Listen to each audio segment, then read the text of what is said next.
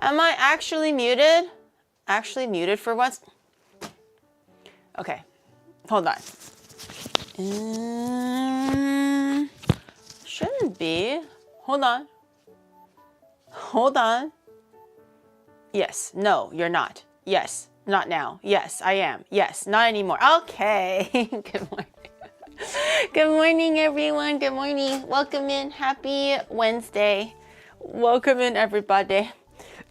What's the Times New Romans for? I actually just noticed that like today when I was setting up as well. I had a whole computer reformat today because I think Shadow was getting sick of the fact that the computer is pretty like laggy, I guess, with running Warudo, the 3D stuff and all that. I think he just did a complete overhaul. So he completely reformatted and completely reinstalled everything on my computer as is, as if it was never reformatted. But apparently it works a lot better now. So maybe some small things, Bitcoin miner for, I don't know how to reformat a computer. Shadow reformatted it. You have to reformat your computer once a year? No way. I never reformatted well, I only reformat it if Shadow says I need to reformat it, which is really rare.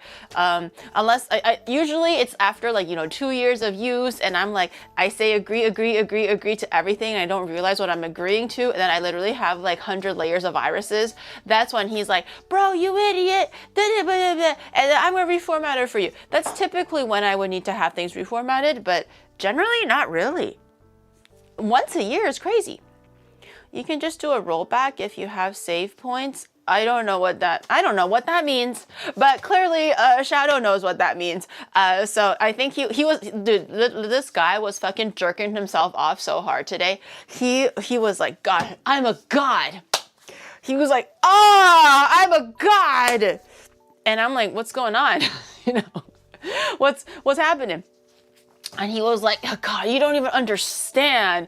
I literally reformatted the whole computer and put everything back exactly as is. No file missing, no wallpapers gone in 2 hours. I'm a god. He went on for like 5-10 minutes about how much of a god he was. And I was like, you gotta hype the guy up a little bit. Okay, you gotta hype him. So I'm like, oh my God, you're a god. And he's like, I know, I'm so cool. I'm so awesome. God, I'm so good. I'm like, I know, you're doing so great. You're doing so good. Gotta hype. He works better off of encouragement. Yeah. Until he realizes something is missing. I mean, from the outset, I don't think I noticed anything different. For me, my biggest like gripe, I guess, when I have my computer reformatted is I don't want to lose my wallpapers because a lot of times, now my wallpaper is like really like default standard, but back in the day, 2 hours is crazy unless you have a cloud backup. Raw. He reformatted everything in 2 hours raw. I don't know what that means, but yeah. Just clap, guys. Just clap. It's okay. Clapping won't hurt you. It won't cost you anything. What a god. What a god. 2 hours raw. Wow. Most people raw 10 hours. I don't know. I'm just throwing numbers out. But he did that shit raw 2 hours. The raw god. Give him some encouragement. Yay.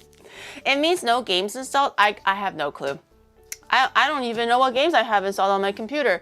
Probably things like Dispatch and stuff, like past games that I've already played that I guess it doesn't really matter if it's reinstalled. Like I don't really play like replayable games, I guess, like things like Apex or whatever.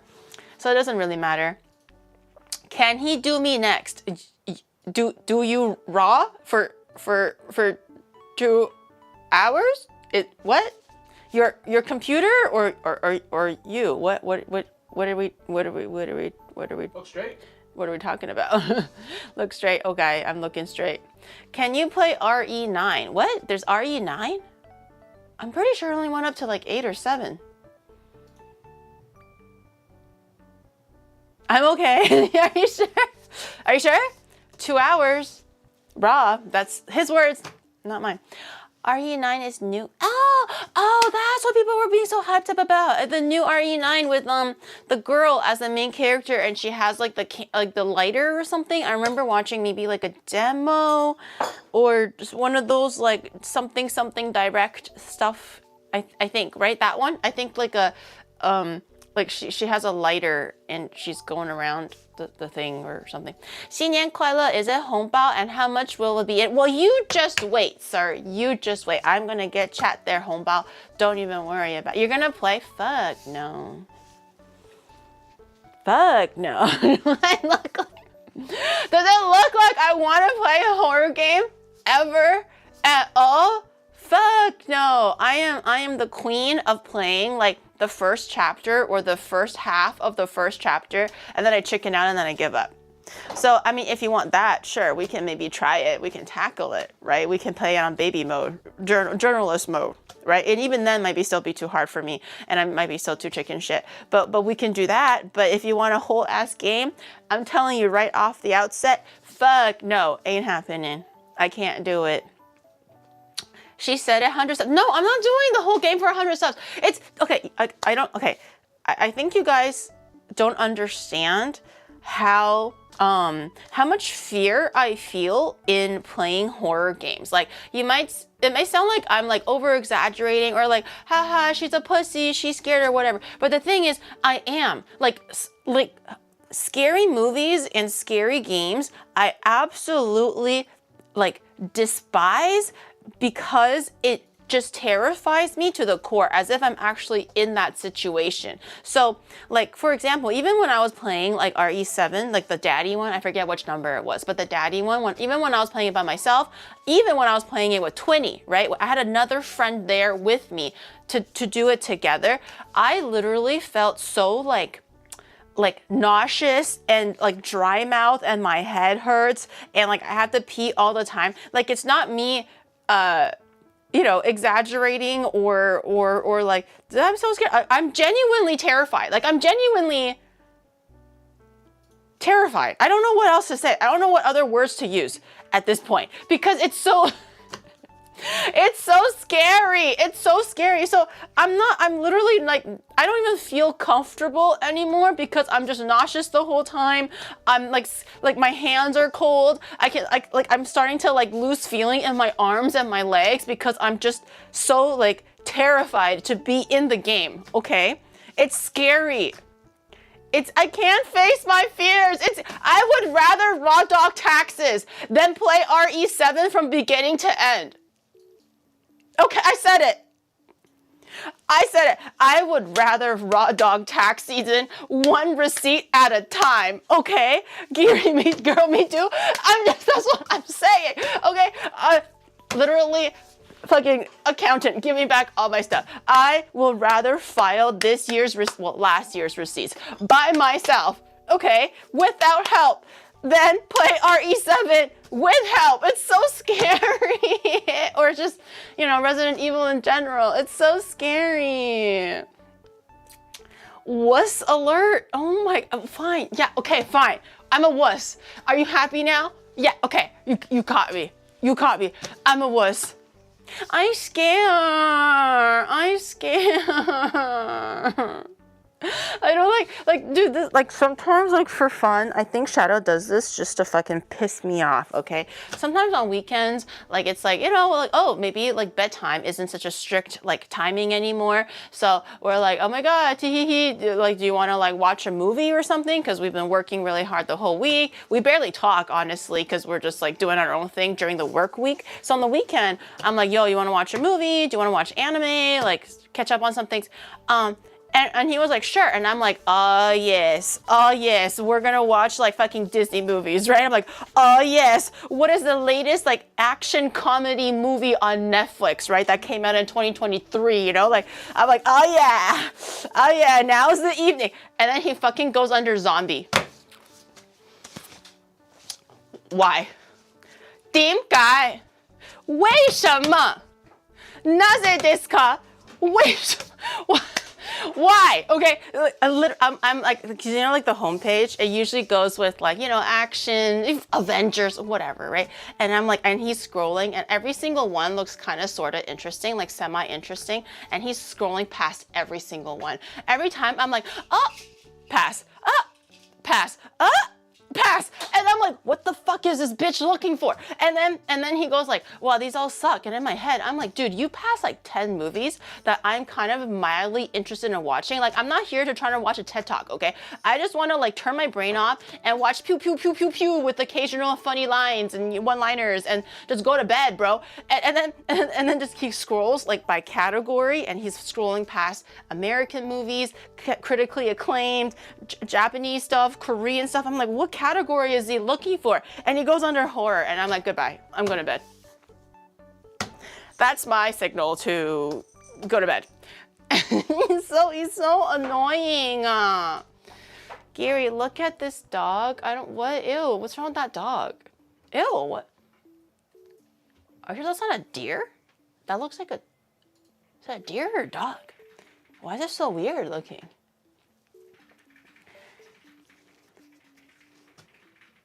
It's bro. Is it a deer? It looks like a weird deer dog.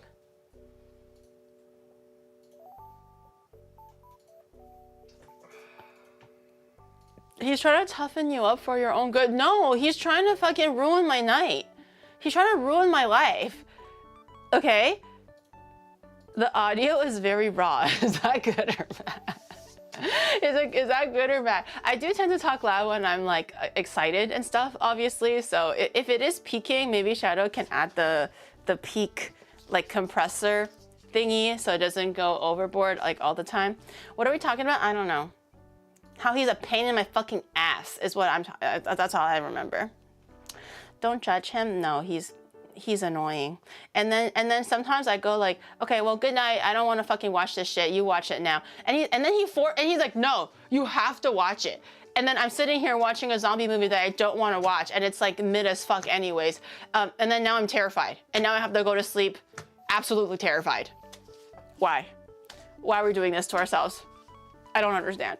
So no, if you really want me to play it, I don't mind playing for the thrill of it, for the hell of it, but maybe the first chapter only. I don't even know if I'll get past the first chapter. I'm gonna be so honest. Like, I'm already so shit at games. If I'm scared on top of that, I'm already like, it's already like grandma level. I'm gonna be literally like, you know, like palliative care level of playing style, cause I'm already like shitting my ass while trying to play a game. It's not gonna be cute, chat. It's not gonna be cute. It's not gonna be cute. Have someone accompany you? Well, I was saying for Resident Evil 7, even when Twinny was playing it for me, I was still like very, very scared. Like even when like we were trading spots and everything, like I literally like, I was like, hey, do you want to trade spots? Because, you know, like I just can't keep playing anymore because I'm just so scared. Like I can't think straight because I'm so scared. The audio sounds bad. 1 sec. Okay. Giri, look at this cat. I don't want to look. You know what I realized today? I can't look at the 7-Eleven employee in the eyes. You know, going back to what we talked about like on Monday or something about perceiving. Why are you making me look at cats and weird dogs that look like deer? What's happening? Why are you making me look at animals? Oh, it's Michi's cat. Oh, that's cute. Well, I haven't seen pictures of her cat yet. Oh, cute. Okay, never mind. Then I don't mind. Is that her dog? Is that her deer? Does she have a deer for her dog? As the cat? It's Michi's new cat. Oh, cute. Oh, that's so sweet. Look at this animal. I thought you were trying to like trigger my fear of being like perceived or looking at somebody or whatever. I realized today I went to the 7-Eleven to go get my like lunch and / groceries, and it never really occurred to me, but I can't look at the 7-Eleven store clerk in the eyes. I've never realized that I never really looked at them. Like I know there's a person there and they go like, oh, bukuro shio desu ka? And I just go, yes, no. I kind of always like look half down because I'm just kind of like, no. Or like, onegai shimasu as a yes, right? But then today, for whatever reason, I looked up, and when I looked up, he was already looking at me and I instantly looked down. I was like, whoa, that's not, let's not get too crazy with that, you know? Yeah, yo, I'm not asking to do all that right before lunchtime. Okay, so I realized that I guess I've never really looked at any store clerks in the eye. Like sometimes I can recognize them by voice because a lot of times they have a very distinct voice. But if you tell me, oh, do they have long hair, short hair? What do they look like? Or whatever, I can't really tell you. Sometimes I might notice them if they're far away. So, you know, when a person's far away, you're kind of looking in general at a place, and then you can kind of see them. But I never really looked at them closely enough because I'm just looking at the pay screen or looking at whatever signs or billboards are on the table. So when I looked up today, he was like, do you want a bag? And I just instinctively looked up a little and he was already looking at me. I was like, nope, we're not doing this. We're gonna look back down. And I said, yes, please, I would like a bag. I would like a bag, thank you. She'll never know how handsome Chad is. You mean lack thereof? No, I'm kidding. I'm kidding, Chad. I'm kidding. Like I said, but like Giri, if it's a meet and greet and we're having a conversation, that's 100% fine. It's only when like no one's really talking. There's really not much of a conversation going on between like a store clerk, I suppose. So that's kind of where it weirds me out. Fatal Frame remake is also coming out soon. Play it, Giri, to overcome your fear XDD.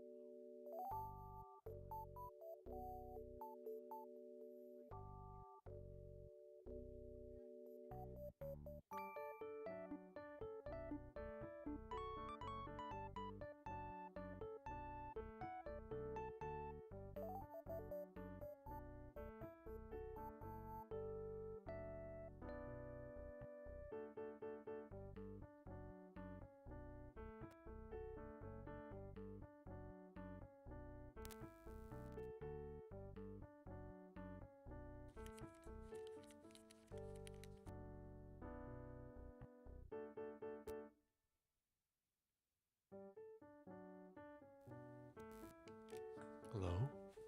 Testing 1, 2, 3. Hello?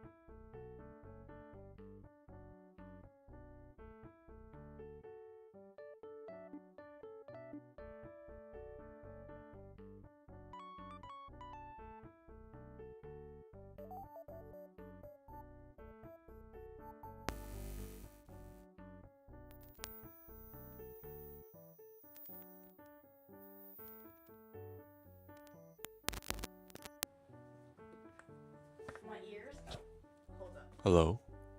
Hold up. We're working on the audio. Testing 1, 2, 3. Hello? Testing. 1 and 2 forks to dance. 2 buns and 2 forks. Does the mic sound okay? Does it sound better than before? Yeah. Her voice is off. That's because the mic is with Shadow right now. I think we're switching the mics. Okay, Gary, here. Yar. I switched. Hold on. I think this mic is a little bit better. I think this mic is a little bit better. Does that sound like Shadow? Hello, hey guys, my name is Shadow. I like to talk like this, even though I don't normally like to talk like this, because I like to, I don't know, sound like this all the time, for whatever fucking reason, because I just think I'm so cool, because I know how to reformat a computer raw for 2 hours. God, I'm so amazing. Oh my god, everyone clap and say how cool I am. That's what he sounds like to me. That's what he sounds like to me. Can you back up like 50 feet? 50 feet! It's literally like in my tonsils right now. 50 feet! So cool. Yay! Thank you. I appreciate it. 50 feet, girl. So you can't hear me anymore. Was that the mic that one day shall work? This one is a different one. No. The one that was like, it was working and all of a sudden ever since the video debut stopped working is like, you know those like professional ones that you hang onto your shirt and it's like the little bud that you clip onto your like lapel or something, and then like it's wired and everything, so it's usually used for like shows and whatever else. That's the mic that's a little bit wonky right now, that's always giving that weird crunchy sound. The DJI mics are typically okay. I'm not sure why it's been... Yeah, the audio's gonna be kind of weird, and I don't, from what I know, I don't think he's changed anything, but we did also reformat the computer, so maybe some of the settings for the audio mixer might have changed or whatnot, but in any case, hopefully it'll be okay. If it's not okay, we'll just switch it on the fly. Like, what are you gonna do about it? What are you gonna do about it? Is it the mic that you wanted to retire? No, I don't think we're retiring any mics. I think for the most part, all of our mics are pretty good. I also realized we're already like 30% into our sub goal. I really thought it was gonna take maybe longer than that. Like, it's a good thing. I'm obviously very excited, but I'm looking at like, I was like setting up for today when Shadow was taking a little nappy nap, and then I was like, oh my god, why is it like 30% already? That means I'm gonna have to start planning into this Indonesia trip, because this could be happening at this rate potentially in May, because you know it we'll fulfill the sub goal and then we'll plan it for like the upcoming month or whatever. You wait.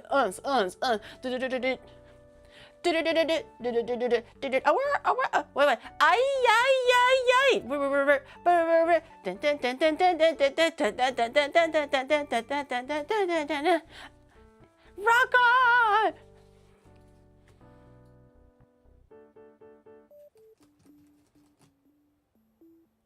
Am I still RGBing? Have you worn Michi? Yeah, I did actually. So the day, like as soon as I ended stream for when we were discussing the sub goal, and we were like, how about we go to Indonesia and visit Michi? And I was like, great idea. At that point, I didn't tell Michi. We just kind of decided that on the fly. But on the night of the same day, I was like, hey girl, so we kind of spontaneously decided this. Just heads up, you know, it could be May, June, July. You know, what we don't really know, but something like that. And she said, just let me know, I'm ready, just let me know. So yes, so Michi does know. I just have to give her a heads up, I guess, and then we can work something out. What did you want to say about my TTS? Oh wait, the TTS doesn't work. I don't hear it.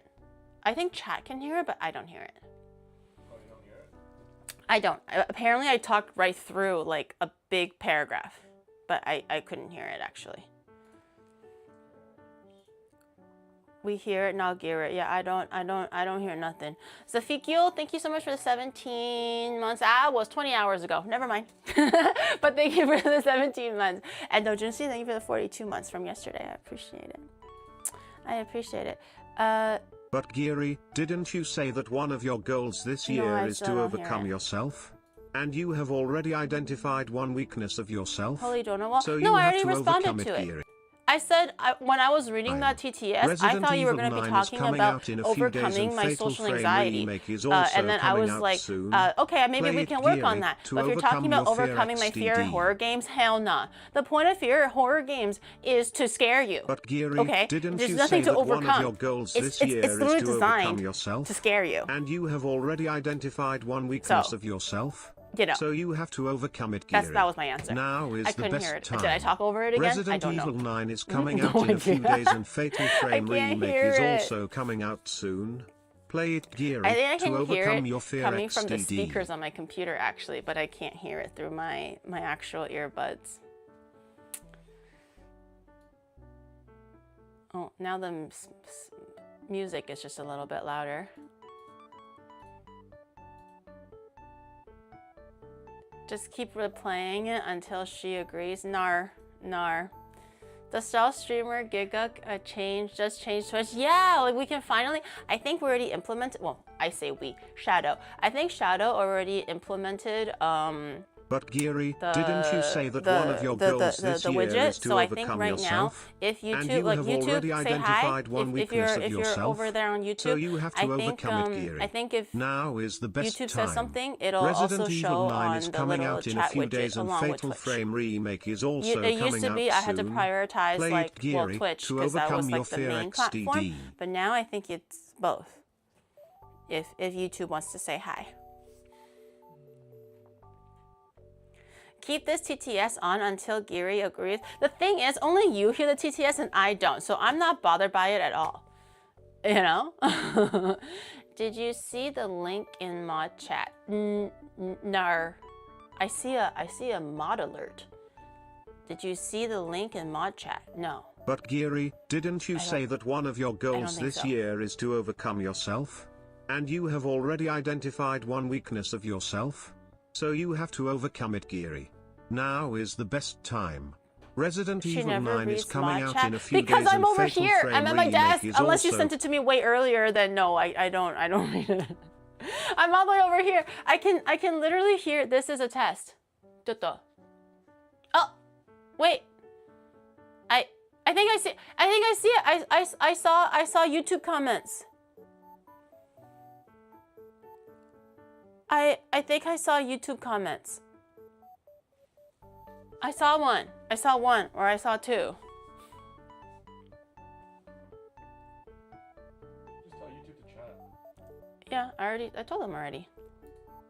Oh, there you go. You see it? Yeah, there, I see it. I see it. Hello, Miss Idol. Yay, yay. Not sure if it's working. No, I think it is. There's like a slight delay between what I see and versus what the widget sees, but I think I see it. I think it works. Didn't Garnt get banned? I don't actually know the details of if he got banned or not. Apparently he got to like live stream fails or something. I remember seeing like a YouTube clip about it, but I wasn't able to watch the whole video. In any case, I think he did get like a warning or a slap on the wrist, or maybe more than a slap on the wrist. I don't actually remember the specific like I guess like punishment or whatever, but I think somebody either also the question is how did that guy know? Did someone say something about it, or did just like a chatter say something about it, or did just like a Twitch staff happen to stroll in, but they saw him? Women. Cut her some slack. You hear it? Yes. Okay. I hear that one. Okay, it's working. Jump stairs aren't good for pregnant women. I'm not pregnant. It's not. I don't fear horror games because I'm pregnant. Okay. Now I have to actually start modding YouTube chat. I think it's okay. I mean, generally YouTube chat is pretty chill. It's pretty relaxed. It's always like just on a random day, I either get like fucking hallelujah, praise the Lord, evangelizing, you know, tweet comments, or it's like show tits, you know, like it's really it's either like a really good day on YouTube and everyone's really chill, or it's like what the fuck is happening on YouTube right now. We need a culling. You know? So it's really hard to say what kind of a day it is. Today looks like a good day. Today looks like today looks like it's an okay day. Yeah. dichotomy of by chill, she means they're insane. No, I think a lot, like for the more often than not, it's a very like normal and everyone's having fun, asking like intuitive questions. They're kind of like digging more into the culture or like, you know, questioning, oh, why onions over garlic, whatever. Just like really simple questions that make sense, right? And then just occasionally on one random day, it's like, you know, God has forgiven all your sins, therefore you must. And I'm like, what the fuck? And that just keeps on going and going. And I'm just like, well, I'm going to ignore that one, right? Yeah. YouTube won't say Giri is a pretty young idol VTuber. Wait, they're more tsundere than chat? Sorry, they're more tsundere than Twitch chat? That's crazy. Giri, I have a question. Yes, what's your question? Show Bob's in my G. Hi, YouTube. Granny hates us. That's literally not true. I don't hate the good chatters. It's the weird chatters that occasionally come in that I'm just like, girl, what's happening? I think it's also just because Twitch chat is pretty heavily modded. Like everyone kind of knows the rules when they're in Twitch. But oh, can you check mod chat, Shadog? When you get the chance, can you check mod chat? But then like but because on YouTube it's not super modded, then like a lot of things get thrown by, and generally it's okay. It's not too bad. Twitch chat looking cute today. Yeah, see? Everyone love. We're not, no, you're not invisible anymore. Love and respect. Okay, now we're gonna Twitch. I'm gonna ask you to hold out your left hand. Okay.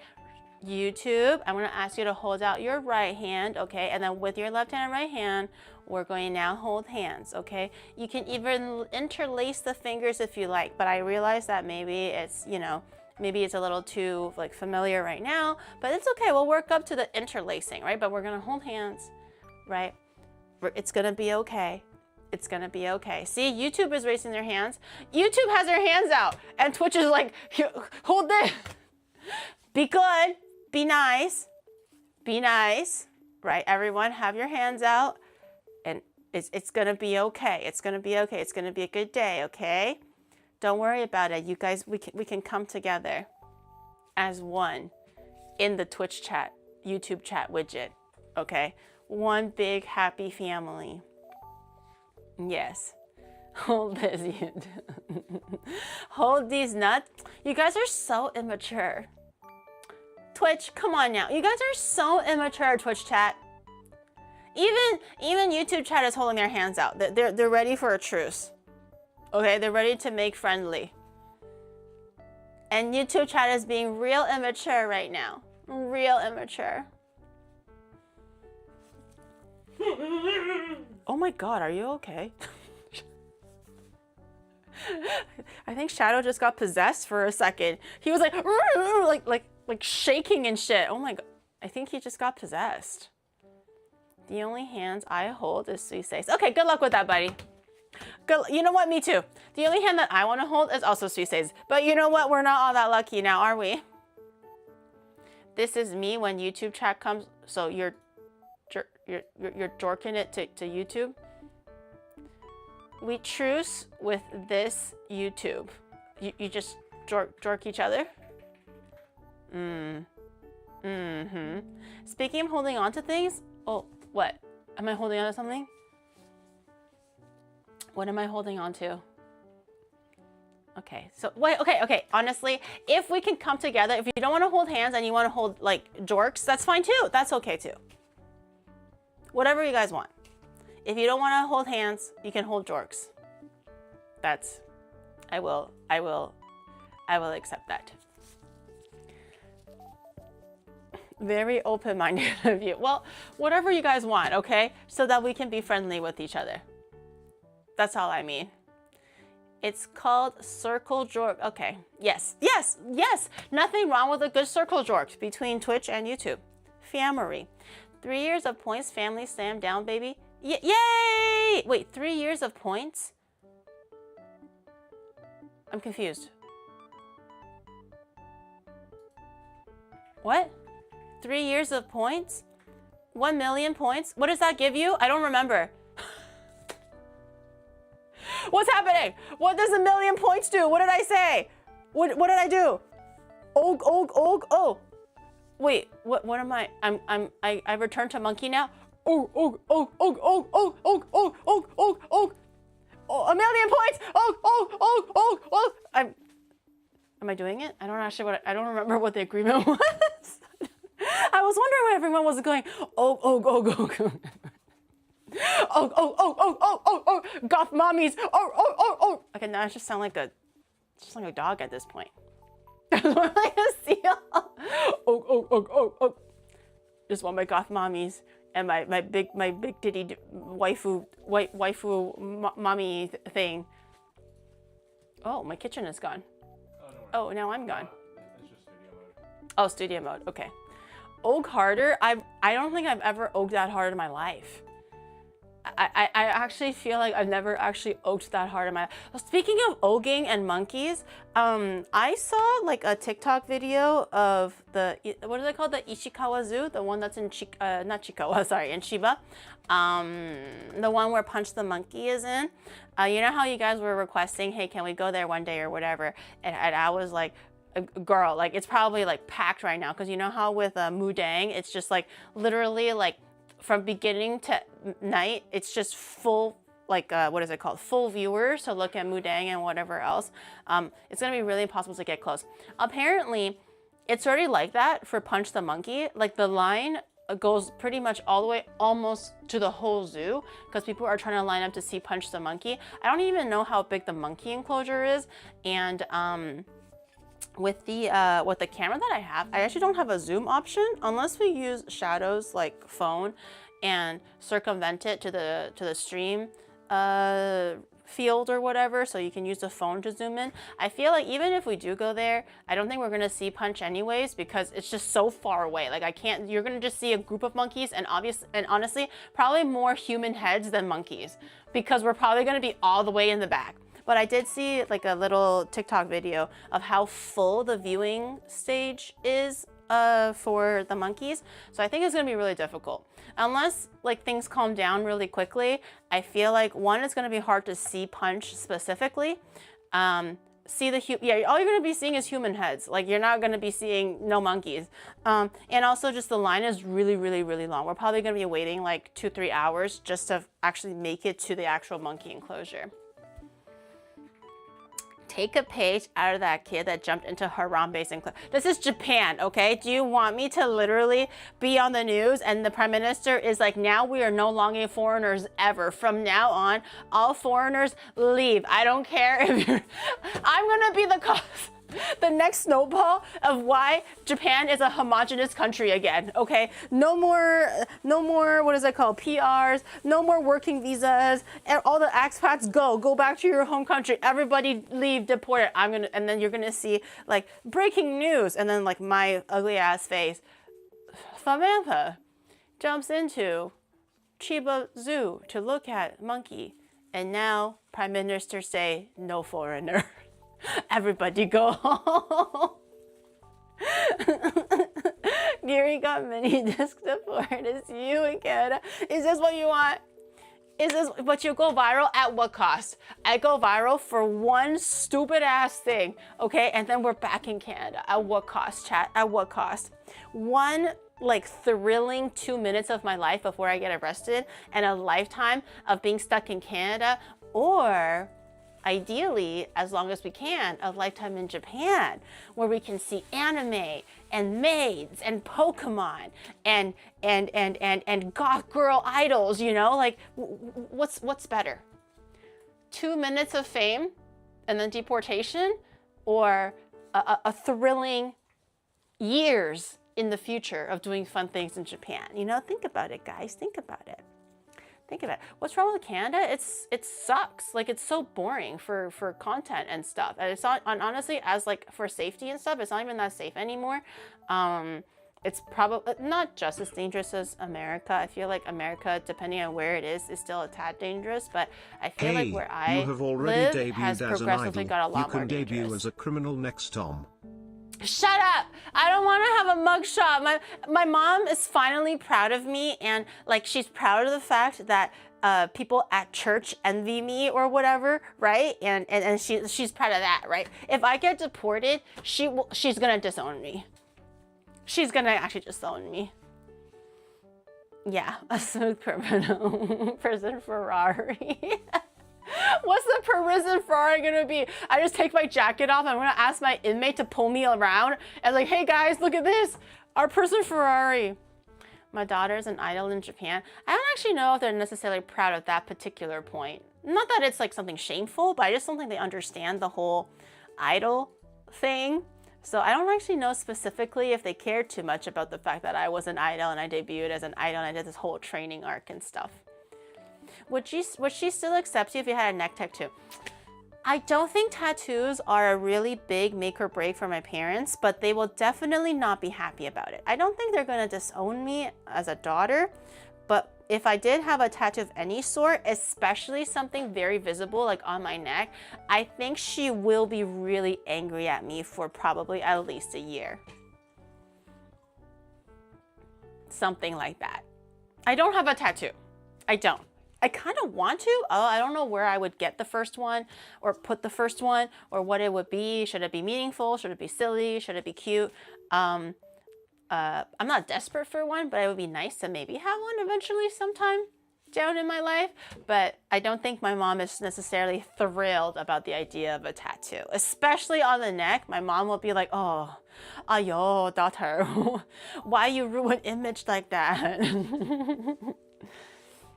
Tattoo us? Oh, like a little onion somewhere? Strategically, if I were to get one, because I do currently live in Japan, it will be somewhere where I can kind of like hide it, because a lot of like the public bathhouses and onsens are not super tattoo friendly, right?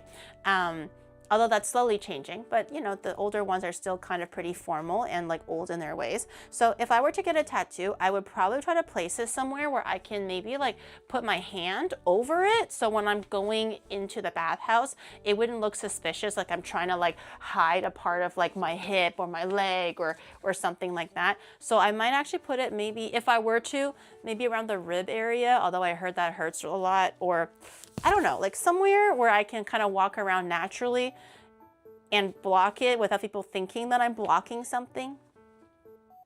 Maybe. Get the Husky Onigun. The Husky Onigun? Which one is that one? I heard that the ribs hurt a lot because it's also like exactly where all the bones are. Get a womb tattoo? No.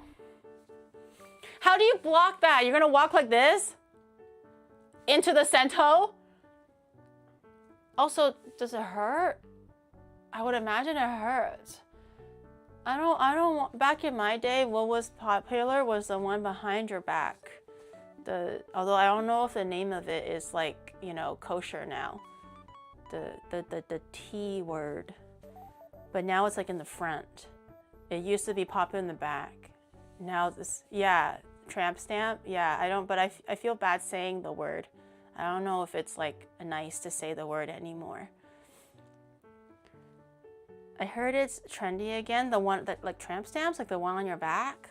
In any case, I'm not getting it anywhere near my nether regions. Okay. I'm too old for this, okay? I feel like if I was like 20 and I'm like, like that, maybe, but I'm way past that, okay? So maybe something cute like a pom-pom or a little onion, obviously, or like honestly, since you guys are now actually a really, really big part of my life and like a very substantial, I guess, like if you were to look at like the life of Giri, it's a very big, substantial like timestamp, I guess, of something that's really worth a lot to me and really meaningful. So I wouldn't be surprised if I were to actually get little onion tattoos somewhere, but probably like, you know, like I said, maybe along the sides of the body or somewhere where I can kind of sort of, maybe like under the wrist, so I can kind of like discreetly, nonchalantly hide it. So when I go to the bathhouse, I don't get kicked out. 100 subs for a tattoo. 100 subs, girl, that's gotta be way more. Permanent, 100 subs, permanent, no. If I ever do a subathon again or something like that this year or next year or whatever, getting a sub goal of a tattoo is not a definitive no, but that shit's not gonna be 100, okay? That's gonna be way more. No, Shadow says no tattoo. Shadow says bad. Shadow says definitely not. You know how hard it is for us to go to fucking onsets if you get a damn tattoo? Yeah, that's what I've been saying. Like, if I were to get one, I'll get one where I can kind of hide it. No. But I'm not desperate for a tattoo in any case. So I'm just saying, if I was to get one, this is my thought process, but I don't actually, I'm not itching for one or anything. On your scalp, and then you can let the on your scalp. So I have to shave a fucking part of my head just to tattoo like pom-pom or onions or whatever the fuck, and then I have to actually wait 10 years for the hair. Are you serious right now? Are you serious? What if you got a womb tattoo that says 干燥, like dry? I have a question. Dry? I'm going to tattoo a fat dragon on my You should tattoo like a turtle on your dong and then have the head of the turtle be the head.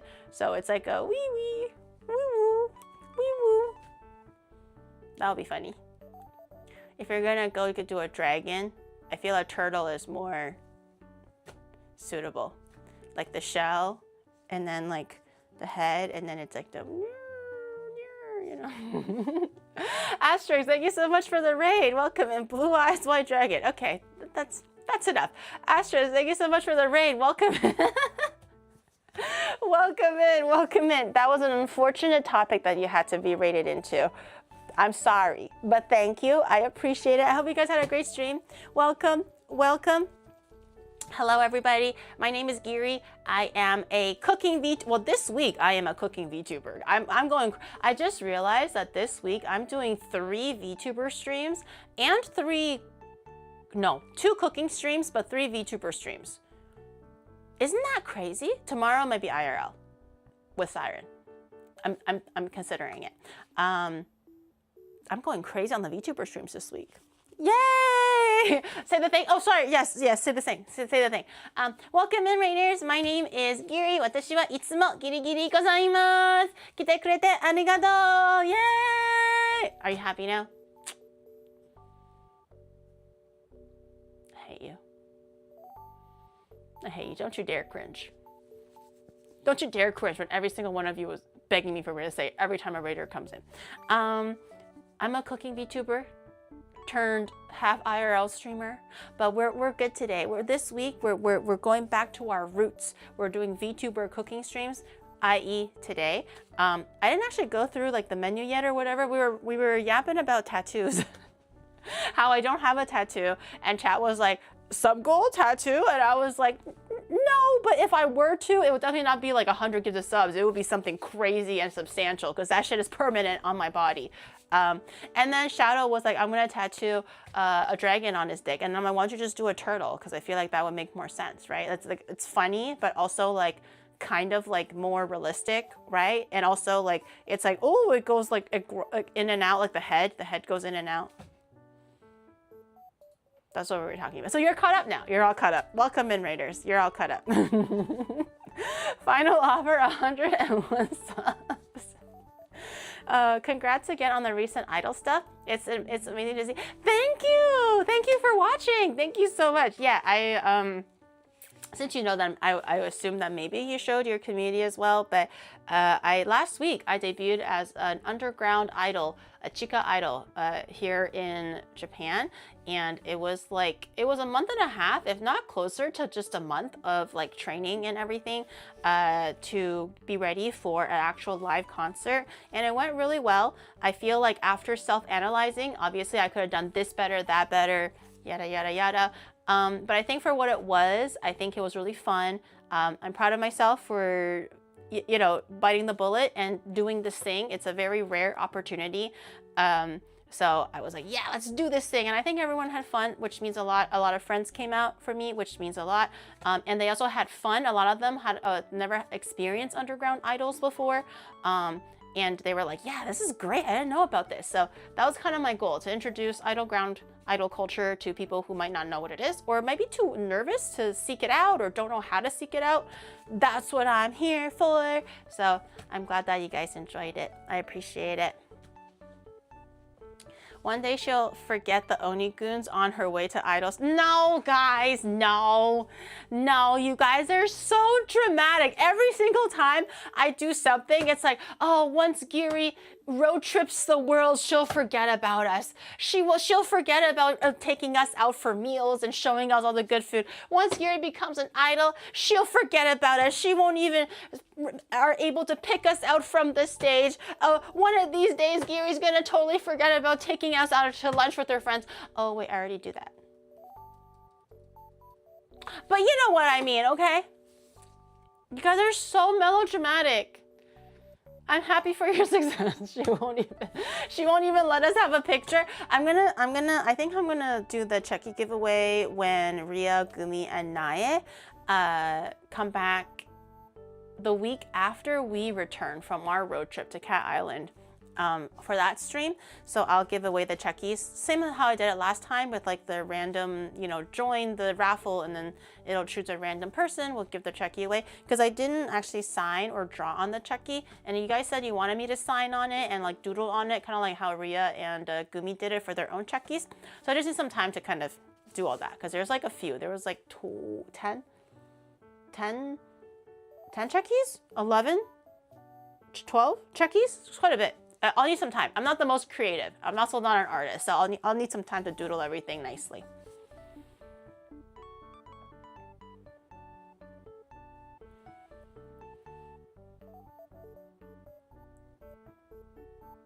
Gumi and Ria, yes. Who said they wanted you to doo-doo on their Chuckies? To doodle, not doo-doo. Doodle. Oh my gore. Doodle. But you guys said you wanted doodles. I was like, do you guys just want it raw and plain? Or do you want me to like, you know, doodle on it? And then you guys were like, no, doodle on it. You guys wanted the doo-doo. I was also okay with just handing it out like raw as well, so you can kind of keep it pristine. But if you want a little something like last time, then I don't mind doing that too. I'll take mine doo-doo free. Please don't let her. I'm not. Thank gosh you didn't see my message. I did not see the message. I see the reaction to your message, but I did not see the message. If it was a weird message, let's reflect on that and be better. If it was a nice message, then maybe someone can fill me back in on what you said, but it's okay. We don't need brown stuff. Fine. Fine. Fine. Then no one gets anything then. You guys don't want anything. Check a giveaway on Ria and Gumi stream. Check a giveaway when Ria, Gumi, and Nae come back to my kitchen for a cooking collab. We're gonna have 4 people in the kitchen, which is gonna be really interesting. I haven't even thought about how I'm gonna like divide and conquer the roles and everything. I don't really have that much time to figure it out, but we'll see. We'll figure it out. But I think it'll be fun. So I'll try to get those Chuckies ready when Ria and Gumi come back to the kitchen.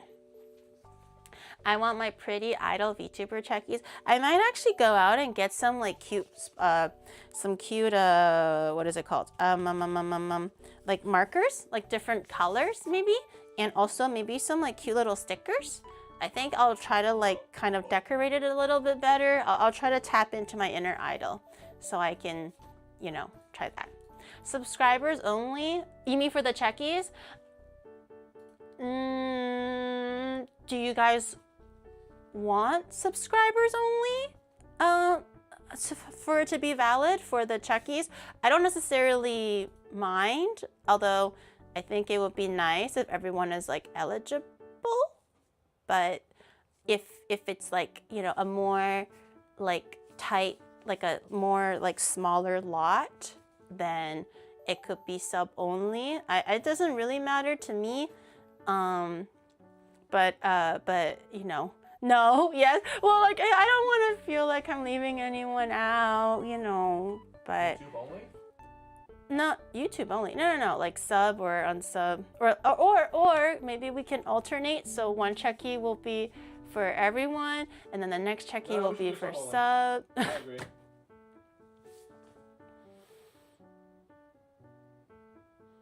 Shadow is like, yeah, you should do sub only.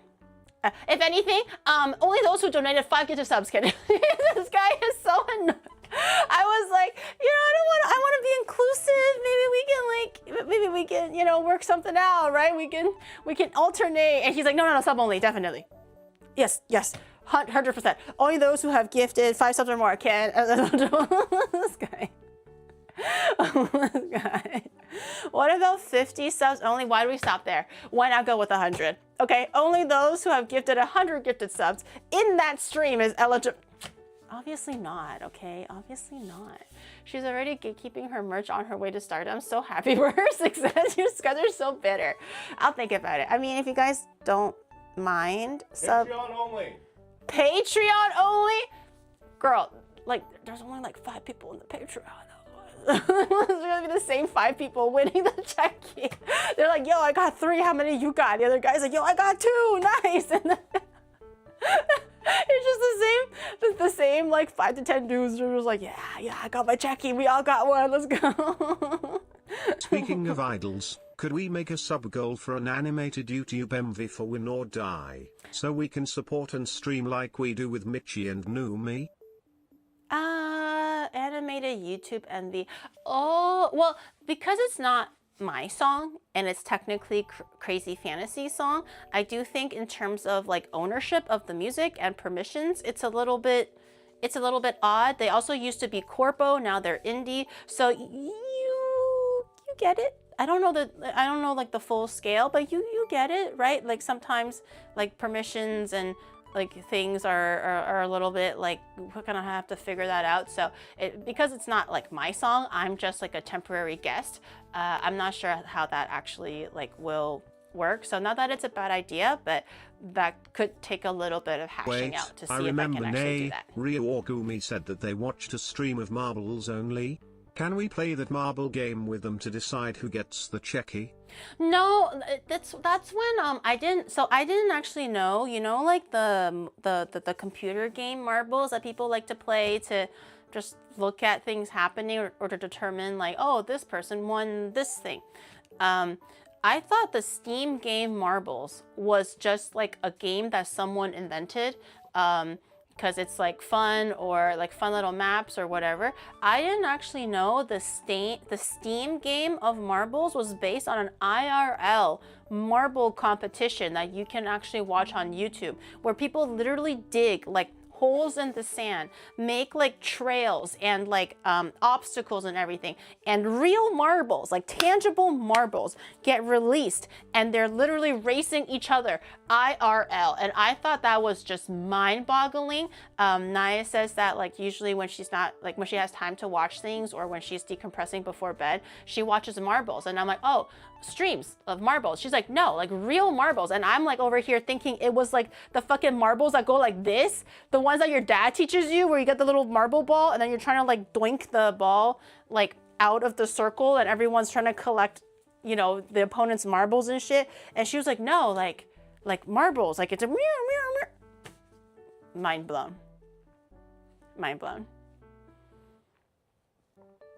Yeah, I didn't actually know there was IRL marbles.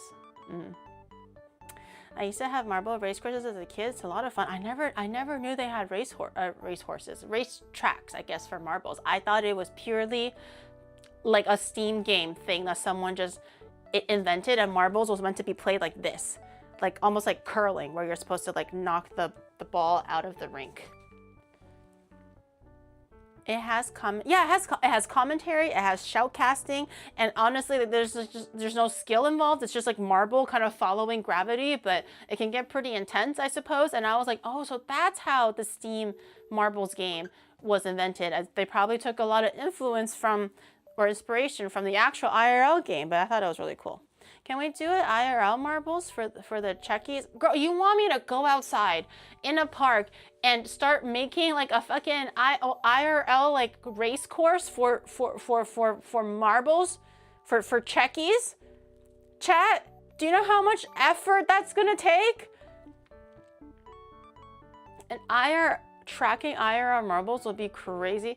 Do you know how long that's gonna take, chat? If I have to go to basically a toy store, buy like these like train tracks or something, and actually like play. And I don't want it to just be 5 seconds. I don't want it to be like, oh, I'm gonna release the 2 balls. Oh, who's gonna win, right? And it has to be able to fit like 20 balls or 100 balls. I don't know how many balls. That's a lot of fucking balls. And if you want it to last long enough, it has to be a really long course.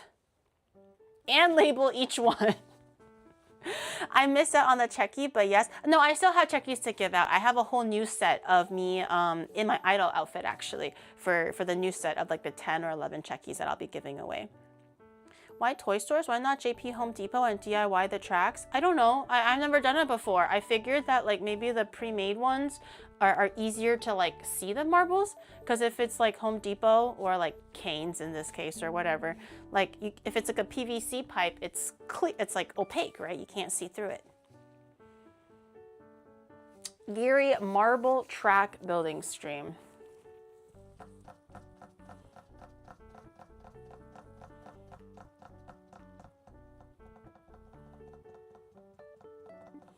It's gonna be such a big limiter. Like what if like I think it's like even if it's 20 people, 20 marbles, do you realize how many marbles is 20 marbles?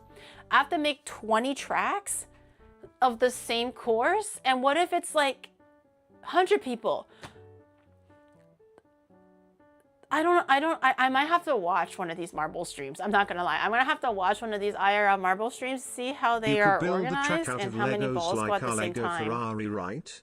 I mean, I joke, but I am really looking forward to our Lego Ferrari. It's coming. It's coming. Aren't we worth it? Yes, I have to plan this out. I have to think about it. It's not a definitive yes right now for the marble course, but it's an option. I do have to watch these marble YouTube videos and see how they play out. If every like course only has 5 marbles, I don't think we're gonna be able to do it for our capacity, because I would imagine every time someone is like signing up for one of these like Chucky raffle thingies, it's going to be like 100 people, right? I think ballpark 100, like 100. That's a lot of marbles. Okay, my whole like the whole park, my whole house, wherever I'm doing it, it's gonna just be one big like meter long like marble track. So I feel like I don't know the doability of the marbles. I'm not too sure. Also, speaking of Checkies and merch, the Onigiri figure will be shipping soon. Are you planning a stream to do the signing of the figures soon? Or did you forget about it again, like your karaoke stream or our Ferrari or the Pokemon News Lock stream? What? Wait, what was the agreement, Shadog, with the signing the figures? I think there was a way that we can... Was there a way that we can do it? To sign it? Because we were asking, we were like, oh shit, I have to sign the figures, but then they have to ship it to us, we ship it back, it's like a whole thing. Plus has an unfortunate thing about it because Oh. let me see, I can't remember what it was exactly. Oh shit. Your house being filled with marbles is a sacrifice I'm willing to make. Oh, thank you for being so generous. Thank you, I appreciate it. I love the animation art style of this stream. Very cool. Thank you. I appreciate it. It sounds like a lot of money. I have no clue. Up until like meeting Naya for the first time, i.e. 3 weeks ago, I had no idea, 2 weeks ago, I had no idea that IRL marbles was a thing. It's a risk Chad is willing to take. Okay, while Shadow's figuring that out about the whole like figure and stuff, because I don't remember what the office said. He'll update us when he finds out. But we should start cooking a little bit, because some things will take a little bit. I forgot to thaw the meat. Wait, hold on.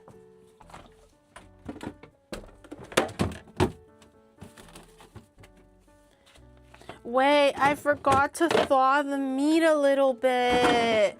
Like I already was defrosting it in the fridge, but I took it out a little too late. I took it out like yesterday, but it's like frozen, so it doesn't really thaw overnight. It usually takes about like, you know, a solid 2 days to really naturally defrost. And I was telling myself that I was gonna, excuse me, put it in like a bowl of cold water to defrost. And I forgot about it, I forgot. Okay, hold on.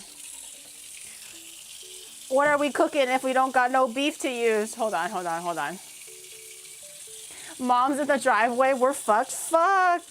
Wait. We can... Hold on. I mean, they're not like super big pieces, so it should be okay. Well, just put it in some cold water. It's gonna be fine. Everything's gonna be fine. I'm gonna grab some ice. So today is vegan. No, we're gonna use big hunks of meat. Oh, so menu today. I actually didn't go over the menu because we ended up talking about marbles. Today we're gonna be making Taiwanese beef noodle soup, because I'm craving Taiwanese beef noodle soup. Also, I didn't really get to do like Chinese New Year dishes last week. Just because we were coming back from the road trip, a lot of like, you know, upcoming debuts and idol stuff.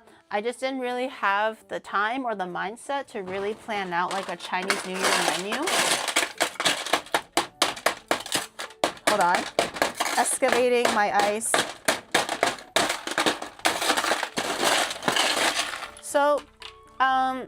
So I was like, you know what, better late than never. I would still like to make something that's like, even if it's not considered like official Chinese New Year food, but I would still like to make something that's like yummy and auspicious, or, you know, the vibes of Chinese New Year. I'm just getting some ice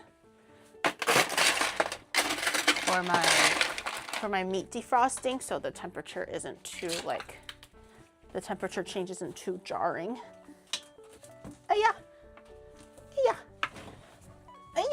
Okay. All right, I'm gonna let the meat defrost in the fridge. But so we're gonna do Taiwanese beef noodle soup, because usually for Chinese New Year you have like a big hearty meaty dish. Noodles are also pretty auspicious. It's usually used for like birthdays and stuff, not really New Year's, but it's supposed to be like longevity, because the longer the noodle, the longer you're gonna live. That's why typically for birthdays, will you make a salad especially for older people. Stream with Sai? Will you make a salad? I heard, so I didn't know the lore, but I heard her mention that she has like a crazy sub goal for eating a salad or something like that, because I have realized that she hates vegetables. We've had like 2 meals together so far. Tomorrow is gonna be like our 3rd meal, and I have noticed for the 2 meals so far, she never touches the noodles. She never touches the lettuce, like at all. She goes about how she like, oh, there's certain vegetables that she doesn't like, she doesn't eat. I'm like, that's fine, that's valid. Not everyone likes every single vegetable. And then she goes like, oh, but this is fine. Like on a plate, there's like, you know, some lettuce or something. She'll be like, oh, but this is fine. I just really hate, you know, XYZ specific veggie. And I'm like, okay. But she's still not eating the thing that she said was fine. She said she's okay with this particular thing, but she's also still not eating it. So salad is not disgusting, okay? Vegetables are not disgusting. They're good for you, especially if you saute them or do something really delicious with them. It's actually really delicious, okay? Salad is good for you, good for digestion, and can have really good flavors. And that's why I prefer like Asian cooking for vegetables, because there's actually like, it's warm, it's flavorful, right? There's like different seasonings, whereas salad is just kind of cold, and I can understand how it can maybe be boring. But those like sauteed vegetables, man, it's so fucking good. But I have realized that she doesn't really eat the veggies. So I'm not going to force her to eat veggies tomorrow, because she has her own sub goal for that. So I'm not going to interfere with her making her bank. You know what I mean? So I'm going to leave that for her to figure out, and so she can also like, so I don't jump scare her with like, bam, you're eating veggies today, and then she goes into like cardiac arrest or something. I don't want that to happen. So that'll be on her own time.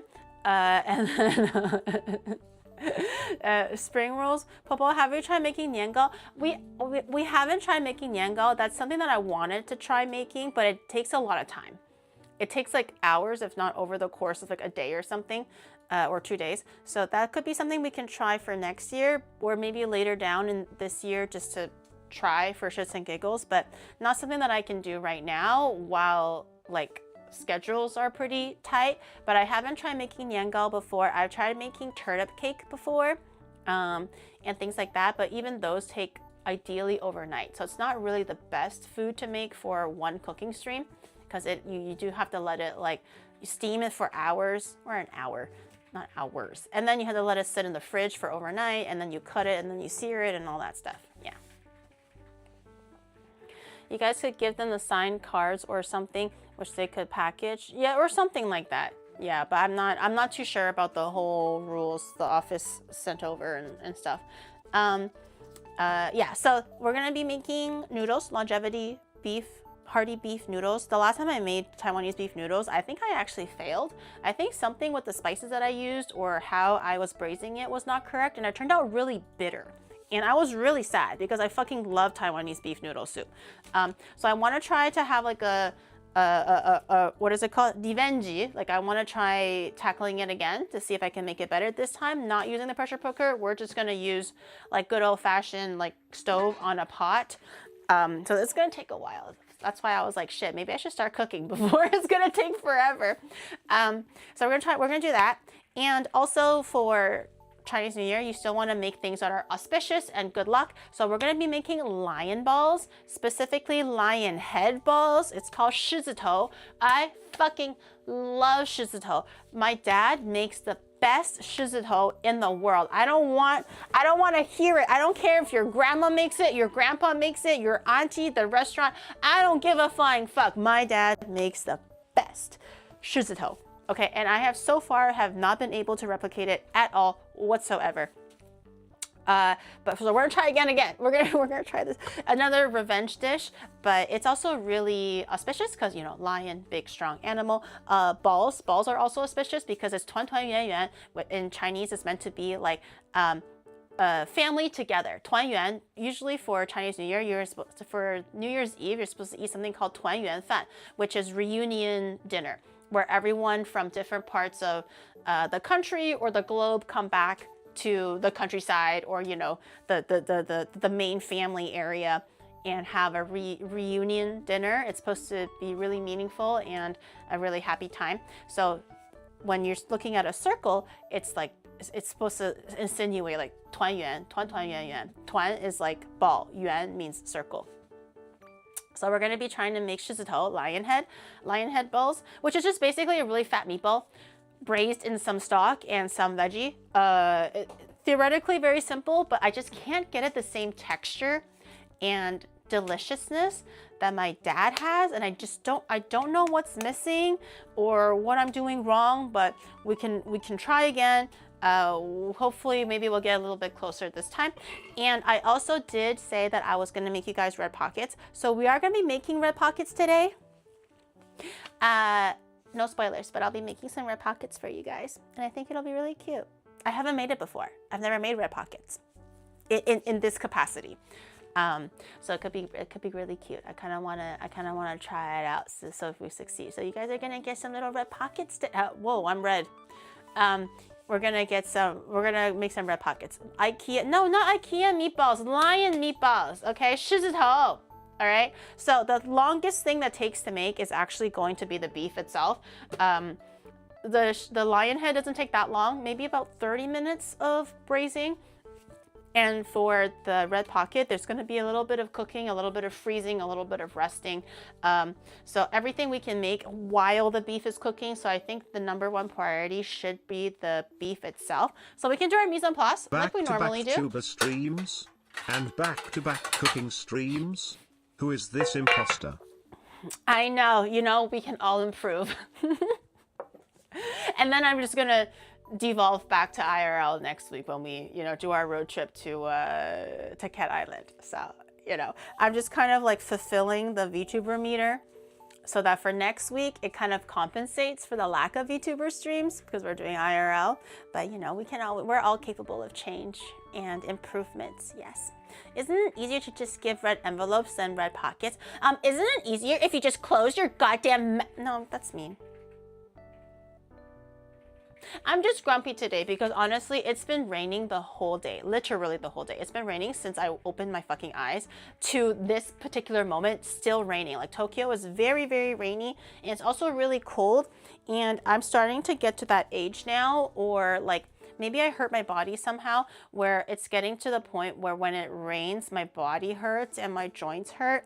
It's never really like this before. It was always like Shadow that had more of this where like, he's like, oh, I sense rain coming, my back hurts, and it will without fail rain within 2 days, right? Today he's not having a good day because it's raining.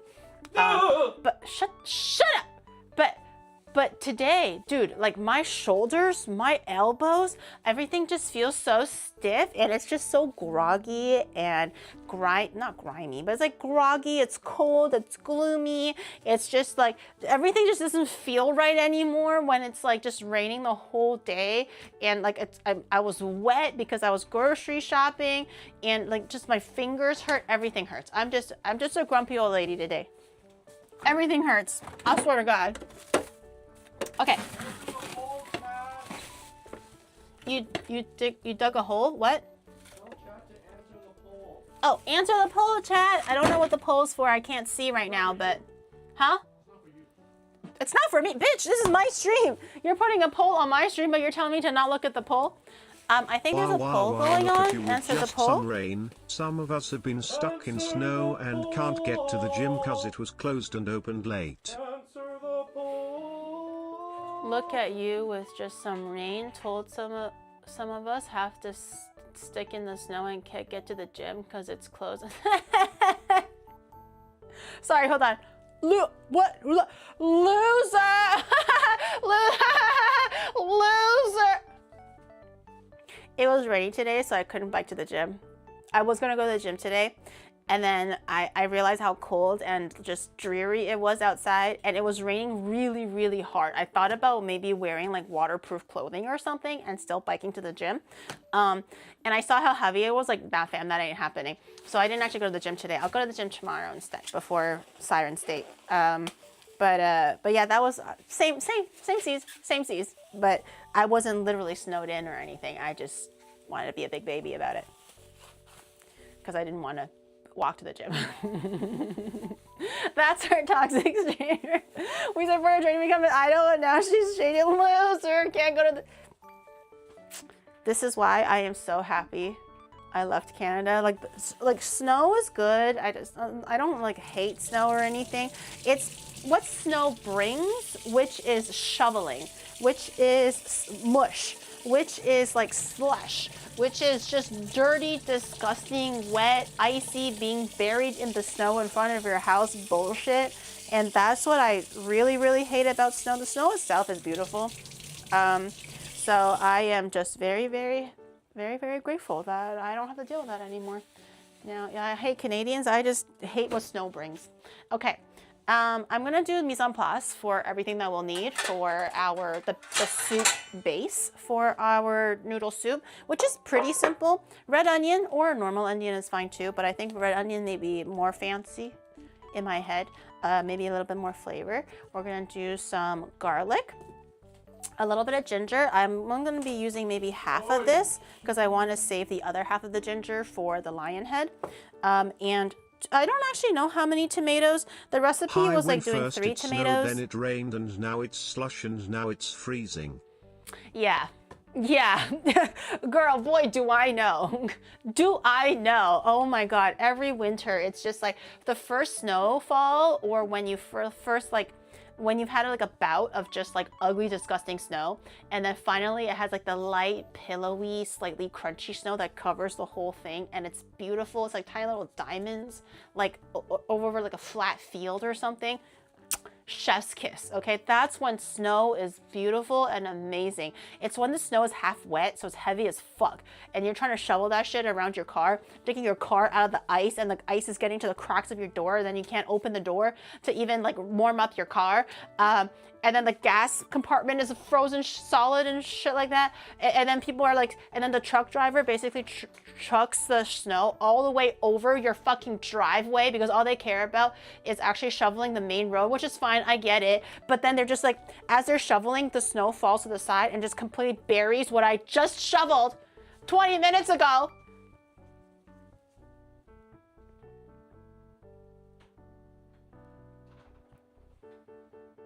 You gotta go to Niigata or Nikko. Is it more snow? E, why are we talking about E? Tell us how you really feel. Do you own a car? Yeah, in Canada, you have to have a car. You can't get around very far very conveniently without a car. What else do I need?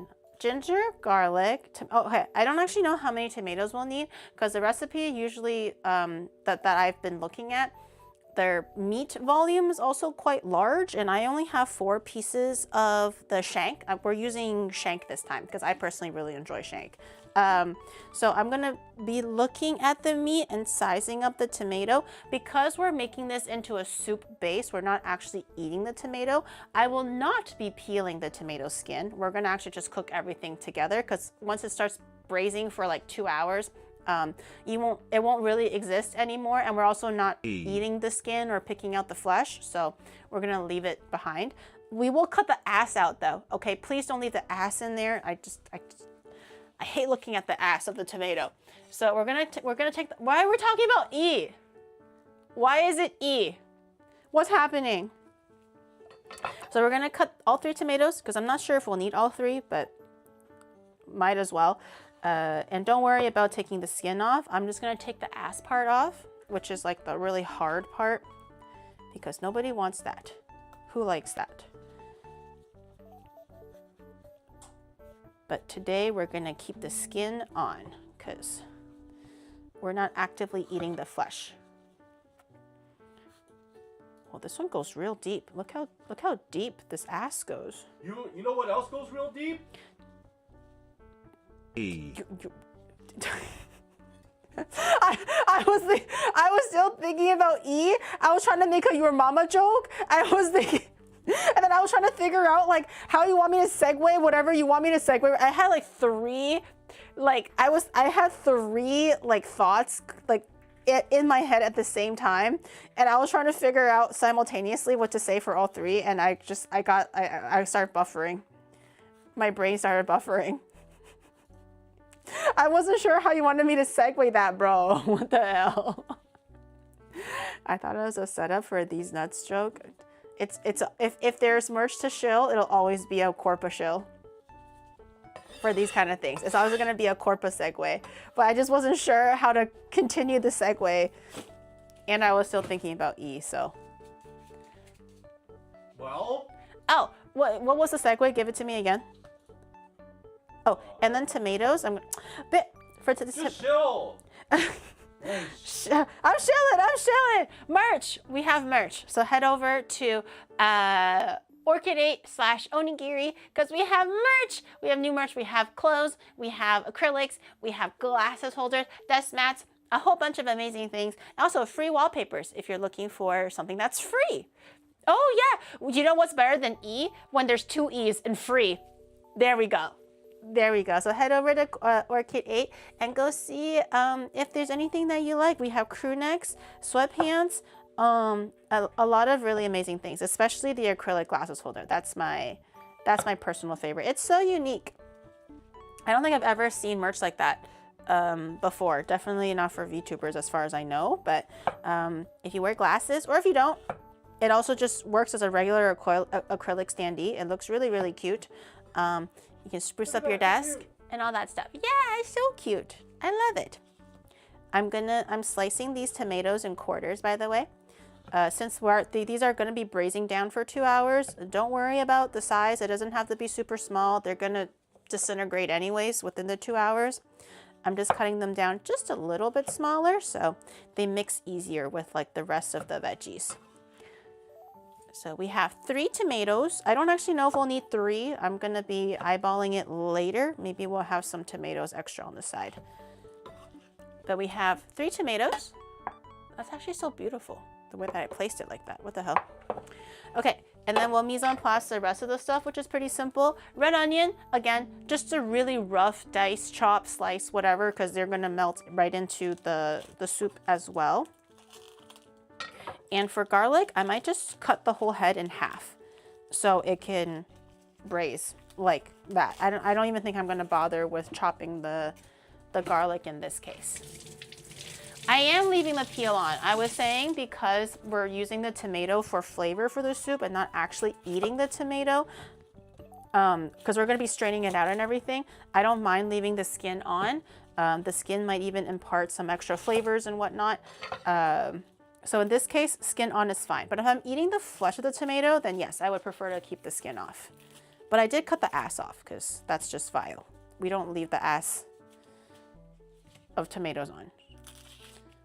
We do have manners and standards here in this kitchen. I hate tomato skin. I do too. I do too. But thankfully we're not eating the tomato skin. It's just for flavor. Okay, so onion, same thing. I might. I might. I'm.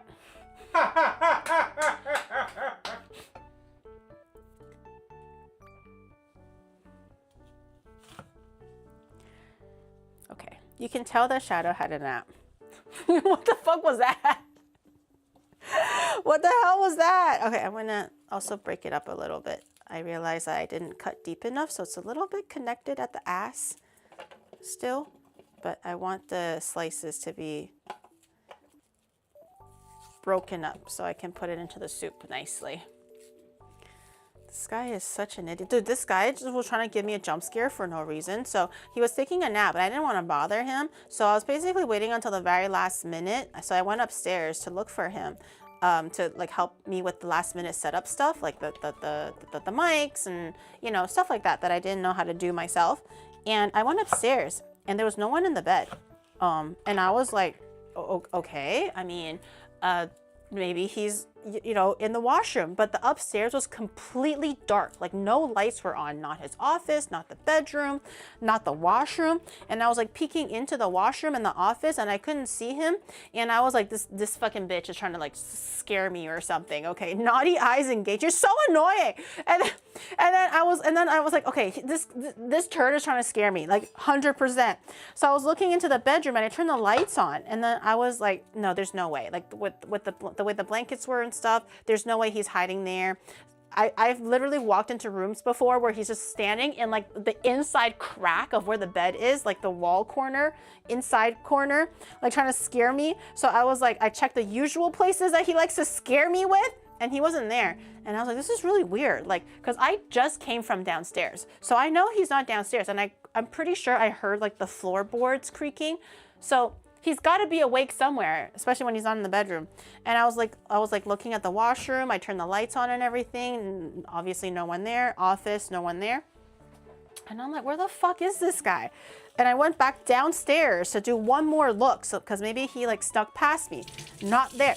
And oh my God. So the goon room is like, well, the door hallway is very small.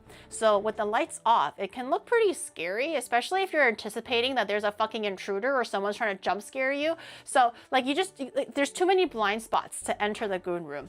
And I was like, well, that's the only room that I haven't really checked. So I was like slowly inching forwards in this really, really dark room, and you can't see the whole room through just the doorway. And I was like peeking in just like through the door a little bit, and I was like, I don't think he's here. But I was like, you know what, just for safe measure, let me turn the lights on. And then there was like some blankets and stuff on the floor, and I was about to so I turned the light on, and all I see was the blanket. I'm like, okay, maybe he's not here. But I saw the blanket on the floor, so I was about to kick it to see if he was under there, and this fucking ass wash was hiding behind the door exactly where I could not see him, and he was just standing there staring at me in his dark ass pajamas, and I almost fucking shat myself. Why do I have to go through a life like this? Why? Because it's fun.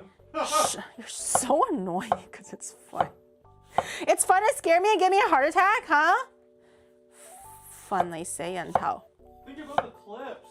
The clips of what? We weren't even streaming. The clips of. The only thing streaming was my fucking pee because you fucking scared the crap out of me. Because I like my worst fear, like realistic fear, is like other than heights, is basically someone breaking into your house. I feel like the notion of someone like, oh, is someone watching me through the window? Does someone break into my house? I feel like it's a very realistic and warranted fear, even though that's not something that happens all the time. So when I'm anticipating that there could be something happening and I can't see it and it's really dark, it scares the living daylights out of me, okay? Like, because I'm already, like, it's like a horror game. I'm anticipating the worst when nothing is really happening yet. Yes. He's just awful. He's just an awful human being. Okay, I have some sliced, I have a whole like tube of ginger, not tube, a whole root of ginger. Half of it is going to be for the lion balls and half of it is going to be for the beef. I actually think maybe I'll do a little bit more than half for the beef.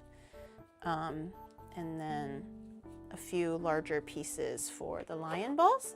And then for garlic, I'm gonna also keep it really simple. Just the one head of garlic, just chopped in half. Not gonna peel it or anything because this is meant for the braising liquid. We're not gonna be eating it.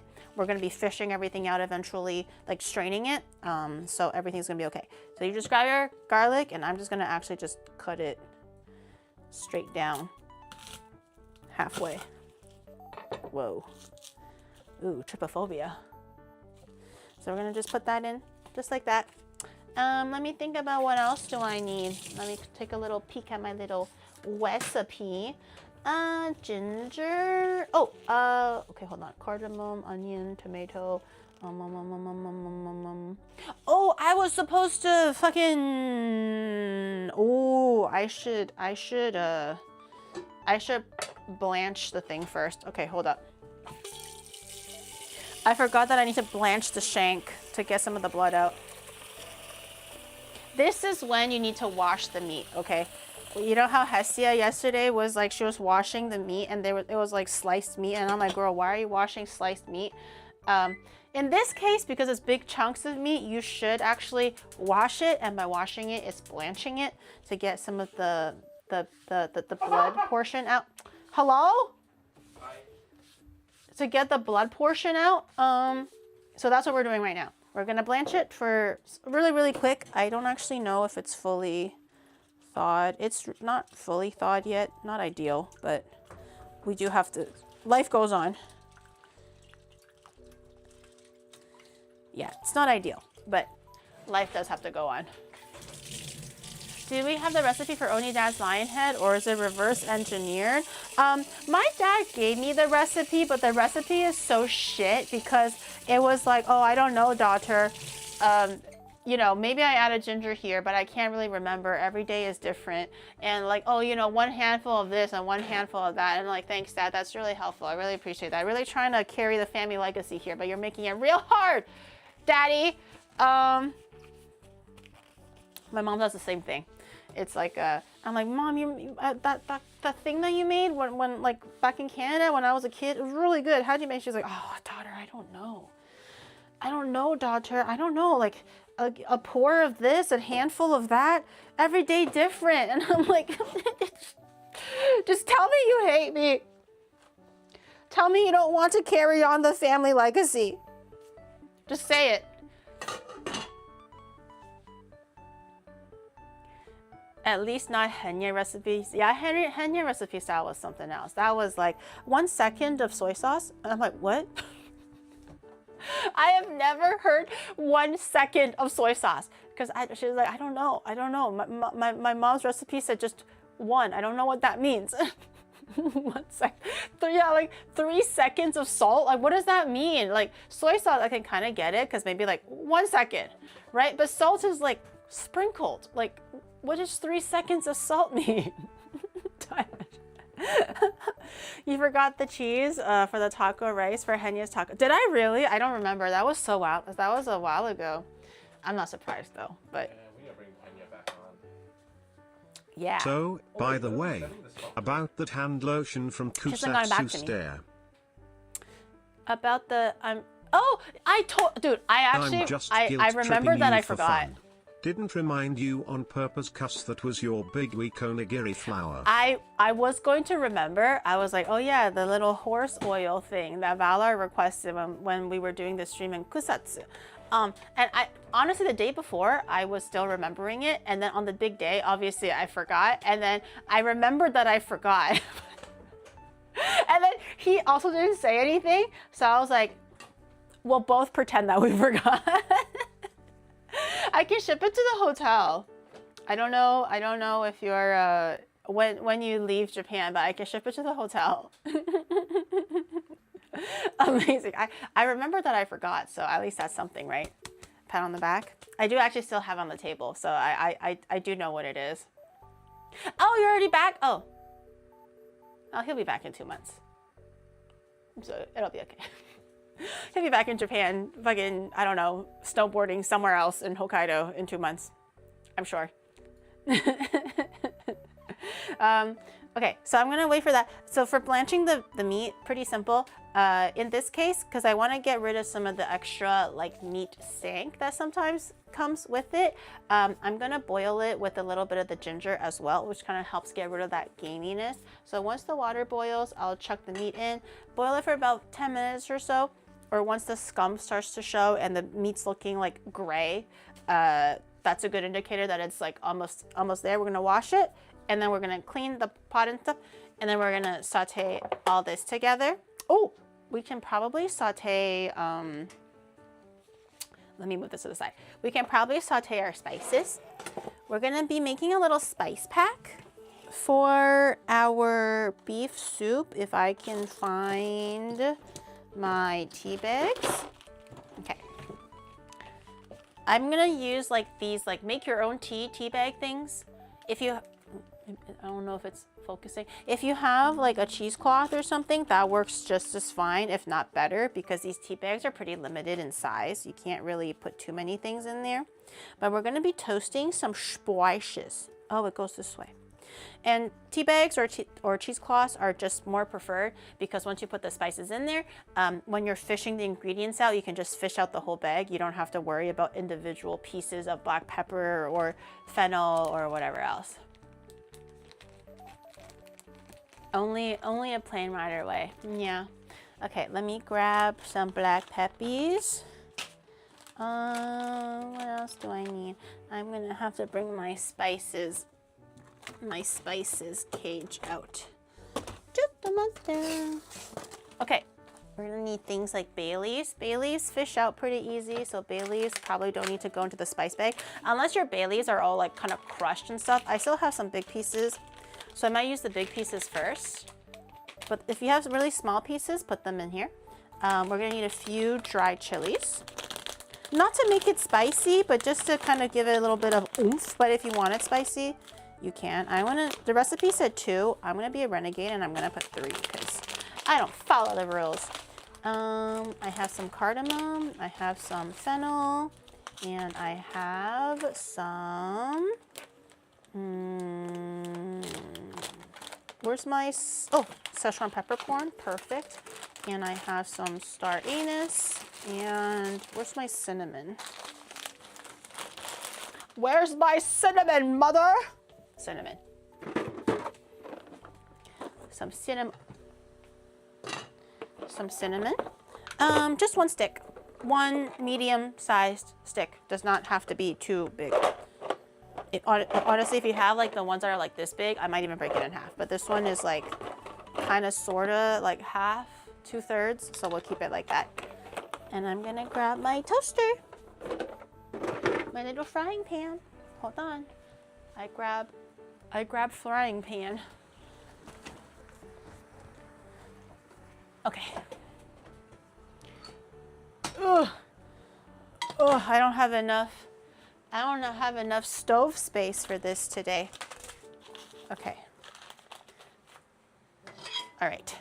I have my pot. We're gonna eyeball these.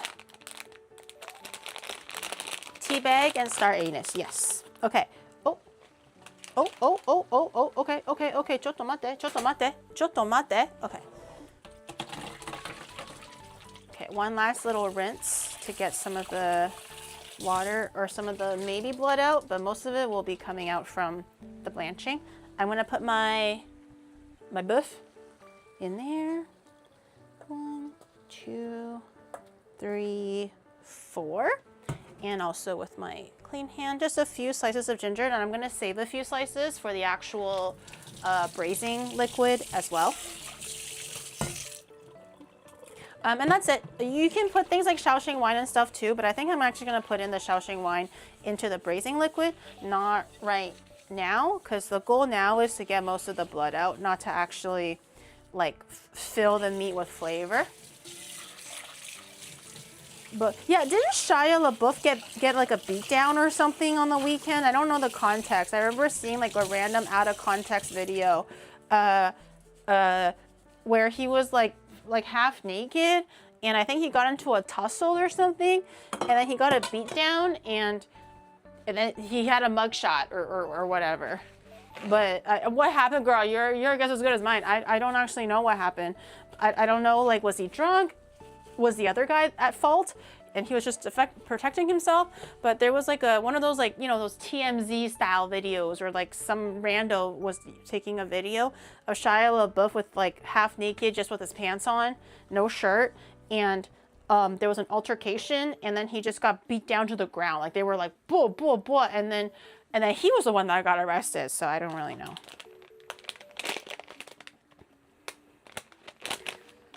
Did you see that Punch got a hug yesterday? I think I saw a video this morning about something like that. We're gonna do about 2 teaspoons of coriander seeds. Eyeballing it, kind of, sort of. The chili peppers. The star anise, we're gonna do It 2 just occurred star to me anise. if you wanted to outfox Sharon, just refuse to look for him and wait an uncomfortable amount of time, then yell upstairs with a shocked voice, "Was this camera expensive?"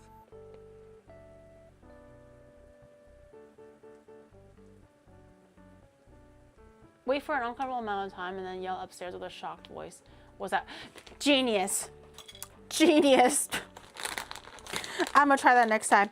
Genius. Okay, I have 2 star anise. This one is like kind of a half, so 1.5 to 2.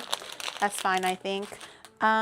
Bay leaves, you don't really have to toast. For black peppercorn, ideally toasting it a little bit. Again, just like a little shaky shake. That was probably 1 spoon of it. I have my cinnamon stick. That should be a little bit stirred. And where is my Szechuan peppercorn? Do I not have my Szechuan? 5 spice, cloves. Oh! I was like, where'd it go? I have a little bit of fennel. A little shake, about like a little spoonful of that, a small spoonful, like a small teaspoon. Some Szechuan peppercorn, not too much Szechuan peppercorn because you don't want it to be like numbing or anything, but it will bring some nice flavor out. Just bam, like that. Like 10 individual Szechuan peppercorns. 花椒, what is it called? 花椒, Sichuan 花椒. That's how you call it. And then we're gonna toast these babies up. Oh yeah.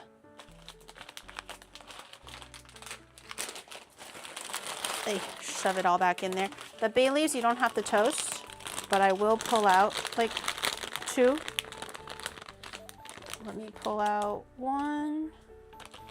And oh my god, they are getting more crushed. Okay, 2. All right, I have 2, 3. Okay, two full-size ones, one that's like slightly smaller. So I did 3 bay leaves and 1 small half-crushed one. Okay, and then just put this on the stove at like medium heat or whatever. Just toast this so it's a little bit warm and have some of the oils and aromas come out. And that's about it. We'll toast that. We'll put the little ones. You counted 10 individual peppercorns? Yes, I did. Yes, I did. Ooh. The meat is looking hard and gray, but very nice. The shank was being sold in the grocery store last week, and it's really rare to get shank. It's not a really common cut that is readily available in Japanese grocery stores. So I was like, holy shit, they're selling shank. So I literally bought it and froze it so that I could have shank available to me to cook for like maybe like a future thing, which is i.e. today. But it's really like a rare cut. Like you even like Chinese grocery stores sometimes won't have shank. They might have things like chicken feet or like pork liver or something. But for whatever reason, things like beef shank and rib and what was that called? Brisket. They're all a little bit of a more unique cut. They tend to just give you like the Wagyu steaks and stuff more often. So I saw this in the grocery store last week and it looked really beautiful. It was like beautifully red, good quality, not super fatty. So I was like, I'm gonna buy that, put it in the freezer so I can have that ready for next time. Why'd you choose changing colors? I don't know. I don't know if that's Shadow's doing or if it's just like broken.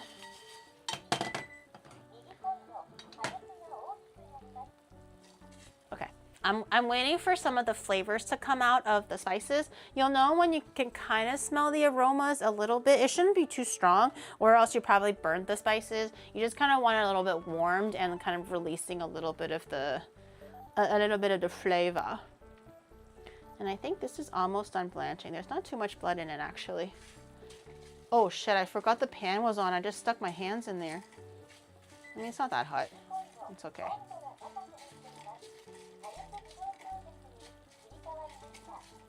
Shut the fuck up. Always telling me that shit's too hot. You just go to my country at night. You'll get shanked for free. Man! Not that kind of shank. I'm sorry. My condolences though. That's crazy. That's wow. I wouldn't wish that upon anybody. But not that kind of shank. A beef shank. Okay. This looks like it's pretty good. It doesn't need that much time because I don't have that much meat in the pot anyways. But take a look.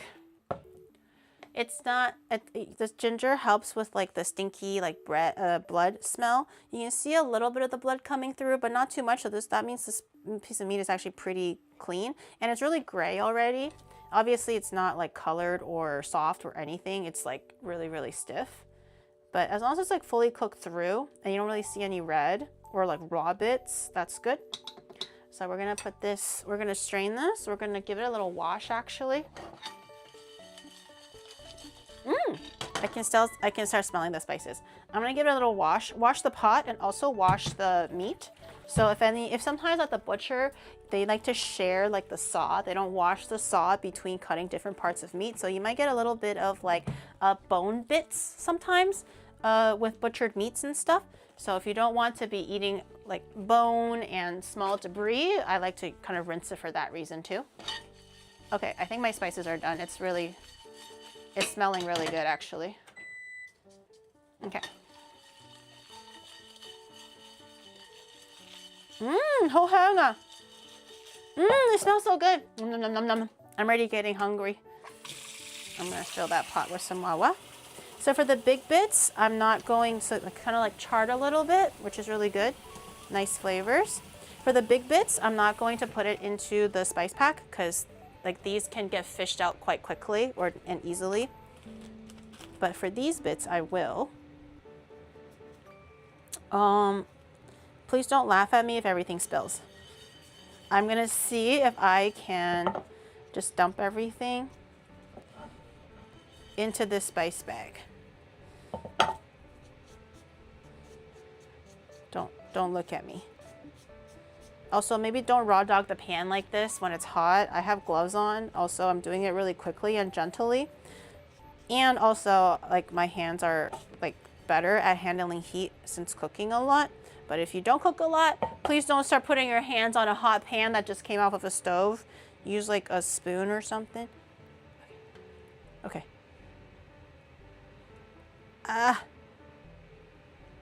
Ah, the hole's not big enough. Okay. Cheat a little bit. The hole's not big enough and the lip is too big. You know what I'm saying? It's not gonna pour nicely. Okay, let's try it. Oh, yeah! Let's try again. Mmm, warm spices. Yummy.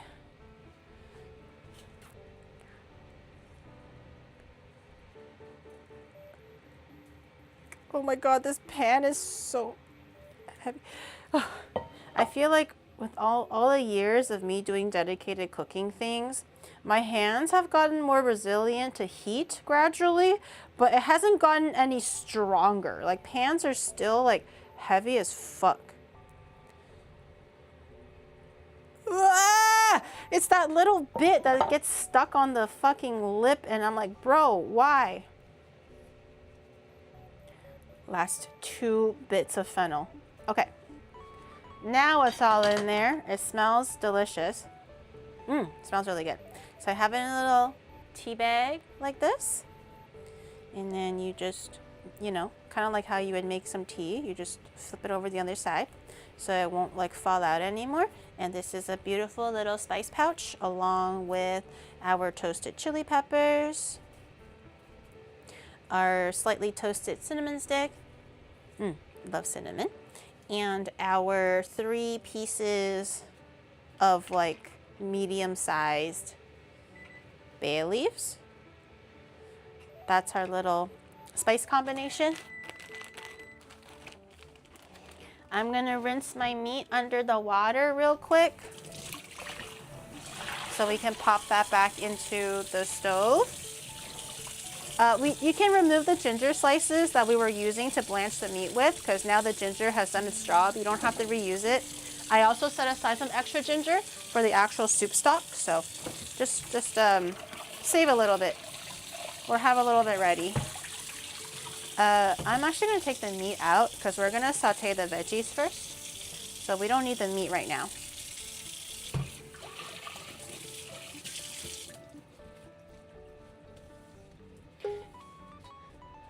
An interesting tea bag, Giri. Can we brew tea with it? Yes, of course. It's called a tea bag. Duh.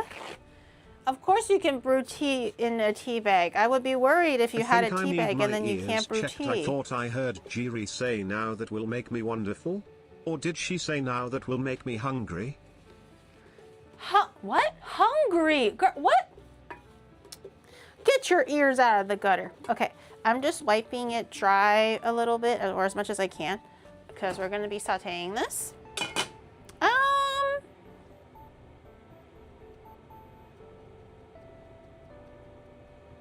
I'll saute it on this stove because I'm going to be doing the long braise on this side. So I'll be doing it on this side. You can't see it very well, but I'll be doing it on this side. I'm gonna let the pot heat up just a little bit, so if there's any residual like water, it can evaporate first before we put in the oil, because I don't want to kill myself and cause a kitchen fire. We're gonna let that warm up just a little. And then once it's kind of like a little bit hot, we'll put in the oil. We'll stir fry the aromatics just briefly. We're not looking for it to be brown or tender or anything. Put in the tomatoes, drop everything in, put in the meat. And then we add in the spice bags and seasonings and then just put the lid on and then we'll be good to go for like 2 hours.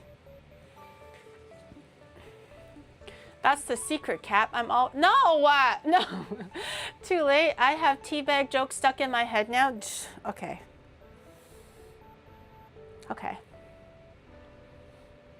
Clearly the use of a tea bag you guys cannot handle. You guys can't handle the power of the tea bag. All right, it's probably a little bit warm now. I'm gonna add a little bit of oil. Where did my chopsticks go? Let it warm up a little bit. It shouldn't take too long. Neither can Giri. Shut your ugly ass up. Shut your ugly ass. My mama can handle anything. Your tiny little tea bag satchels, she ain't scared of. My mama drinks tea straight out of the womb, okay? she can handle her tea bags. Sometimes she doesn't even use tea bags. So you shut up. You shut up. Okay, add my garlics and stuff. I'm gonna put it face down in the oil to get a little bit of a char, but you know, skin on and everything. Don't worry about it because we're not eating the aromatics. It's okay if the skin and stuff are on it. Just make sure it's clean.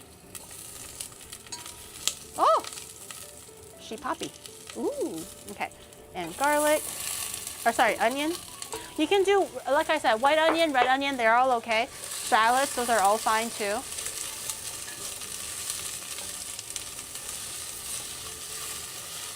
Okay, a little bit of just a light saute. You don't even have to saute it until it's translucent. Just to kind of heat it up a little bit, that's all you really need. Oh my God, look at the garlic already. It's already nicely brown. And then we're gonna add in the tomatoes. I'm actually looking at the beef. Since there's not too much beef in this particular like amount, I don't actually think I'm gonna add in all 3 tomatoes. I might just do the 2. And I'll save the other 2 for like Oh, you can turn on the stove camera. a snack. Oh, can I? Oh, soka. Hold on. Let me give it a stir first.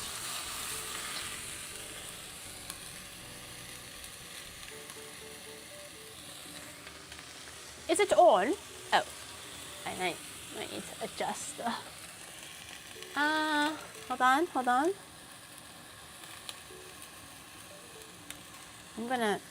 I'm totally gonna hit my head, aren't I? I feel like it's something I will. Oh, I forgot. I'm doing it on the other stovetop because I'm getting ready for the long braise. Okay, tomatoes are in. I might actually just add in like 2 more pieces. Something like that. The rest I'll eat with sugar. I like to eat my tomatoes with sugar, not salt. That's how my mom makes it. Like the summertime, my summer treat would be tomatoes, kind of like sitting in the sugar a little bit for like, 20 minutes to an hour or whatever. She'll put it into the fridge. So it's really cold, refreshing, and obviously sweet. That's my favorite way of eating raw tomato. Okay, tomato paste. Where'd it go? Tomato paste. We're gonna do we're gonna grab some ingredients too. We're gonna need the doubanjiang, soy sauce, tomato paste. I think that's it. Nothing too crazy. Okay. Oh, we can probably put our spices in too while it's like toasting and stuff. Throw that in there. Okay, tomato paste, 1 tube. Ew, not for me. Don't use the camera angle. The knobs are a bit. Oh, soka. Oh, like I might have to zoom in then. I know it sounds weird because a lot of people like to eat tomatoes like savory, but the way that my mom tends to serve it to me outside of like a cooked dish with tomatoes is a sweet one. So I really enjoy it. Okay, the tomato paste is in. Let that saute a little. Let it get all mixed in there. And we're gonna add things like soy sauce, dark soy sauce, bean paste. What else do we have to add in there? Cooking wine, rock sugar. Oh, 5-spice powder, okay. I think 5-spice powder we can add in later, towards the end.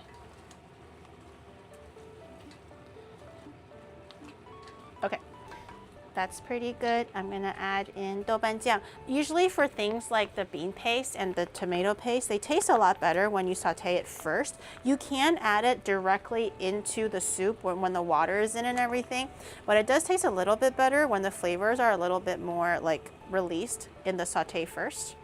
So optional how you wanna add it. You don't have to add it in now, or if you forget to add it in now, that's totally fine. But if you do remember, I recommend adding it in the saute step and not in the actual braising step or the boiling step. Okay, and then if your pan is sticky, like if it's like sauteed really well and it's kind of like crusted to the floor, like the fond and stuff, add a little Shaoxing wine. Just a splash. It'll help with the gaminess of the meat and stuff too.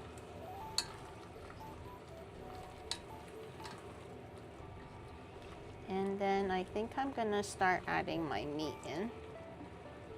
I think it's time.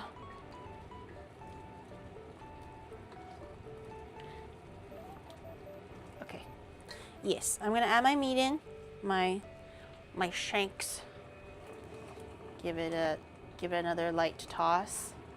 And we're gonna cover it with water. Cover it for maybe like an inch above all of the ingredients. So you don't want to just cover it. You want it a little bit over because you still want noodle soup. You don't really want like a drier sauce. You want it to be pretty soupy. So at least an inch over all the contents is pretty good.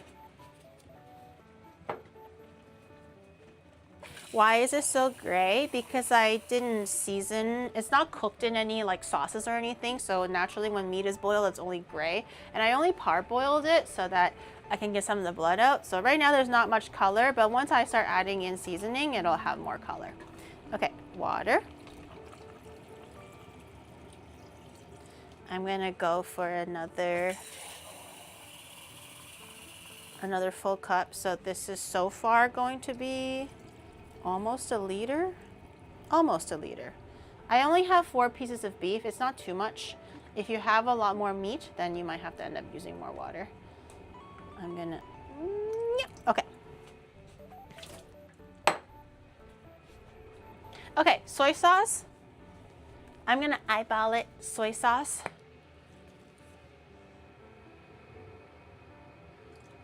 Like that. Maybe a little bit more.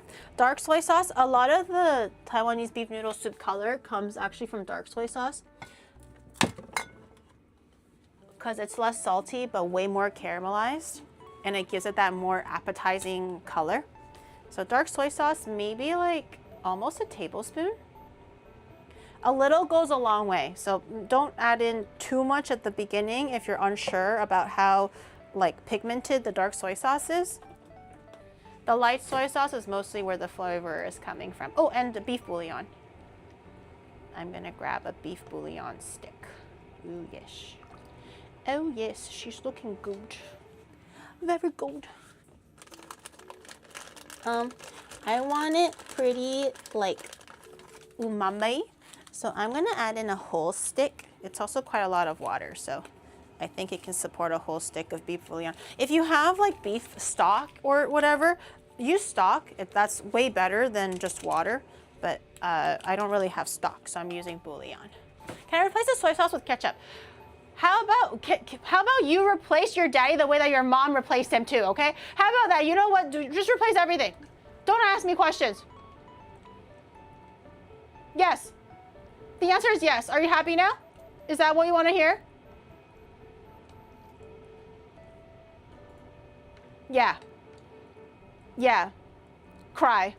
That's how I feel when you ask dumbass questions like that. Yeah. Too far. I am. Okay.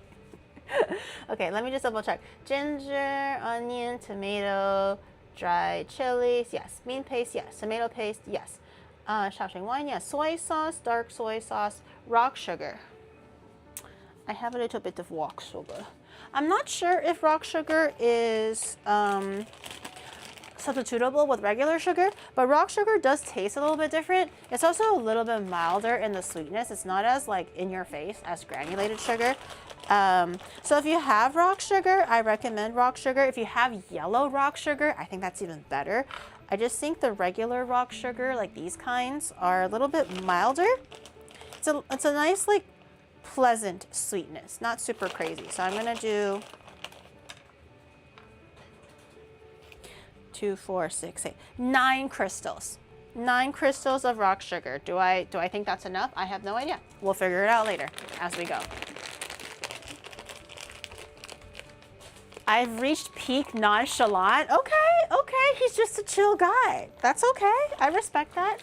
He's just a chill guy now. He looks so unfazed and desensitized, just dead inside. Nonchalant, that's not a bad thing. It's because she didn't get a nap, that's why she's angry. My bones ache, my joints ache, that's why. Okay, oh, and maybe some MSG. Because we already did beef bouillon, I think it's kind of optional. I think it's plenty umami, but why not? just for the thrill of the game.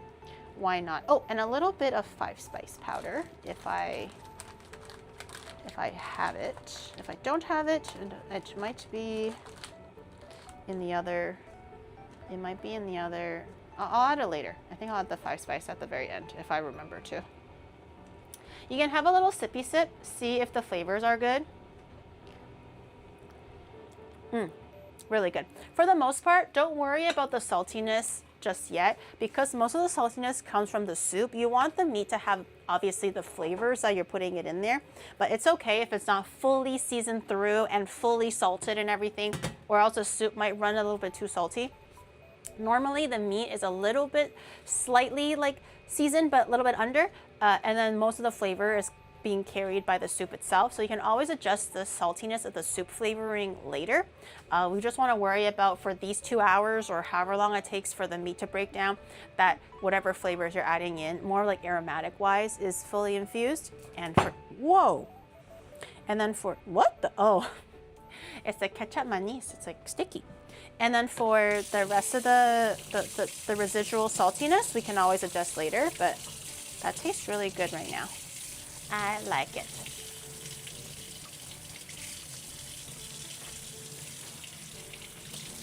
Was a gin mayo delicious yesterday? Apparently, like, so I kind of got over it pretty quickly because I kind of like, you know, I knew what to expect. I've had it before and it was like one shot. It wasn't that bad. Hestia was like, dude, is that gin and mayo still sitting in your stomach? And I was like, wait, it's still sitting in yours? She was like, yeah. It was like, so basically we were like eating and chatting, like finishing the rest of the food off stream. And it's already been like an hour after that. And she says that apparently she can still feel it in her tummy. Like the taste of the gin mayo. And I was like, oh, you poor girl. You poor girl. It's okay. Hopefully she doesn't feel it today. The rain really does bring out the worst in Giri. I hate the rain. I know a lot of people are like, oh my God, the rain is so comfy. It's so cozy, but I personally hate the rain. I'm like a sunflower. I kind of work on like sun. So even if I'm like indoors, if I know it's sunny outside, that already makes me happy.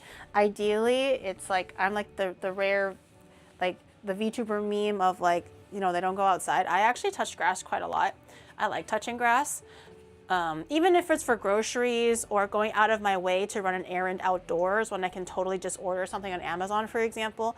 I love going outside to a reasonable degree. And especially when it's like warmer or nice sun, it makes me so happy. So rain and stuff does not make me happy because I'm wet and miserable, and I hate being wet and miserable. It's just awful. I hate rain. No, I love the hoe. I hate the rain, okay? She hates rain. No, I don't hate rain. I don't hate rain like that. God damn. Okay, I'm just kind of giving everything a light little clean, so we're ready for everything else. I'm gonna leave the lid on. If there is a little bit of scum, which I kind of see, I'm gonna take it out. But it shouldn't be too much, especially if you've already blanched the meat. It shouldn't be too much scum. But I do see like the tiniest bit. So just to make sure our soup is nice and yummy and not weird tasting, I am going to remove a little bit of the scum now that the water is boiling. Okay, it's not too bad. Oh, it's really hot. Okay, I'm gonna put the lid on. I'm gonna crack the lid. Actually, I don't know if I want to crack the lid open just yet. I think I'm just gonna put the lid on a medium low to a medium.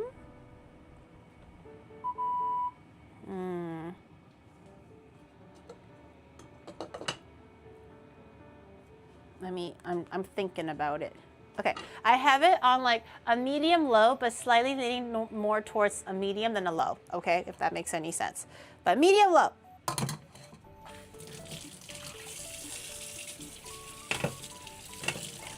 Let me put my tomatoes in here. Ooh, what if I seasoned it with like sugar right now? So I'll have a little tomato salad ready later. Scum is such an outdated term. What do you use now for like the leftover scum on meat? What's the new cooking term? I wasn't aware that there was an outdated cooking term for scum. What do people say nowadays? The high end of medium low. Yes, that makes sense.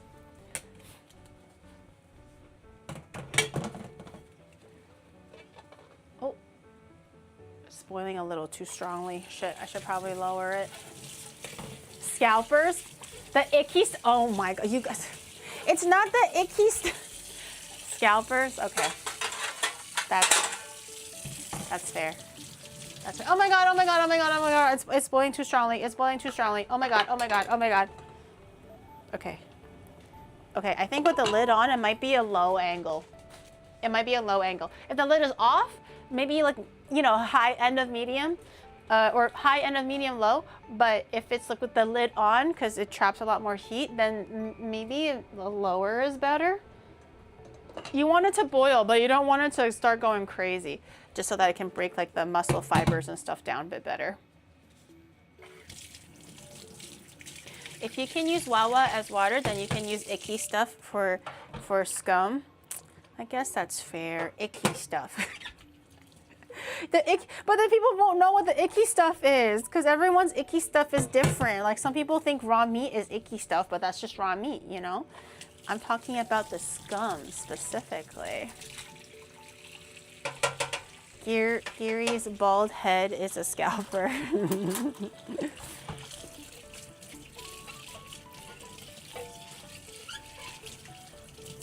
No scalping.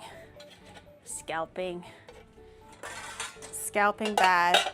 I say that as I just recently got ripped off of buying like the Pokemon McDonald's collab card that every scalper was going crazy for, and I caved and I saw it for like a reasonable price, like $30 or something, and I was like, I'm gonna get it, and then instantly I see it selling for like $20 at a different place, and I'm just like, I don't want to hear it.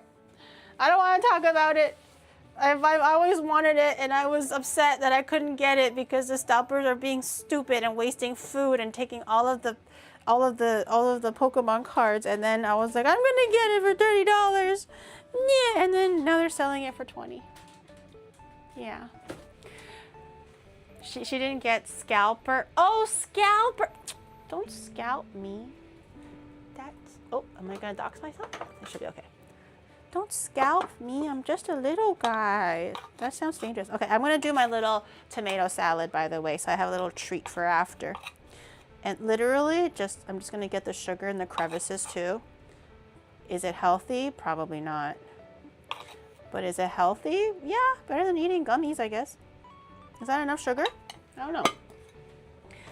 And then I already cleaned these chopsticks, so I'm just gonna kind of rub the sugar everywhere, so like the slices and the surfaces all have a little bit of the sugar. And then the sugar will also get some of the juices of the tomatoes out, so you can have a nice little like sweet syrup by the end of this too. And you just put it into the fridge and eat it whenever you're ready. Sometimes I'll eat it the next day, so it's like extra like macerated. It won't turn into a jam or anything, but it's delicious. It's so good already. Reminds me of childhood. I'm gonna put a little saran wrap on it. Me and I did.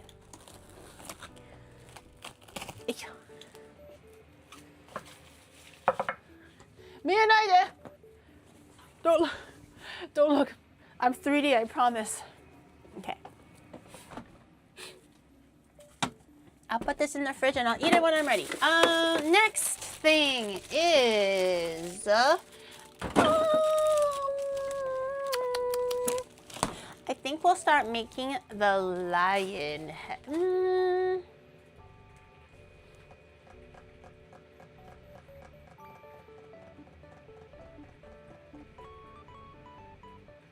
Next, no. Next thing is not the lion head. I think I'm gonna make the crepe batter and the cookie first because it takes a little bit of time to rest. And I want to make sure the cookies are like ample hard and all that stuff. So it's like easier to work with. I think I'm not going to make the lion head first. I'm gonna make the lion head later. Okay. I'm gonna clear out my little workspace here because we're gonna be needing this little area.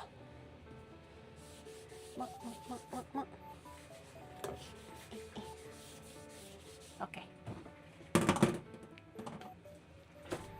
What does the Dule Lomo merch stand for? DLLM is Dule Lomo, which is Cantonese for I love you. So when you're wearing it, you're just trying to send some positive energy out into the world. Because you know how like the world is kind of icky and there's a lot of hate, there's a lot of danger, there's just a lot of like just negativity. And I feel like the Onimart, I guess, mission statement or objective is to just send out some positivity into the world and less hate, you know, more inclusion. And so everyone can live in harmony. So I think this Dule Lomo like meaning kind of really carries that. So it's like, it's really simple. It's just Cantonese for I love you. So when people see it, they'll be like, oh my God, what does that mean? It encourages people to ask. And then you say, it stands for Dule Lomo. And they go like, yo, thanks, man. I appreciate that. And so it's like it's a easier way to start a conversation, but also to connect people. Now I understand to why friends Mom and to told me strangers. DDLM yesterday when I dropped her off at the bus station. Yeah. Yeah, see, now you get it. I just feel like it's like a nice way to, you know, include people and all these wonderful things. Yes, yes, indeed. Okay, so for the red pocket, I'll be making, well, red pockets for you guys. But it's going to be a little dessert thingy that looks like a little red pocket. I think it's going to be really cute. So the components are basically it's going to be a crepe cake almost, not quite, but it's going to be made into a pocket, and then we're gonna have a little cookie component so we can like put it on top as a cute little like decoration and all that stuff. And inside is going to be filled with red bean, which is supposed to be like, you know, good luck, red, auspicious color, and a little bit of like chocolate in the middle. So I think theoretically it should look really cute. I don't really know. I haven't made it before. I have made cookies and crepes before, but I've never really like put it together in such a way. But I thought it would be really like cute. So we'll try to make the cookies first, because the cookies need cooling in the fridge to solidify before we start baking it. And crepes also need a little bit of like time for it to relax and hydrate. So when you make the crepe batter, it's not really hard and chewy. So we can make the cookie first. I don't know how many red pockets it will yield. So you guys might have to fight over the red pocket, honestly. I can't guarantee that everyone's gonna get one. Maybe at best, you all have to share one. At best, 2, right? And then also, like, I have to give one to Shadow, or else he just complains because he also wants a red pocket. So you might have to like share a little. But you guys love teamwork. You guys love sharing. So I think it wouldn't be a really big issue. I think, right, guys? Right? I think it'll be okay. All right, let me get my little mixing bowl. Hello? Oh. Bitch, you turn off when I tell you to turn off. You're gonna stay on for another 2 hours. And you're gonna like it. Okay, 2 hours. Okay. We're gonna need a little measuring scale. We're gonna be making a really basic butter cookie, one that will take like making stamps and shapes well. I was gonna make a horse, but I couldn't find any horse cookie cutters. I do have like these other these other ones that I've got previously. Oh my God! I hope I don't smash. Okay, that should be okay. I think these are really cute. I have like I thought I can maybe make like the little strawberry, or like a little star, since it's like entering spring, like sakura season, or maybe like a little heart or something. I think either way we can maybe make it work. I think this one might work as like a horse slightly. I don't actually know what this is supposed to be, but I can actually maybe make this into a horse. I can maybe make this one into a horse. They'll just be like really small horse cookies, but it'll be a little decoration. So we're kind of going out our way to make some cute decorations. You can skip this step if you don't want to make the cookies and just kind of want to make the red pockets. That's fine too. Okay, we're gonna need a spatula, our butter, our icing sugar or powdered sugar, same thing. Let me find it first though. Do I not have any more on this side? Ah, here. Is that all I have? A new one? I don't have an old one? Hold on. Why do I hear moaning coming out of the washroom? Is he okay? Oh, I have an old one. Let me use my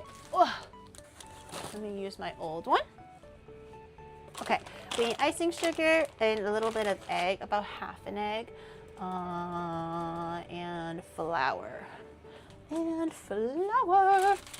I have flour. I have bread flour. So to make the bread flour less like strong, I'm gonna add in cornstarch. That's kind of a hack to make cake flour. You're just trying to decrease the gluten in the wheat flour. So if you have bread flour, which has a higher concentration of gluten in it and protein in it, to kind of dilute it down, you're supposed to replace like a tablespoon or something of bread flour or regular flour with like a tablespoon of starch. I'm just gonna eyeball the thing because I don't actually remember the exact ratio of like how much flour to remove 1 tablespoon from. I'm just gonna remove a little bit and add in the rest with starch, just to kind of make it a little less hard. Yes. Okay, listen, this is all useful information to try to make. If you don't have cake flour or whatever, you can make it in a jiffy if you only have AP flour or bread flour. In this case, bread flour. AP flour, I don't even bother with, it's whatever. But for bread flour, it is a little bit more like protein-y, gluten-y. So I would recommend diluting it a little bit. This will be on the test. You better listen. Okay, I got my butter. We need 100 grams of room temperature butter, everything room temperature. Okay, for the crepe, for the eggs, for everything, the cookies, everything room temperature, unless it specifically says for it to be warm or melted. We'll get there. But for the cookie anyways, room temperature egg, room temperature butter, oh, do I need milk? Because I don't have room temperature milk, I forgot. No, actually, okay, we're chilling. Okay, so this is the 40 grams. Room temperature, 101, perfect. And we'll save the rest for the crepe later. I like to add in, I like to kind of mix the butter just a little bit first. Face McShooty, thank you so much for the 6 months, thank you. And Luminous, thank you for the two months prime earlier, I appreciate that too. I actually like to kind of break down the butter a little bit first before I add in the sugar. This is just to kind of make it a little bit more soft and a little bit more workable. If you're in a really warm kitchen already, you can probably skip this step. Your butter's already pretty like nice and warmed up. But for me, because today's a little bit colder than normal, it's I just worry about the stiffness. So I do want it a little bit more, not melted, I just want it more malleable and like soft. So kind of breaking it down a little bit will help. Just loosening it. You don't have to whip it, you don't have to beat it. Just spreading it a little bit. Kind of makes it a lot easier and malleable to work with later. Okay, so that's already a lot easier than earlier. It was a little bit stiff earlier. And I'm gonna bring back measuring scale, and I need 45 grams of icing sugar. Icing sugar and powdered sugar are exactly the same thing. You can sift it if you'd like. Maybe I should sift it. No, I'm lazy. Maybe sift it. I'm being lazy. 45. Because I am going to be mixing it into the butter anyways, so it should be okay.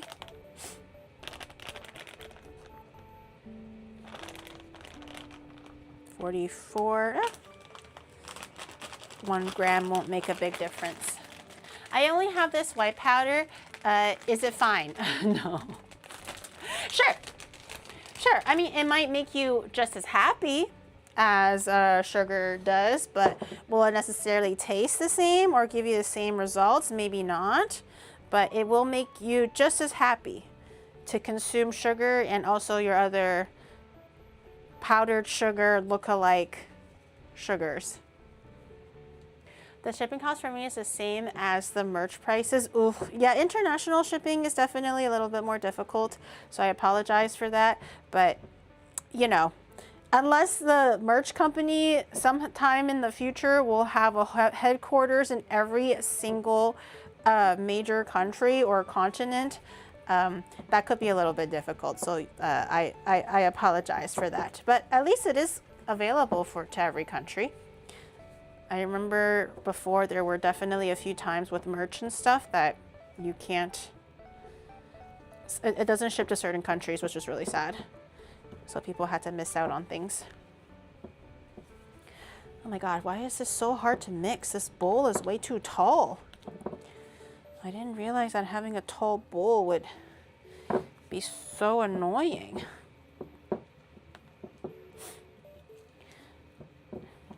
Okay. Mixed in.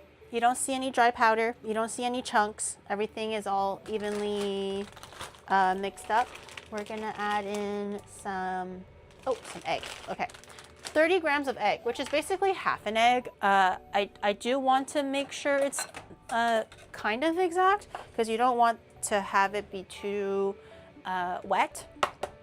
So I'm gonna actually do 1 egg. I'll pop it into my little measuring or little bowl that you can pour out of. I'm gonna give it a little mix so it's nice and mixed together. You do want to mix it quite well so that when you're pouring it, it'll be easier for the egg to separate, or else it's gonna come out in chunks. Usually when you whip it, it breaks the protein. So when you pour it, it's a little more like fluid. It doesn't come in big like jelloed parts together. Also, you don't want to have like, you know, all egg white or all egg yolk. This is like more even. So make sure you whip it real good.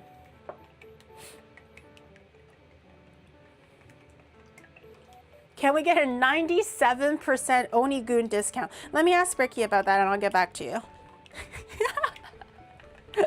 let me ask Ricky. You know, it never hurts to ask, you know what I'm saying? Instead of assuming the answer is no, we can always ask. And then he can tell me to suck it. Then, you know, that's different. But let me get back to you if we can get a 97% discount. Okay? And remind me again for the answer if I forget. Okay, that looks pretty mixed. I just want to break down all the proteins so there's no like goopy stuck together bits. So for the most part, it should be quite like liquidy. If you kind of see a little bit of the egg white in the egg yolk skill, it probably just means that it's not fully mixed yet. So I'm gonna just go a little bit further, but you don't have to do it like this. Okay, and then pop this back on the scale.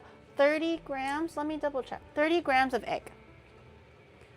30 grams. 13. 20, 24, 28, just 2 grams of egg. 31. I'll take that. That's okay. Damn, I don't want to discard this. It seems like a waste. Let me, okay. I don't want to discard it. Let me wash the bottom. Got some egg on it. Okay, I can probably use this for the crepe later, maybe? Can subs get an extra 3% discount code too on top of the 97%? Okay, let me ask, you know? Like I said, doesn't hurt to ask. Okay, let me mix in the egg. It's important to have everything room temperature or the same temperature. If the egg would have been colder or straight out of the fridge, it will shock the warm butter and it'll become hard. Also, because butter is fats and egg is water, it won't emulsify as easily when the temperatures aren't the same. I've said this before many times, but you want to make sure that everything is like roughly the same temperature. So it'll mix evenly into a nice big glob. I don't know if it'll actually mix well with a spatula. I might have to switch to a whisk, but I'm gonna try to give it a go first. It's normal if it's not homogeneous right now. And it takes time to emulsify. Yeah, I think I'm gonna switch to a whisk though. I think the spatula doesn't break it up very well. Okay, let me get a whisk. You can probably whisk this. You can also, if you're making a larger batch or if you're lazy, also one direction please, you can use a hand mixer too.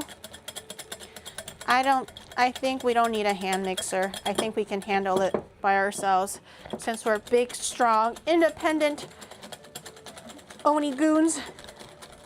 We don't need no machine. Just mix it until it's uniform. 115%. Oh, right. 115% is the discount that you're asking for. Okay. I'll keep that in mind. I'll DM Bricky, okay? I'll keep that in mind. Oh God, maybe I should have brought out my hand mixer for this. What was I thinking? What was I thinking? Okay, that looks pretty good. As long as there's no like really obvious differences between the flour and the butter and the egg,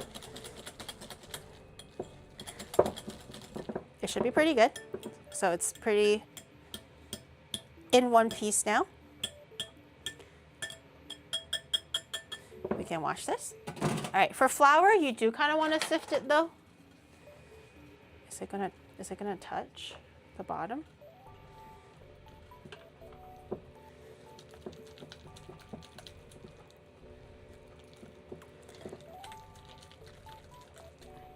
I'm gonna flatten it a little bit so it doesn't touch the bottom.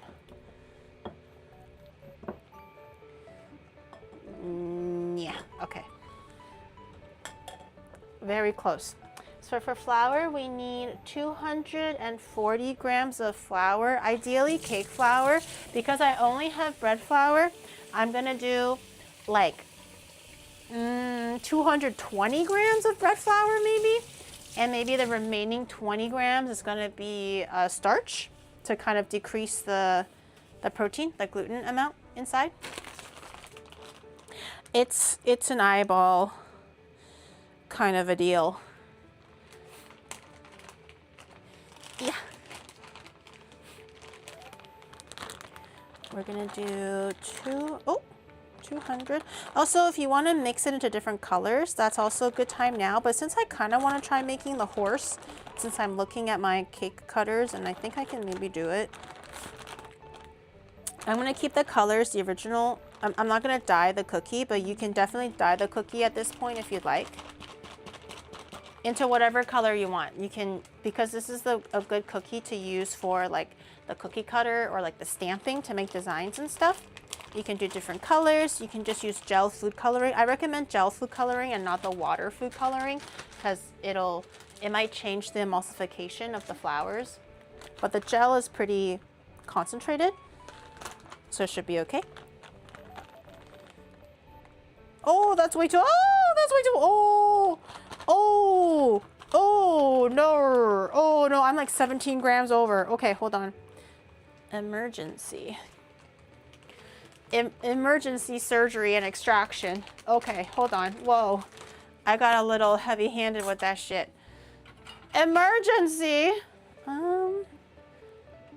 I'll try to take out just the cornstarch or the potato starch, whatever starch. But if it's a little bit mixed, it's no big deal. I just don't need that much dry ingredient.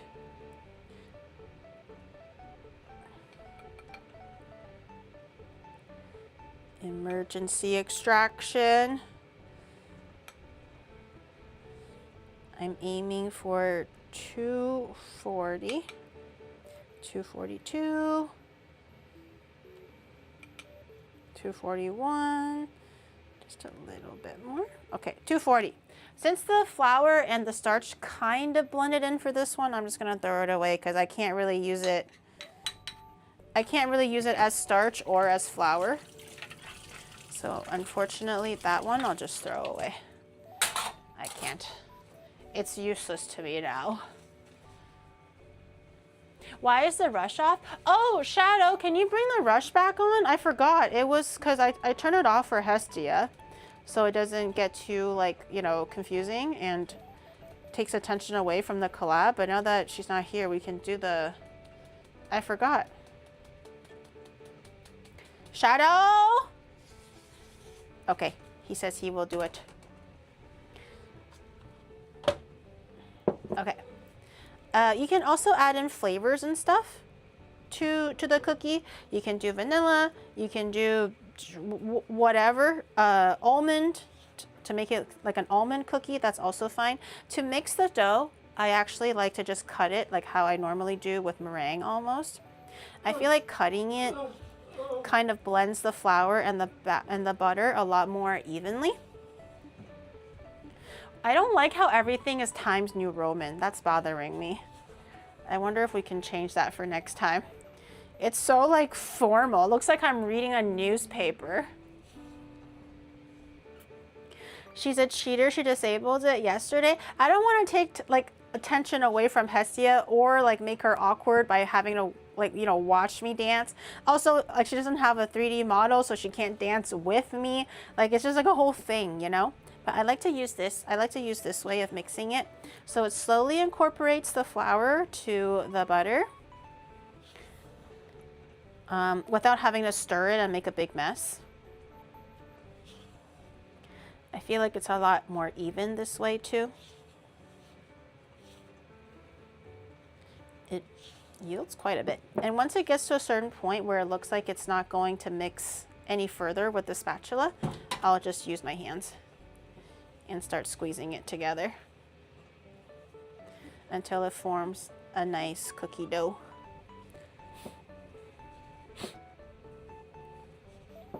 She gatekeeps idols. Okay, a rush and an idol are completely different things. You guys are so annoying.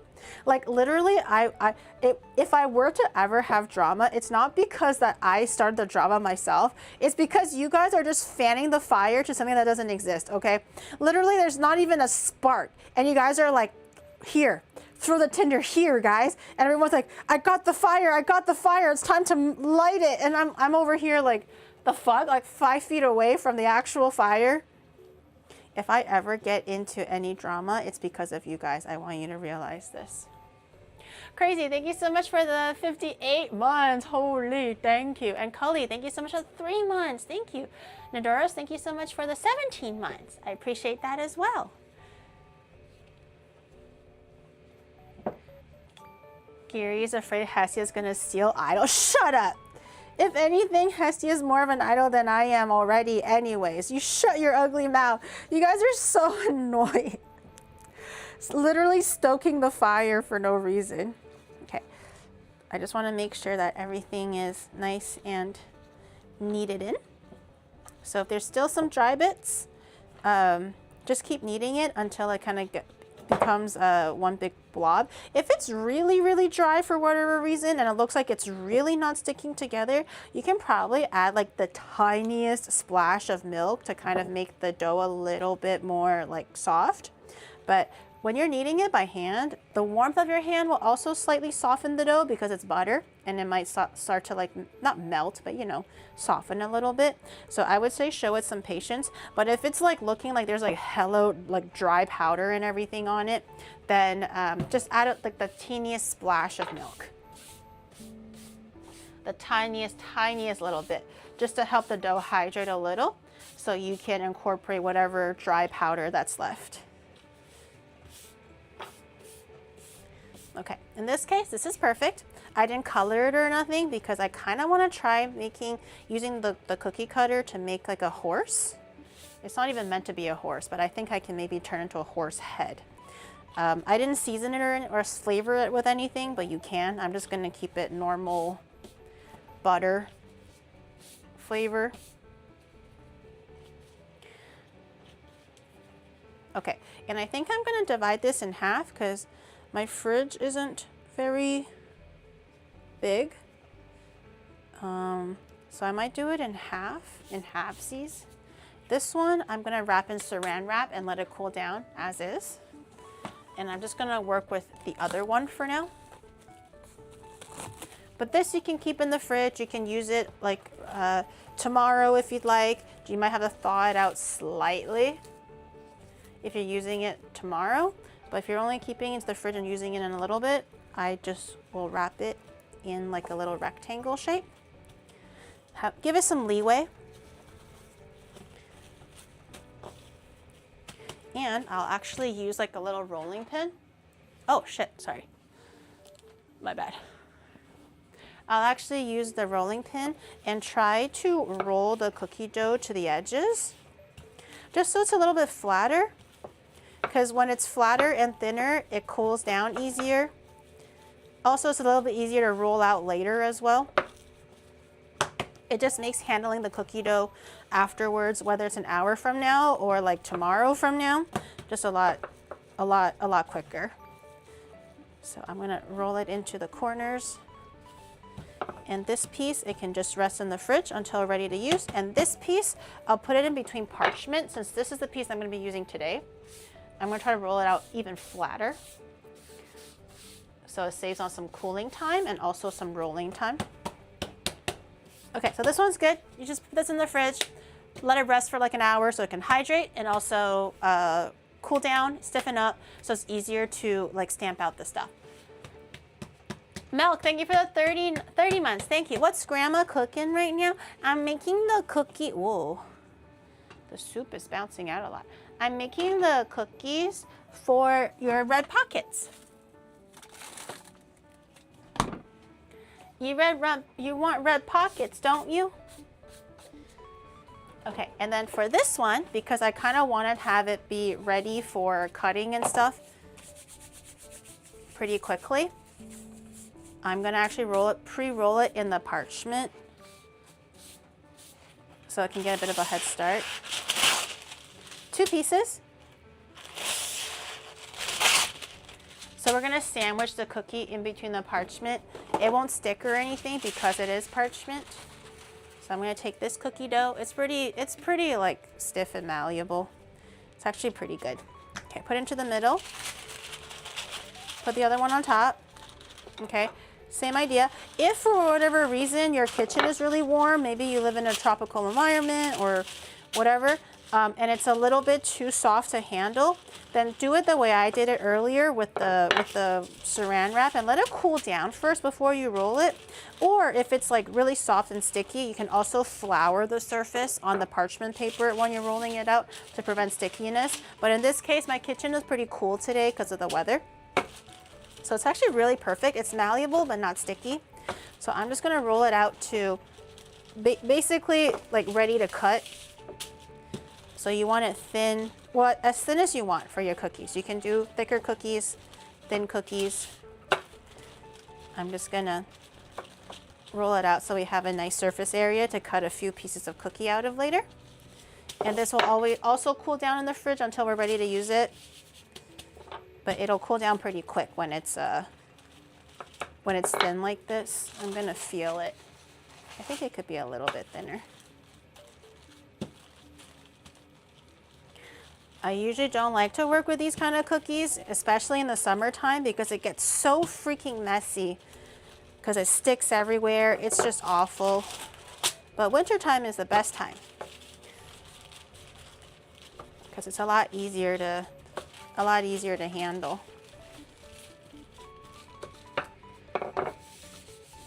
Watch out for the knife. Oh, it's pointing the other way, don't worry. But thank you. This dough yields quite a lot. I've already like halved the original recipe because I'm only making decorations, not actually making like you know, like a cookie box. I'm only using these cookies as decoration, but they yield quite a bit. Okay, that feels pretty good. This is like, I don't know, a 1/16 inch, 1/8 inch, something like that. Again, if you feel like it's sticking, just flour it gently or let it cool down in the fridge before rolling it out, and always take it in and out of the fridge whenever you feel like it's getting too soft. This one's perfect, so I'm gonna put it into the fridge as is.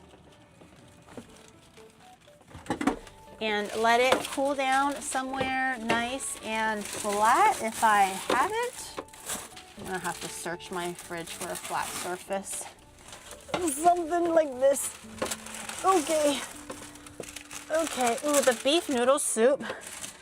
It smells so good. I already like smells. The smells are smelling.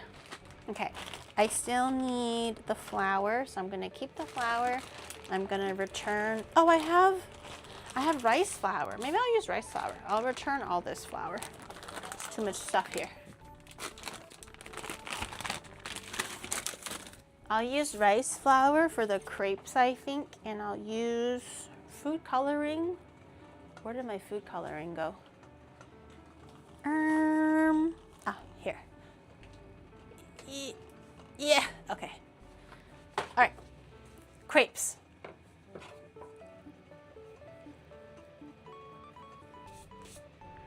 You have to look at the chest, not the first. Shut your bitch ass up. Oh, I have to wash the, okay, I'll wash the dishes after I'll wash the, I already have a sink full of dishes, yada. I wanted the chopstick to take a look at my beef noodle soup. Ooh, it's looking real good. It smells so good. It's nowhere near done yet, but I'm like salivating. Mmm, nom, nom, nom, nom. Yes, sir. Yes, sir. What do you use to sharpen your knives? A professional.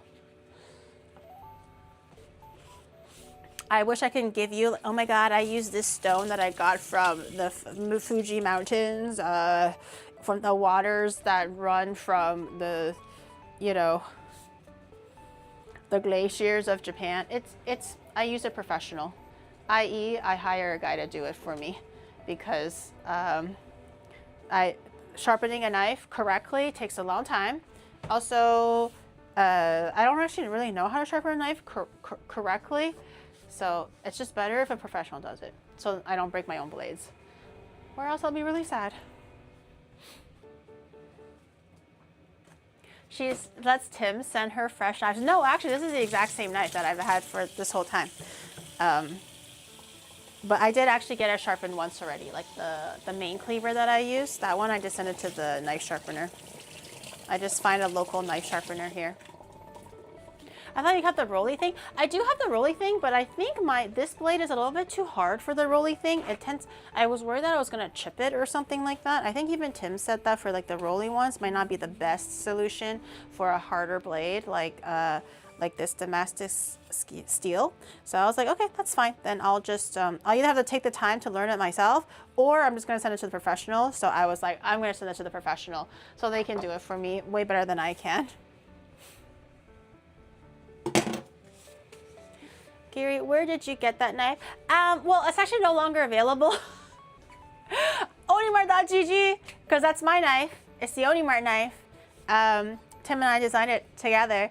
Best cleaver in town, really. But I think it's not available anymore. You can check. I don't actually know if there was a back stock available, but as far as I know, I think it's like sold out or done or something like that. I don't really remember. Okay, we're gonna make the crepe batter. The crepe batter also needs resting time, so that's why we're gonna make it now, have it set in the fridge. So I'm ready to assemble and stuff like that. Cookies are ready, crepe batter is ready. You don't have to rest it, but I recommend that you do. One is so that the flour can completely hydrate into the liquid. So when you're using the crepe batter, you're not gonna get dry spots, you're not gonna get tough spots. Also, because we are using flour, I'm using rice flour, so I won't really have that much of a problem with this particular second reason. But if you're using wheat flour, I recommend that you rest it. Because with all flour, the gluten will develop even when it's really liquidy. So you want to have it fully relaxed, kind of like how you would do for bread. So when you make the crepe, it's not like really tough and chewy. It's really like soft and silky and like, you know, flexible and all that stuff. So one for hydration, two is to relax the gluten, or you can just use rice flour. That's what I'm gonna use. I haven't really used rice flour for crepes before, but why not? I feel like experimenting today. Crepe is 2 eggs, sugar, flour. Okay, I'm gonna actually melt the milk and the butter right now because it requires melted butter and warm milk. So I'm gonna warm that all in the microwave together, and then I'm gonna add in the rest of the ingredients. So for butter, we need 33 grams of butter. And of course, I put my knife in the sink already. I think the donhiki is still available. Is it available? Then head over to onimart.gg so you can get your own donhiki today. 33 grams of butter. In this case, whether it's cold or not doesn't matter because you're gonna be melting it in the microwave anyways. The honisuki, the donhiki and the Shadowbringer cleaver are all available at VTuber, as well as the Shadow magnetic knife holder. Oh shit, The it's spicy all available? size 03.1 is also now available at VTuber Corper. Yay! Then head over to onimart.gg. Honestly, the Shadowbringer is like the cleaver that I always use. It's good in weight. It's good in like power, heft, sharpness. It's just a great all-purpose knife overall. No complaints from me. Well, I clearly use it all the time. So 33 grams of butter and 247 grams of milk. I got the soy milks. You can use cow milk. I just have soy milk on hand. So I'm gonna use the soy milks. Oh, that's perfect. I totally blacked out for a second, so I stopped measuring and I almost went over. Okay, and this all together, because the milk is cold, the butter is, you know, room temperature or whatever, you want it to be warm. I'm gonna pop it in the microwave for like, I don't know, an hour. You don't want it piping hot because we're also gonna be adding like eggs into it and stuff. Like a raw egg, so you don't want it to be like super hot or anything, just warm enough. 2 eggs, some sugar, 100 grams of flour. Okay. I use the honisuki all the time. Honestly, I would continue using the honisuki if it wasn't like a little bit reflective, so it's a little bit doxing. But other than that, it's also a really great knife. That was the knife that I literally used all the time before I realized I had to be careful where I placed it or else it will show my face. But other than that, great knife. I want the keychain. You mean the little onion plushie? I don't actually know if the onion plushie is available. I feel like it's not, but clearly I was wrong about the knife. So maybe the little onion plushie is still available because that's really cute. I really enjoy holding onto the little onion plushie when I go around and travel. It feels like I'm traveling with you guys.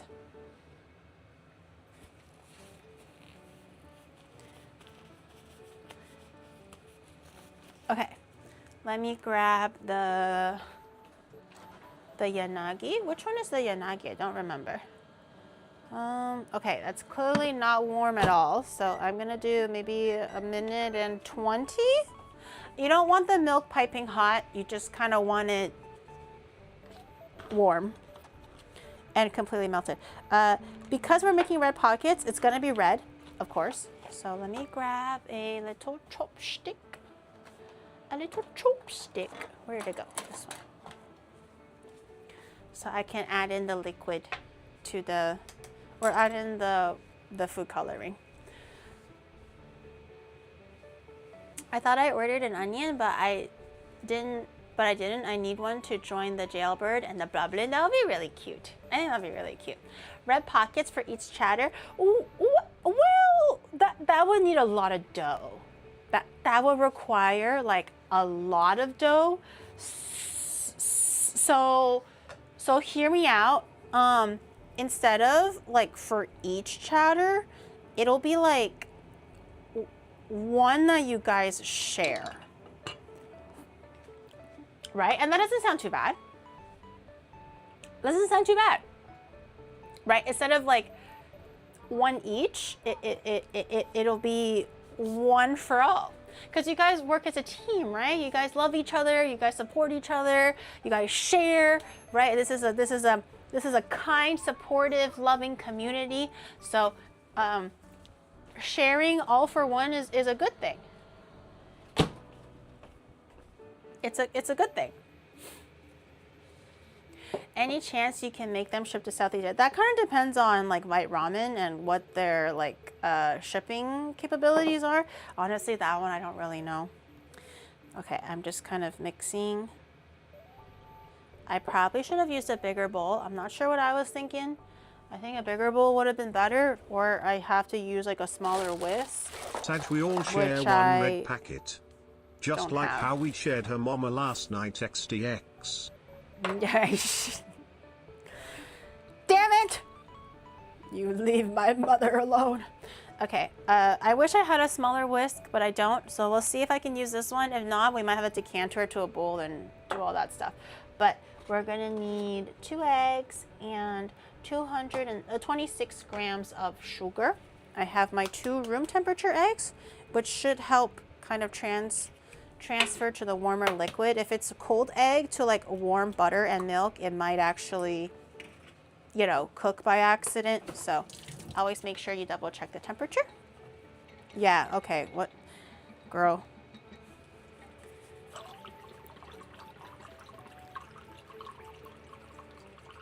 No, I'm doing a bowl. I can't mix like this. This is just sad. I need a bowl. I need a bowl stat. Okay, I'm gonna wash this bowl. That's just really sad. Having to have no space to whisk it is depressing, and I don't like it. I don't like it at all. Why can't you use a bigger bowl? Because it was dirty. It was like in the sink, and I was just too lazy to wash it. So I was like, if I can, because I was gonna decanter it and use the measuring cup to hold the final batter anyway. So I was like, I might as well just use the measuring cup from beginning to end. But there's no space to mix nothing, and now I have to wash, and I'm lazy.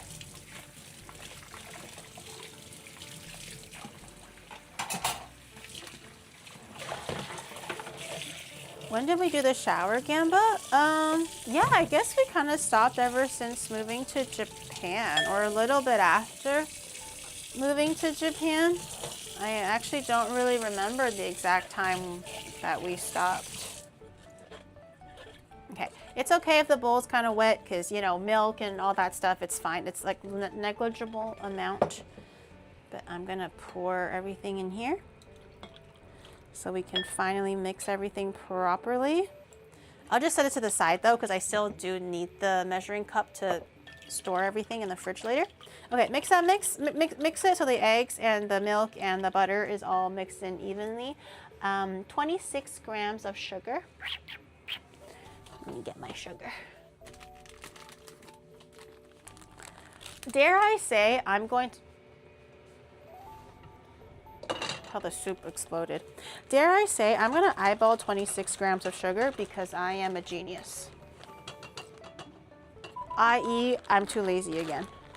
But I know what 26 grams of sugar looks like. Right there. Not a gram too much, not a gram too little. I actually have no clue. but my gut, my baker gut tells me it was right there. Giddy giddy. Well, if it's 30 grams, it's really not that big of a deal. Because then it'll just be a slightly sweeter crepe, and that's also fine. So 26, what did I say? 20 grams, 26 grams? Something like that. Okay, and then we're gonna do 100 grams of flour.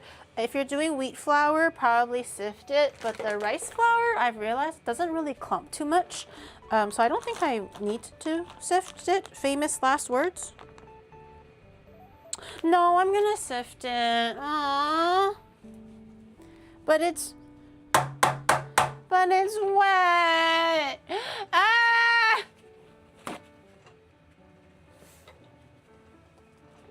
I need like 10 of everything.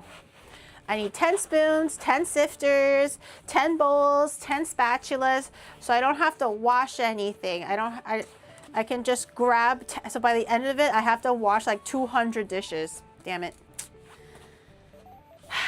Life is so hard. Life is so hard.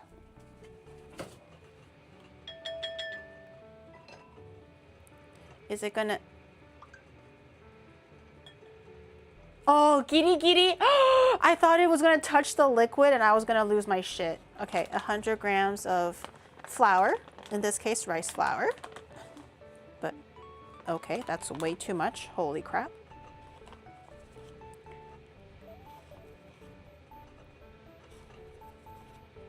Nah, 104, whatever. 4 grams is whatever. The laziness debate, preaching to the choir. Say that, no, this is giri giri as in it almost touched, okay? There's nothing to do with the line. It was giri giri gozaimasu. Is that what you want me to say? That doesn't even make sense. Okay, again, you can also use this time to add in flavoring, so things like vanilla or whatever flavor you want your crepes to be. You can use matcha powder, raspberry powder, cocoa powder, whatever. Extracts and stuff are all fine. I'm going to just mix everything in first. Because I'm using rice flour, I don't have to be so worried about mixing it for too much because there's no gluten to develop. So it's a little bit more flexible, I'm thinking. And I'm just gonna let everything dissolve nice and even. And then I'm gonna use a bunch of red food coloring because I want this to be a really beautiful, vibrant red. So I'm kind of gonna go grab like maybe 2 goes of the food coloring, just to really make sure the red food coloring sticks.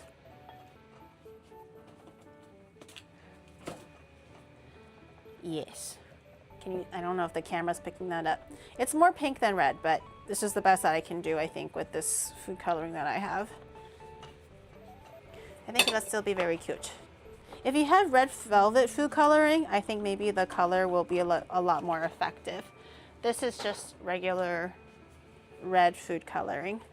Okay, now the crepe batter is done. This is it, but you do want to have it fully hydrate in the fridge before you start using it. I strongly recommend, but if you're really, really tight on time, then maybe it can work right now too. I'm gonna put it back in this container. Oh shoot! Oh shoot! Back, back, back, back, abort, abort. Okay, we're gonna, okay, thank you. I forgot to strain it. So straining it is really important so you don't have like lumps and bumps in the batter. When you're making the crepes, the last thing you want is to have like unevenness in your flat crepes. So, oh, not a big deal, but you do want to strain it. So I'm gonna grab the strainer that I just used. Okay. We're gonna strain this. This will also catch any of the flour bumps that never got fully dissolved when we're mixing it. You want to try your best to make sure everything is dissolved in, but Inevitably, there It might would be be some great small to have bits and someone pieces. to do it for you, am I right? Too bad there isn't someone to clean for Jiri. Hashtag sarcasm. To clean for me? Yeah, too bad there isn't anyone to clean for me. No, I'm kidding. If only there was a big, strong man to... No, I'm kidding. I just clean it myself afterwards. Okay, so see how many... What the... Anyways, see how many lumps got caught? Like the flour lumps? This is why you want to strain the batter a little bit, but I clearly missed like a whole chunk of it. What the fuck happened? Okay, let me rinse that so that's clean. And just clean all that. Just get a dishwasher. It's hard to get a dishwasher in Japan because they're really small. Like even if you can get a dishwasher, it literally fits like 4 bowls and 1 saute pan. And I'm like, girl, over the course of one like cooking stream, I'm using like 50 things. So it's really not that convenient. It's not like America where we have the real estate and the built-in plumbing for a dishwasher because it's so standard in America. It's not standard here at all. So to outfit a dishwasher is like extra plumbing, and the size is just so small because you can't fit a full-size dishwasher in the apartment anyways. Japan's housing is not made for dishwashing. They believe in the power of elbow grease, I guess. I've actually never really used a dishwasher, so I would really like to try sometime in the future and see what everyone is talking about, you know? Tabletop dishwashers are really great, but they only wash like so little, so I just don't know if it's like really worth the trouble for me, I guess, to get the tabletop one right now. Like, because I have to wash so many dishes. I don't really see the value in just washing 4 at a time. Anyways, this is the crepe batter. Hopefully it's the little bit that we wasted is not gonna make or break the amount. Watch it just be like missing just like the exact 1 crepe, which was like the amount that I spilled on the table. And then someone's red pocket is missing like, you know, the 1 crepe to make it a pocket. So it's just like a flat bowl. That'll be funny. We'll see though. We're gonna cover it up with saran wrap, or if it's a Tupperware, then you know, put a lid on it. We're gonna leave this in the fridge for at least an hour if you have the hour, but like 30 minutes would work too if you're really in a hurry. In this case, I'm gonna make everything else first. So we're gonna be making the lion balls now. The cookies are in the fridge hardening. The crepe batter is gonna start, you know, resting and getting moisturized and everything in the fridge in the meantime as well. So we'll get back to assembling the dessert later once we start on our balls. On our big lion balls.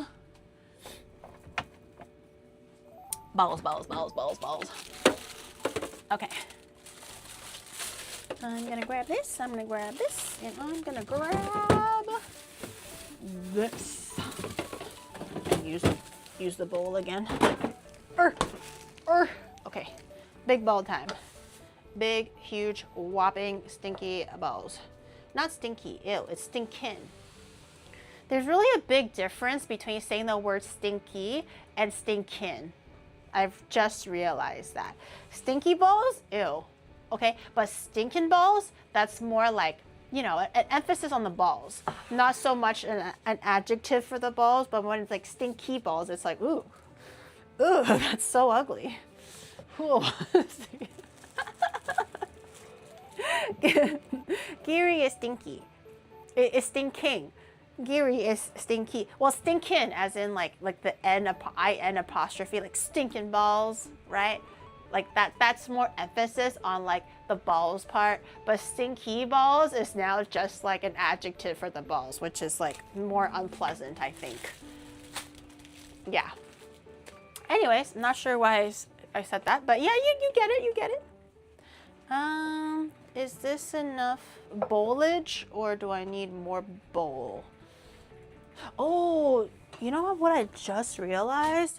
This wasn't in the recipe that I'm using currently, but maybe... Do I still have things like breadcrumbs and stuff? Shit. I may not actually have any breadcrumbs. I was like, what if I added breadcrumbs into the balls to make it like, I don't know, softer? Because we like soft balls, right? Do we like soft balls? Maybe? I think so. I don't know. But I don't think I have any at the moment. We can just try it out as is and see how it goes. Okay, we have meat. Surprisingly, for lion balls, you don't use lion meat, you use pork. So write that down. Write that down. Well, it's more like not a substitution. The original recipe didn't have the breadcrumbs, but I was like, what if I added breadcrumbs, you know? So I'm trying to go like extra. So I'm technically still following the recipe. I just don't have the ingredient for me to deviate off of it. So it's pork balls? No, it's lion balls, but it's not made out of lion meat. It's made out of pork meat. So just keep that in mind as well. We have some beautiful ground pork. The balls are gonna be big. Okay, that's why, unless you only wanna eat 2 balls, maybe you can use like the smaller packaging, but I kinda wanna have like a nice serving of hefty balls. They're like massive. Like that's why they're called lion head, because like it's so big, it looks like a lion's head. Not so much it's made out of lion meat or anything like that, or if it looks like a literal lion head, it's so big, it looks like it belongs on a lion, because it's quite like a handful of it. So we're gonna put the meat in one last stir with this chopstick, and I'm gonna start using it for the raw meat, I think. Okay, one more little stir. It's still tasting really good. Now it's officially touching raw meat, so we can't eat off of it anymore.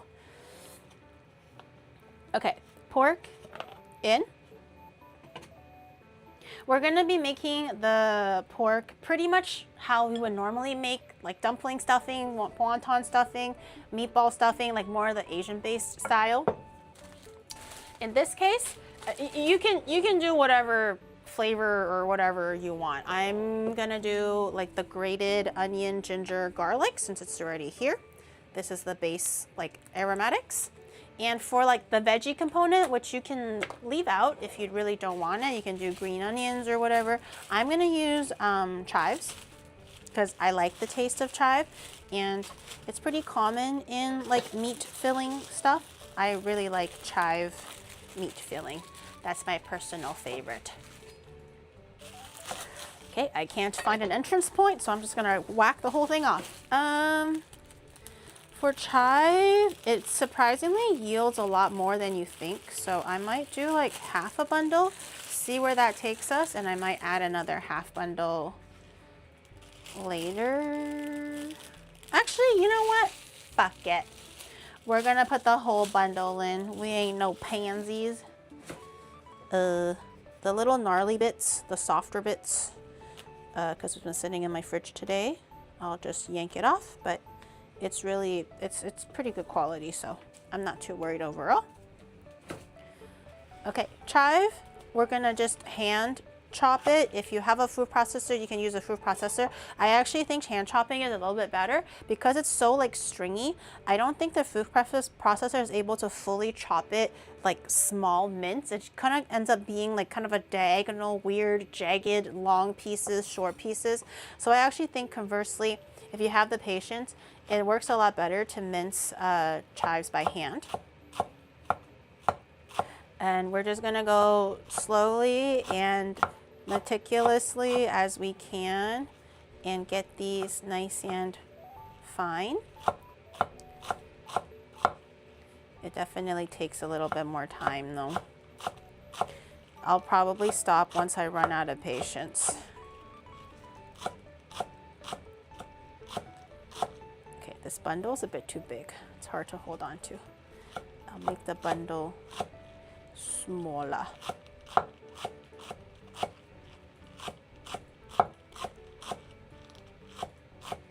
Oh, you can just watch me chop actually. This is like visual ASMR at this point. Chopping chive ASMR.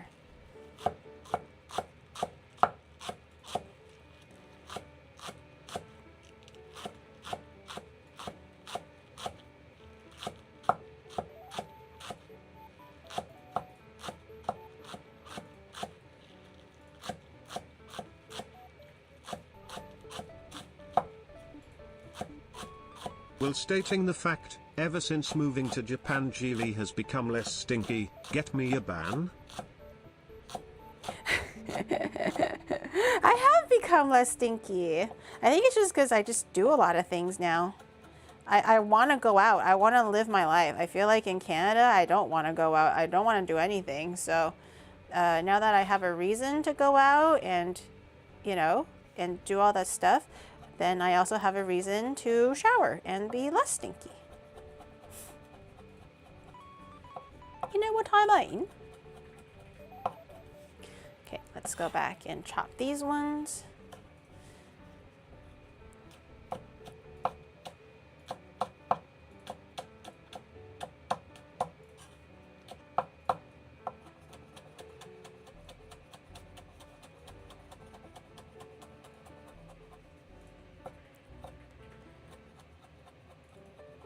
Okay, good, very good, very good, Watson. Okay, it's nice and chopped. Our beautiful chives. Gary, less depressed, confirmed. There's just more motivation to do things, more reason to go outside and see the world, you know. There's no Pokemon centers in Canada, so why the fuck am I leaving the house for? My only real joy in life back in Toronto was to go grocery shopping, because that was like my absolute favorite thing to do, grocery shopping, because there's literally nothing else fun in Toronto that's like worth doing, really. Like, what, you go to the movie theater, it's like so expensive. It's not really worth doing unless you hang out with friends or whatever. Shopping is boring. Everything looks the same, you know? But in Japan, there's Pokemon Center. So, you feel me? You feel me?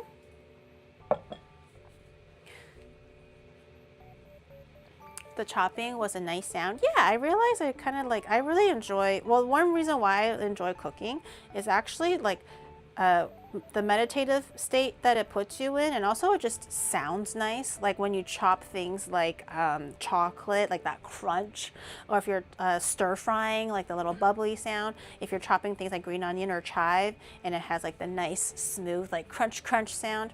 I think that's also why I like cooking. It's not just like the smell or like, oh, I get to eat. It's there's a lot of like sensory things that's fun or satisfying about cooking, I guess. Okay, I'm just gonna give this a rough mix. I'm gonna go in on it and mix it a lot more in a second. But kind of like how we do for things like dumpling and wontons, you really want to like beat the fuck out of this meat, so it's not like, you can kind of tell that it's like individual kernels of like the minced meat. You want to make sure it's homogenized and like gooey, goopy, one big homogeneous lump. That's what makes the meatballs stay together, but also more tender. So when you're biting into it, it's not chunks of individual meat kernels, if that makes sense. It's one big even mass of meatball. So that's typically the key for why dumplings and stuff stay together and taste better and have better texture compared to things like, I don't know, when you don't really mix it enough and it's not broken down. So it's individual like meat kernels, so it just tastes kind of drier in effect. I probably should have used a bigger bowl in hindsight.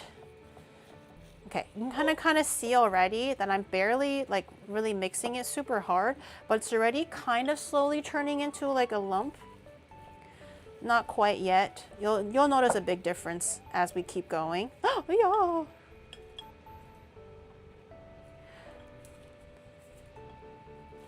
But it's already kind of starting to like, it wants to follow each other.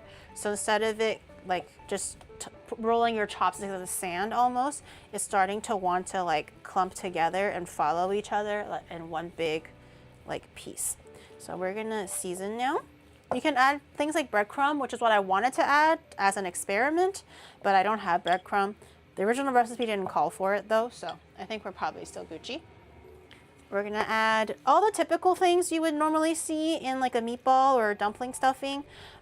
Add whatever you want, makes you happy. There's no really one like wrong answer or whatever. I'm gonna just look through my sauces and pantry stuff and just add whatever I feel like is right. This is white pepper, black pepper. I added in soy sauce earlier. I added in the grated ginger garlic leek thingy. Obviously some mustard. Maybe even some chicken poudre. The chicken poudre de poulet. Get a little extra, a little bit of in there. Okay. Dill, nard, cumin. Cumin could be a fancy little, just tiniest bit of cumin. Maybe some oyster sauce. Some oyster sauce. Cilantro. Ew! Don't insult me. Some oyster. Oh. That's pretty good. Usually you don't get enough oyster sauce or literally like 2 liters come out.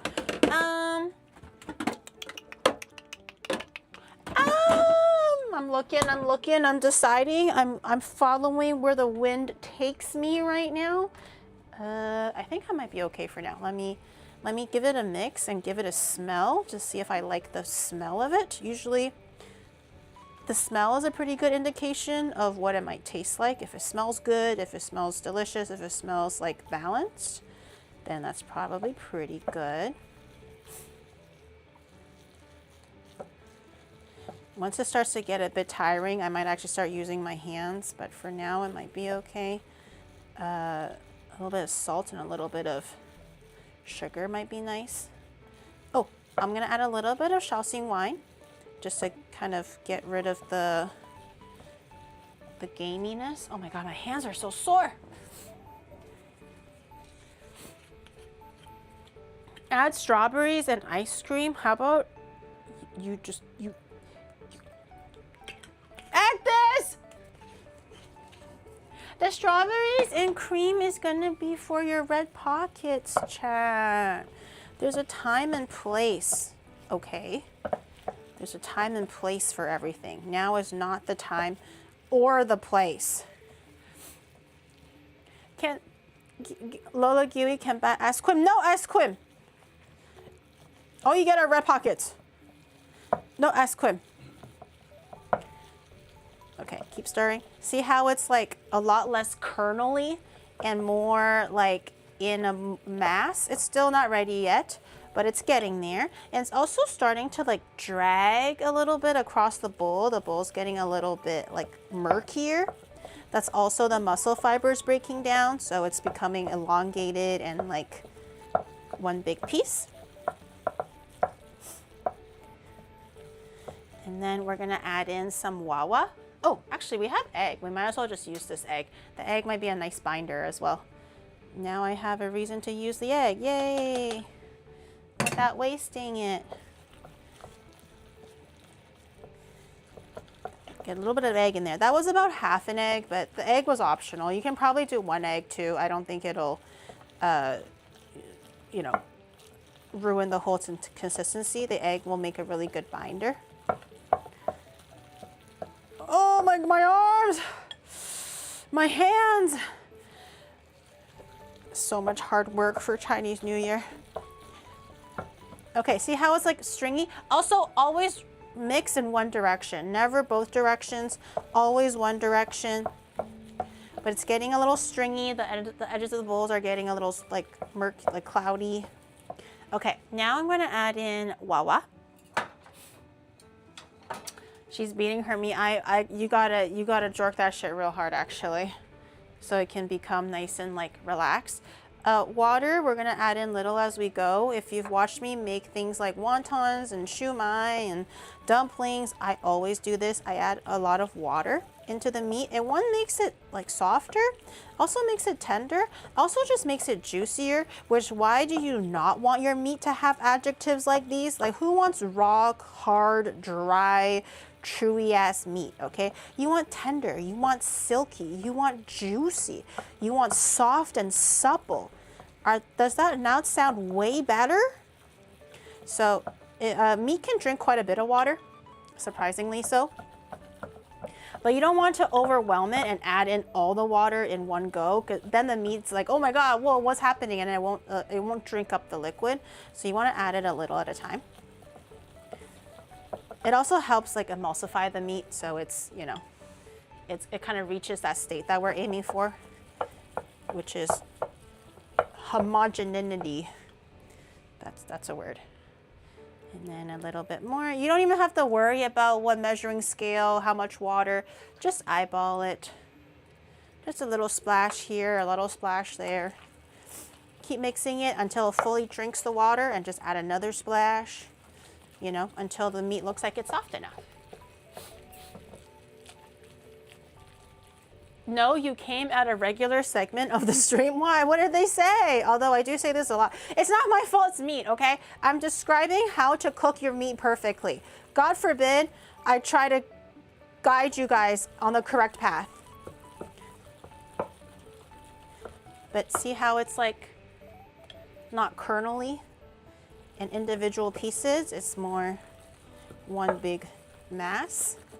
That's very good. Very good. If you want more like power, probably your hands will be better, honestly. But the bowl is a little bit too soft, small. Also, I just don't want to get my gloves dirty. Okay, I'm gonna probably do one more, like half a. Hello? No, I'm just stretching my back. I'm gonna do one more little half a splash here. Of the water. It's also sounding a little like slop, slop, slop. I don't know if you can hear it.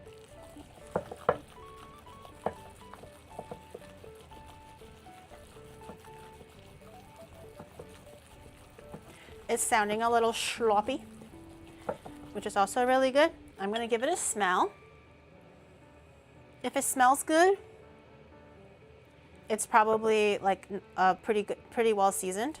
If it smells like it's missing anything, just add that. I'm gonna add a little bit of sugar for some balance. Just a little, half a teaspoon or something. I already added in soy sauce and oyster sauce. You know what, just be a little bit cheeky, a little bit of Maggi sauce. Literally 2 spoonfuls. I mean, sorry, 2 swishes. Literally doesn't really change anything, but I think I'm gonna do it just for the heck of it. I think Maggi sauce also imparts a little nice like smell and taste. Can we add Worcestershire sauce? No, we're not really looking for a tangy flavor profile personally. If you like your balls a little bit more like tangier, I guess, or a little bit more acidic, you can definitely do that. But for me, I prefer my balls just a little bit like more on the savory end, I guess. It's not a definitive no. I just don't really like it for my own ball taste. Okay, this is looking pretty good. Very mashed together. Last step is sesame oil. You want to add it at the end because the oil will help seal in all of the moisture, all the water that you added in. Also, because sesame oil just tastes and smells delicious, so you would be an idiot to not to do so.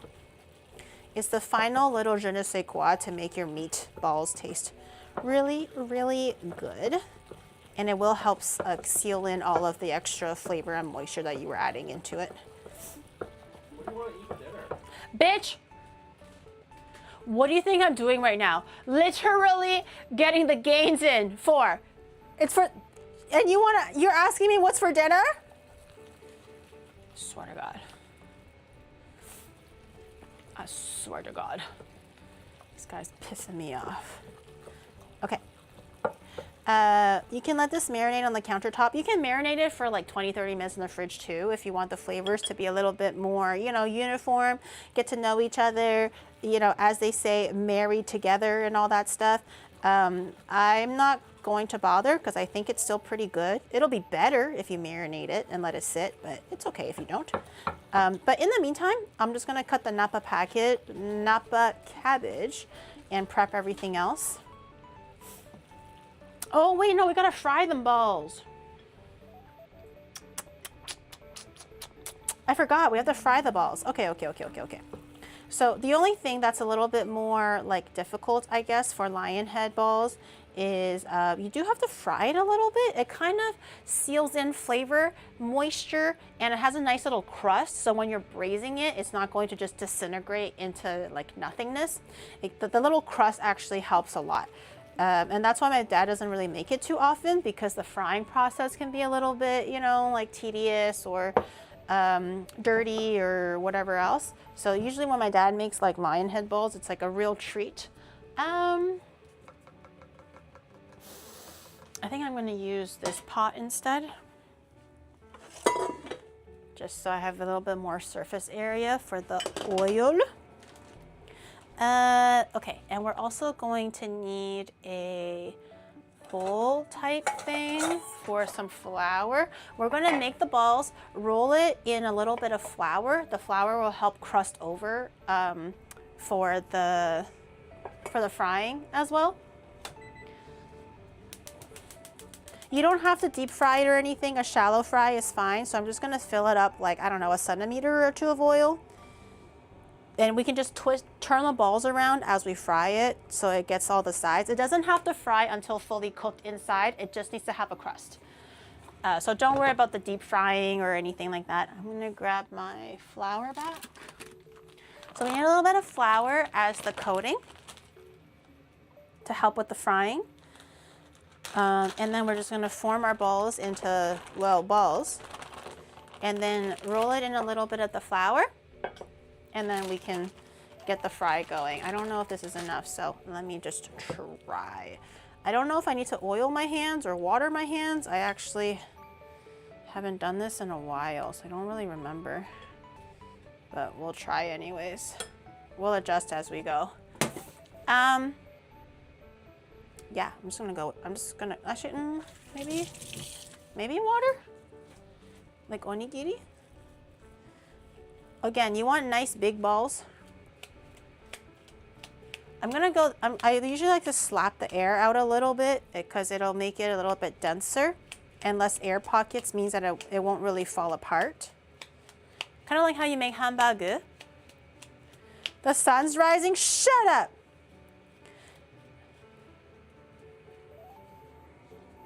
How high is my temperature right now? I don't know. So I'm gonna, that's one ball. Okay. Just gonna make a few roughly the same size. Bigger? No, you don't want it too big. You want it big, but you don't want it like where you're like you literally can't bite through it or whatever. You also want it to be able to fit the soup pot and everything. I hope it doesn't stick to the measuring or the cutting board. That's what I'm a little bit worried about.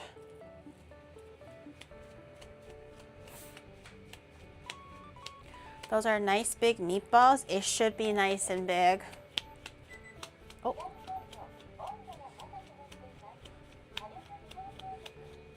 Shit, is it time? Is it time to fry? Shoot. Ah! I wasn't ready for this. I have to grab a chopstick. No! Noob move, Gary. Noob move. You were not ready when the oil was ready. Hold on, I have to grab a wooden chopstick to check for the temperature. Let me grab one real quick.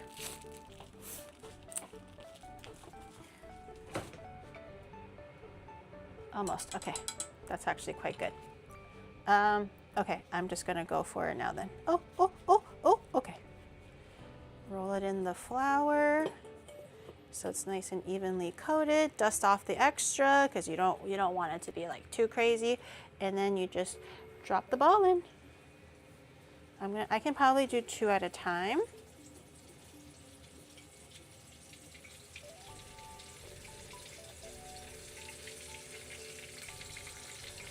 Drop the ball in. Okay.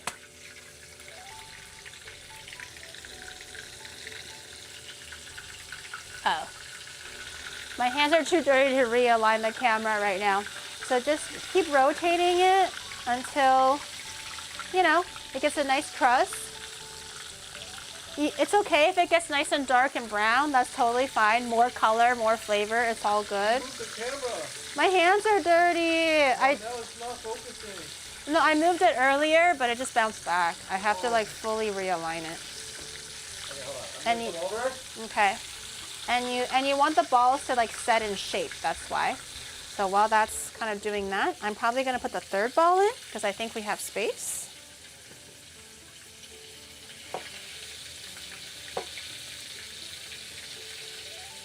I'm going to dust one more and put 3rd ball in.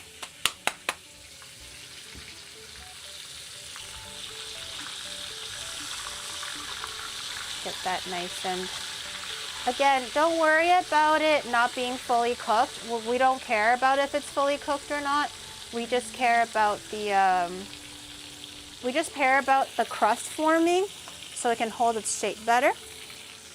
And I'm gonna get a plate ready so I can put the balls on the side so we can do it in batches. The balls at? Those are more meat ellipsoids.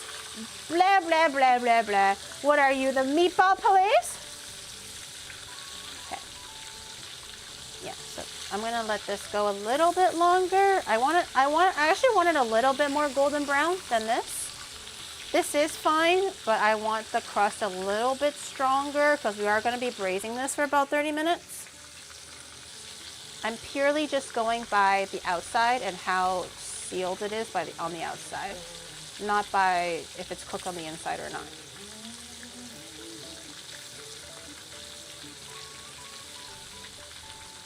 I want to put one more ball in there, but I think the temperature is going down, so I want to make sure I have enough, it's hot enough.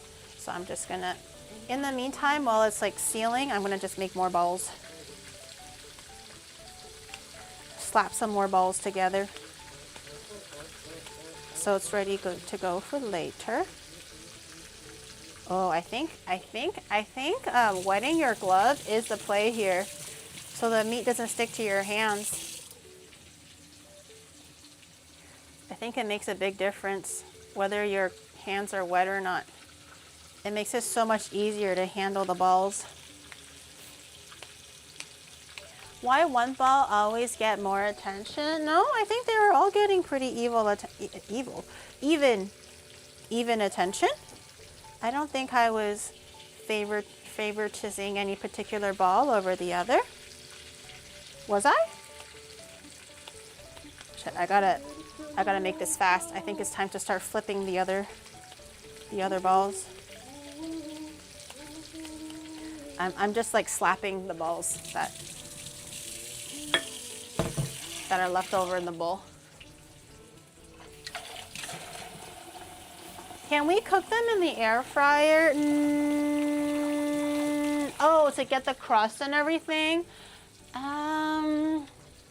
Maybe you can, but you do have to rotate it quite often to make sure that, you know, it's like, oh yeah, that's what we're looking for.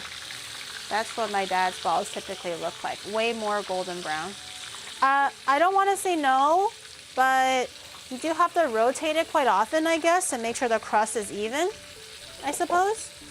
So, not a no, but it could be a little bit difficult to, you know, get that to the crusted stage.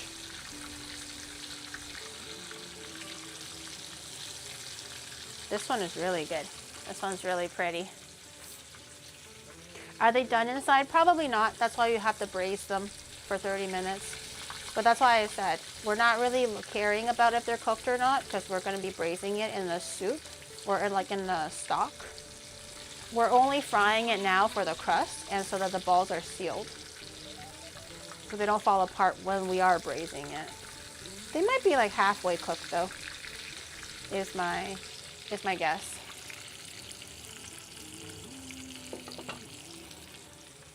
And the beef soup is also beef souping.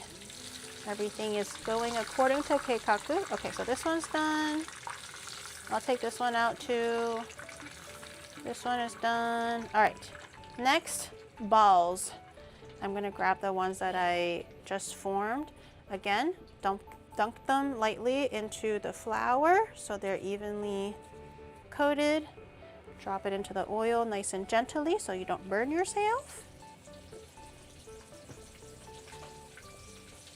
Whoa, it's so white. Yeah, because it's covered in flour.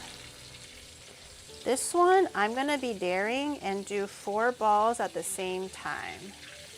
It might take a little bit longer to fry because the temperature might lower, but I think we could, wow, I think we can do it. Actually, wait, let me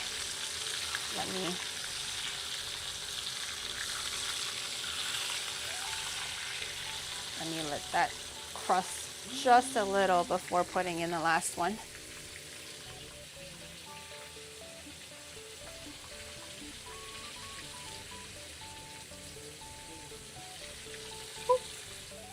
Okay, perfect.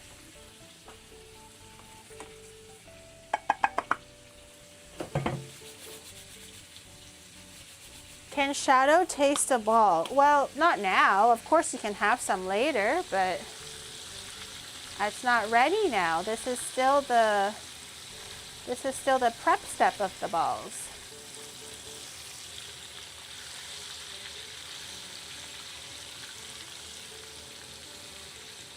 You can definitely, it's a little bit good. Caramelized onions are getting on top of it.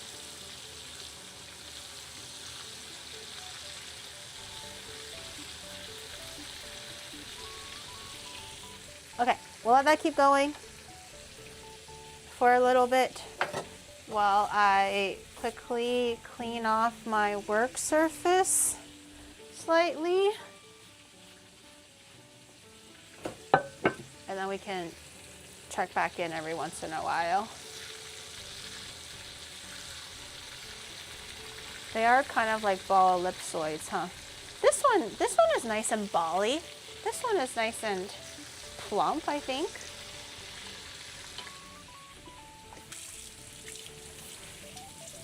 Remember to check your balls regularly for changes in firmness and texture. Well, in this case, it's only going to get harder. If it changes in firmness or texture, that's kind of weird since we're frying it. But yes, I guess it doesn't hurt to check for the firmness. There's always a correct firmness and an incorrect firmness. And also there's a nice crust on it or not. So those are all very important factors to consider while frying your balls. That is very easily overlooked, I find.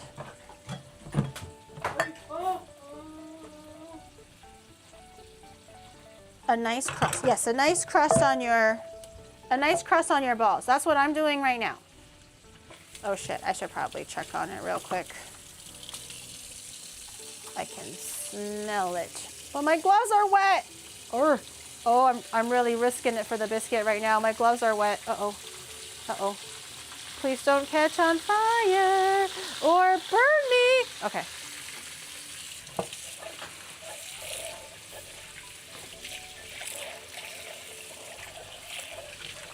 It's okay. I am, well, so far from a professional, but I am a professional. I am a professional at putting myself into dangerous situations. Oh my god. You discovered, what did you discover? What are you combining?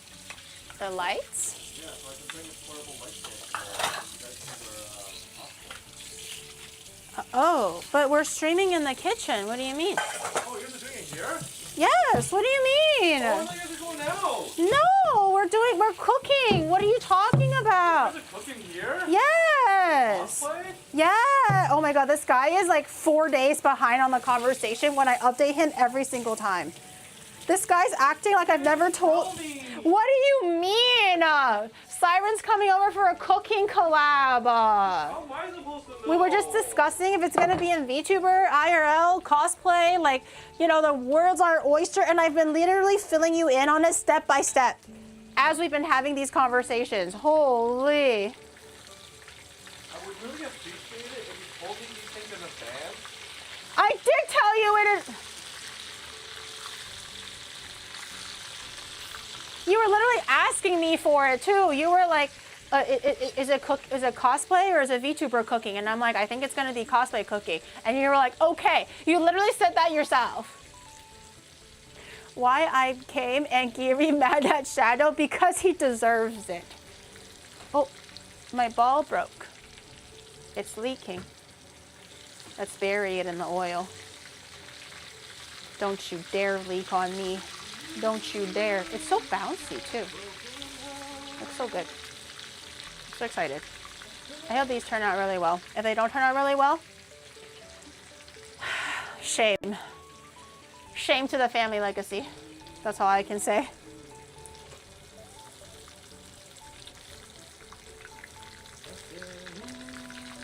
Kind of wanted a little bit more golden brown, but I don't know if it can get darker. Can it get darker? Okay. I think that's pretty good. I think I'll fish these out.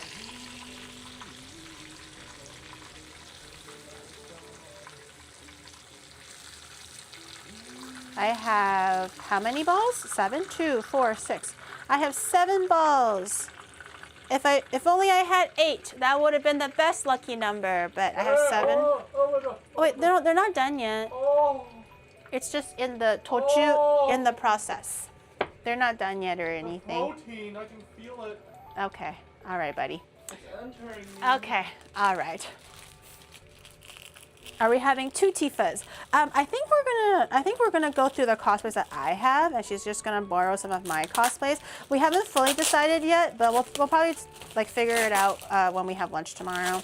If not, we can always just like go shopping for another cosplay or do something else. But it's all chill. Okay. So we're gonna do Napa cabbage. Napa cabbage will be kind of where a lot of the moisture comes from. Also a lot of where like the veggie component, it gives it a nice little like boat for the meatballs to float in. So we're gonna get some Napa cabbage, just yank off a few slices. I don't actually know how much, so I'm just gonna do like, I don't know, like that maybe. I'm just gonna cut off the little butt ends a little so it's not so like stiff and jarring. I like my veggies nice and even. And then I'm gonna cut them into really thick, large pieces. You can also leave them as a whole if your pot is humongous. My pot isn't the biggest because these are like this, I just have the standard size ones. So I'm gonna, like this like hella. I have to find a way how to like clean it. It's clean, like it's, see it's clean, but it's just like stained occasionally. Anyways, so I'm gonna put the butt ends at the bottom. Napa cabbage will release a lot of liquid as well, so you don't actually need a lot of liquid, less than you think. And I'm gonna use the butt ends on the bottom because that's kind of where it's thickest and where it can kind of buffer the most like heat. And then I'm also gonna use a bit of it on the sides. You're gonna clean it? Well, it's already clean. I literally washed it and soaped it and everything. It's like, it's not dirty. Like it's not mud or something. It's just like from cooking. Oh, geez. It's fine. It's fine. Okay, I do actually think we might need almost all of it. Because we need a little bit for the lid as well to cover, like we're gonna have the cabbage cover the top of the meat. So I basically have a little boat here on the bottom and on the walls, so the meat actually won't touch any of the pot by itself. It has a bit of lettuce buffer. I'm gonna put the balls in there, let it sit all the way on the inside. I don't actually know if it's all gonna fit. I hope it does. It'll be so sad if it doesn't fit. Oh no, it doesn't. How do I make sure they all fit? Uh-oh. Uh-oh. Okay. Okay. This could be an unprecedented predicament. Oh, okay, okay, okay. If I verticalize the balls, they all fit. Okay, and then I'm gonna grab a few pieces, lay it on the top. But it's not dirty. What do you mean there's bacteria? It's just from like past cooks where they use like fond and everything, and then they kind of, okay, I'm gonna cover. You're a bacteria. I still have to look at you. I'm just gonna get a little bibs and bobs of the lettuce and cover it all the way. Oh, I forgot. Wait. Don't cover it yet. I forgot. Add stock. I'm gonna add water.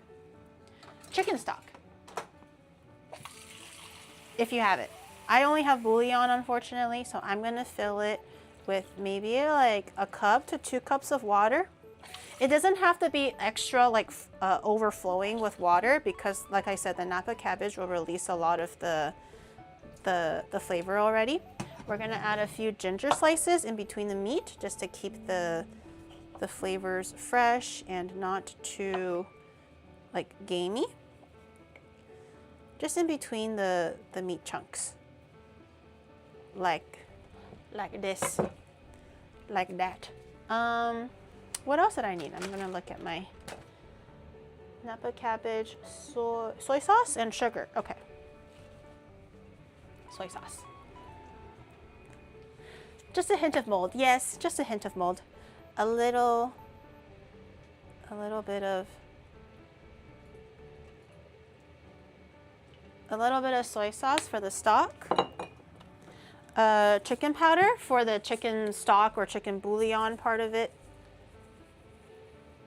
Okay. A little bit of sugar.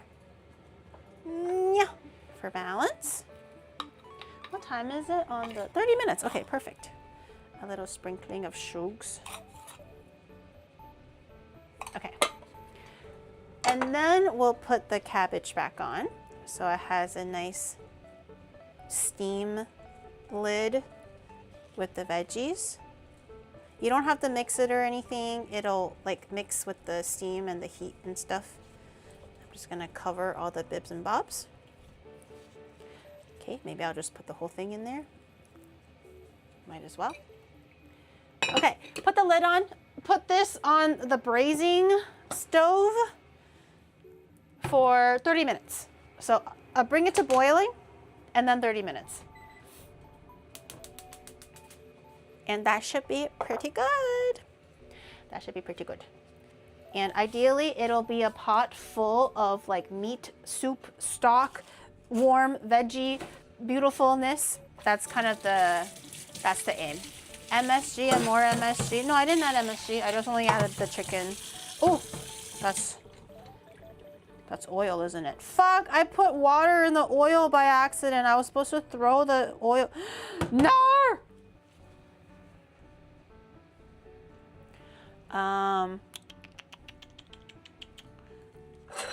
Okay, I'll just wash this again. I'm gonna grab a plastic bag so I can throw away the oil. I started washing my hands and then I forgot. Hopefully the oil's not too hot to melt through this. Okay. Get some of the crusted stuff off as well. Thank God it's garbage day soon. Okay. Alrighty. This bad boy is going into the garbage. Hope it's cooled down. It's like warm. Ooh, it feels good. Wait, why does it feel kind of warm? I like it. I like it very much. Okay. What's the temperature on this guy? Medium? Okay. And then we can get started on our crepes. We'll probably make the crepes we'll bake off the cookies. Yeah.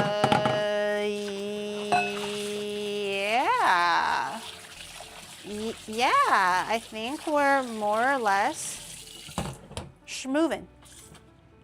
Schmovin'.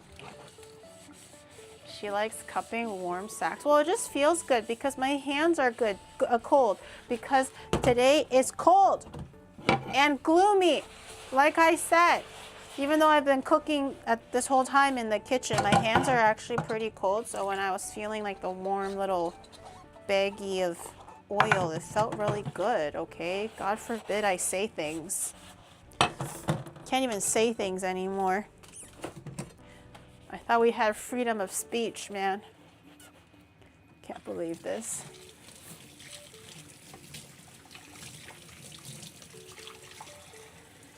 Giri is so talented, man. Somebody wipe her up. I was wondering what everybody was saying ban for. I was like perusing. I was like, I don't think anybody said anything. I'm like, ah, found it. I see it now.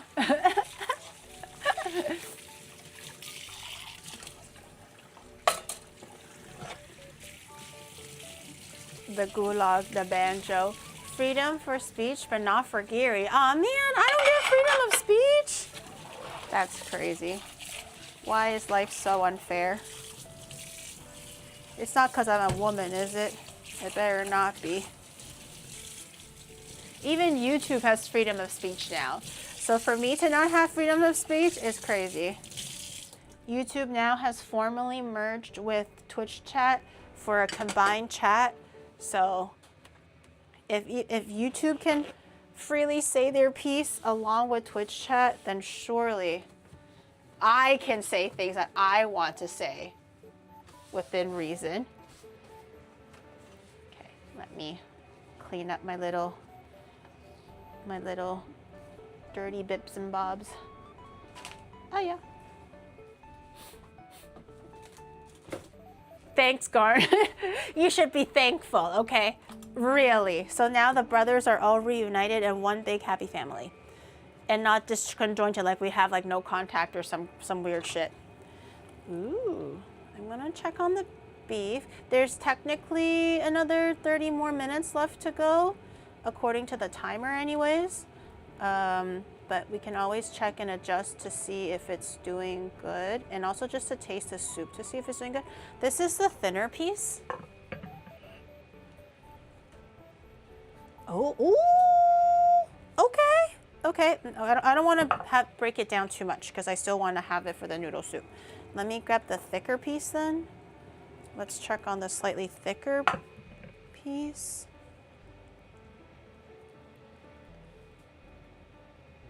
Oh yeah, I mean, I like beef noodle soup because it's tender, but it's not so falling apart that, you know, it can't withstand some chewing. I like how the meat is still a little bit chewy and it feels like you're eating like meat, you know what I'm saying?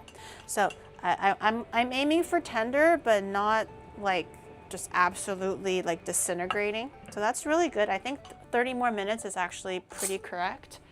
I'm gonna have a taste of the soup.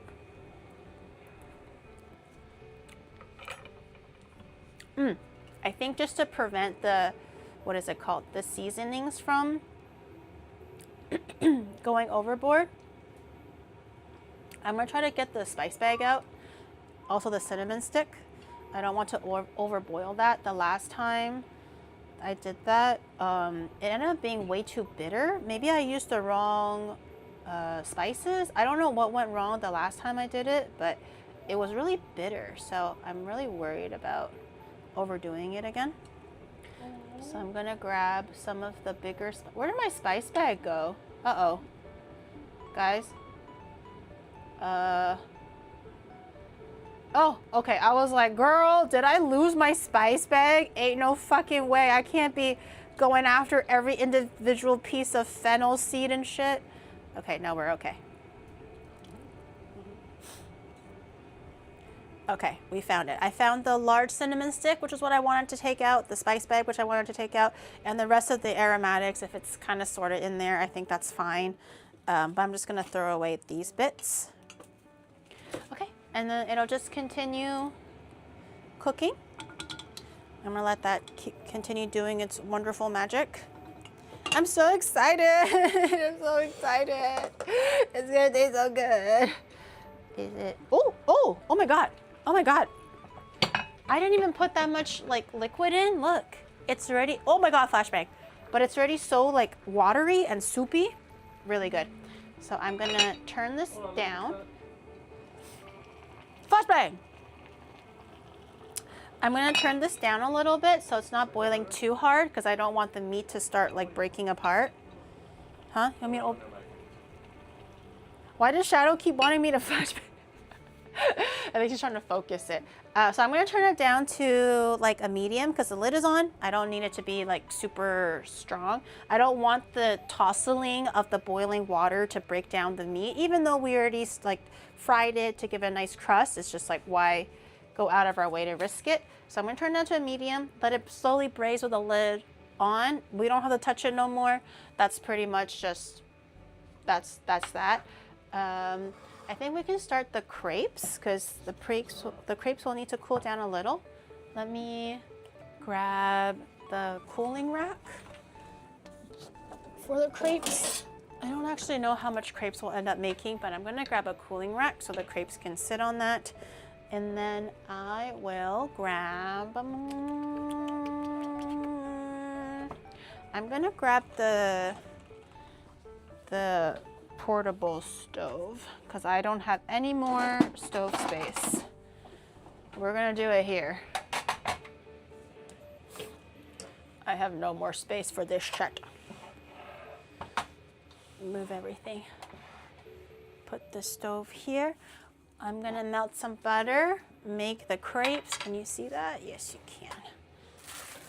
I don't know why I have all these things. Oh, I'll put this in the fridge for tomorrow. We'll be using these with Siren.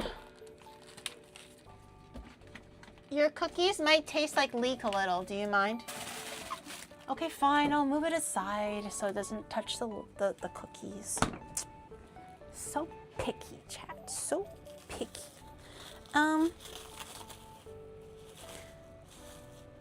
Dare I multitask? I dare not. I dare not. I was going to like make crepes while cutting out cookies, and I'm like, you know what? That sounds like a recipe for disaster, Giri. So I'm gonna actually take out the cookies and I'm gonna start punching holes out really quickly for the cookies and just drop them into the oven while we make the crepes. So at least the cookies will get a head start. Cookie is 160 degrees Celsius for 12 minutes. Okay. I dare not play with fire. 160 degrees Celsius. Okay. Oven preheating. I'm gonna take the cookies out. I already rolled them out super thin, so they're ready to just like be punched out and put onto a baking sheet. So everything. Whoa, flashbang. Sorry. I didn't think that through, but hold on. I just need to grab. I just need to grab. Sorry. That should make it better. I'm just lining the tray with the other one. So this is already like cut into, it's already like hard. It's, as you can tell, it's been sitting in the fridge for a little bit, but since I have everything cooking, my kitchen is quite warm, so I don't want to risk anything. So I'm gonna cut out what I think are like little horse faces, bear faces. I don't even know anymore, but I'm gonna punch a few of these out. God damn. No, is there no way of like taking them out nicely? Or do I have to risk breaking it all the time? Okay, maybe this is not the vibe. It helps that the dough is quite solid, but I think when I pop it out, it kind of sticks into the cutter, so it doesn't pop out super evenly. You know what I'm saying? You know what I'm saying? A little bit of oil, or maybe a little bit of flour. I don't actually even need all these cookies. I only need a few. You know what? Just for the thrill of the game, I'm gonna use a few other shapes. I have Sakura. Why? Oh, boiling. Okay. Lower temperature to maybe the lowest for that one too. I have little Sakura ones now. Cute.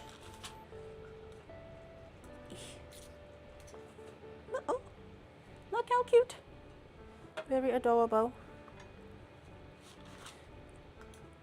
I'll just make a few of each so at least I have more than one in case one or two burns or is uneven. Okay, so I have these. I have a few that are like the bear head and I have a few that are Sakura.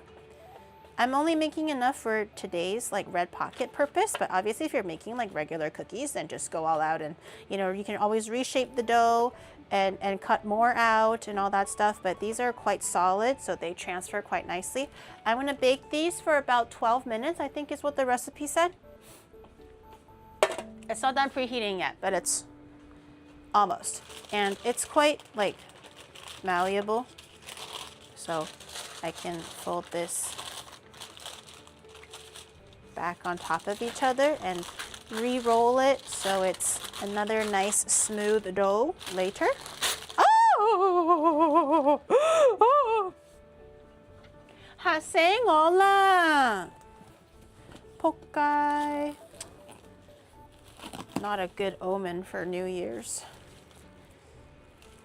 Okay, this one I'll also wrap it the same way as the other one, so they keep better. And now I just have extra cookie dough in the fridge to make some cookies.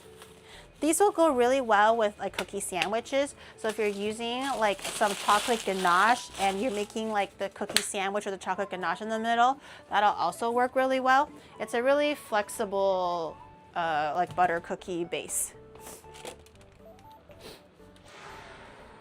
Okay, 12 minutes. Hopefully that'll be pretty good. These cookies are not huge, so they probably won't need that long to cook through. This one was a double wombo combo trouble. These cookie cutters are actually not meant for cookies. They're originally meant for cutting like carrots and daikon for Japanese cooking because they're like really cute and aesthetic. I think that's why they don't have a release on them. Okay, that's cooking, that's cooking. It's crepe time. Can you see that? Yes. This is the cooling rack for the crepes. I don't need this. I'm putting this away. It's jama.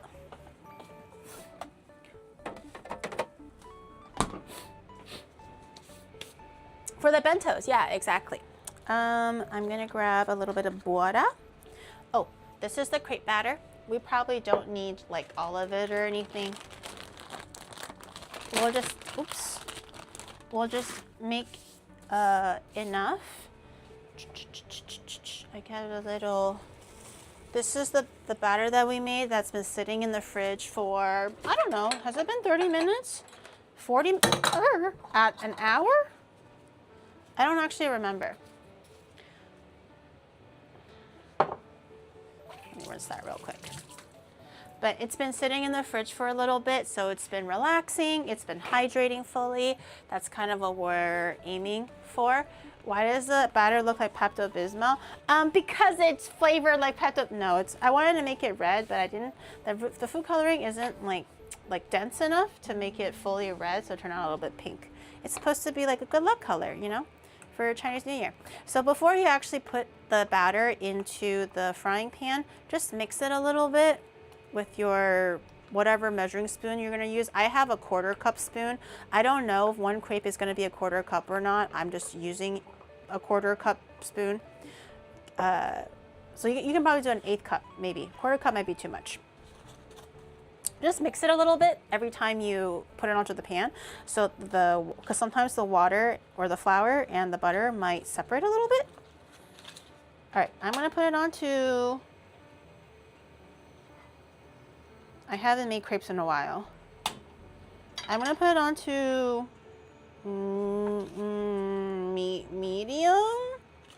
I'm gonna grab a little dollop of this butter.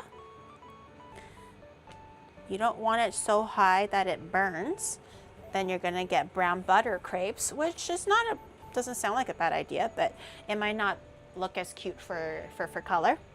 So let the pan heat up and warm up a little bit, melt the butter. Usually the first and second crepe is the test crepe. So if the first and second crepe looks a little bit wacky or not as cute or falling apart, don't worry about it. That also just means the pan is coming to temperature. It's not fully, you know, warmed through or whatnot. So don't be discouraged if the crepes look a little bit like ugly, or the first or second one. I might actually crank up the temperature just a little bit.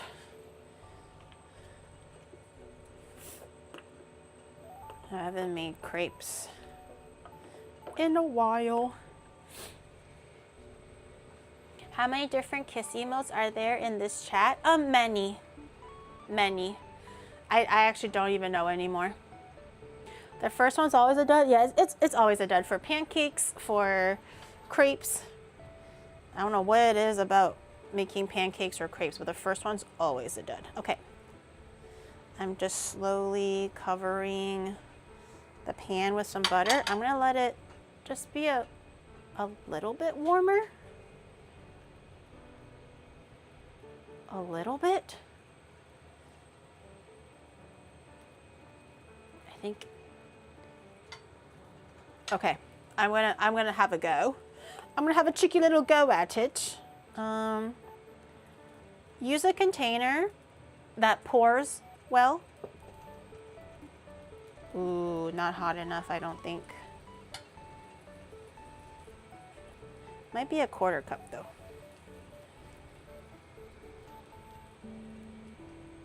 Oh yeah, this one's gonna look fugly. I don't think it's hot enough. Let me grab a little spatula so I can lift up the corners when it's done cooking. This one's gonna be a kind of ugly. The first one coats the pan in coated starch, which helps to spread out the cook evenly. That makes a lot of sense. And once it starts to get a little bit wavy like this and bubbly, is probably an indication that it's almost getting ready to flip. Also, obviously, if the edges are getting crispy, usually the first one's never like that though. You can probably flip it. The first one looks a little bit like soft though, so I'm not gonna flip it with my hands. I usually do. I think this is kind of a, actually, fuck it.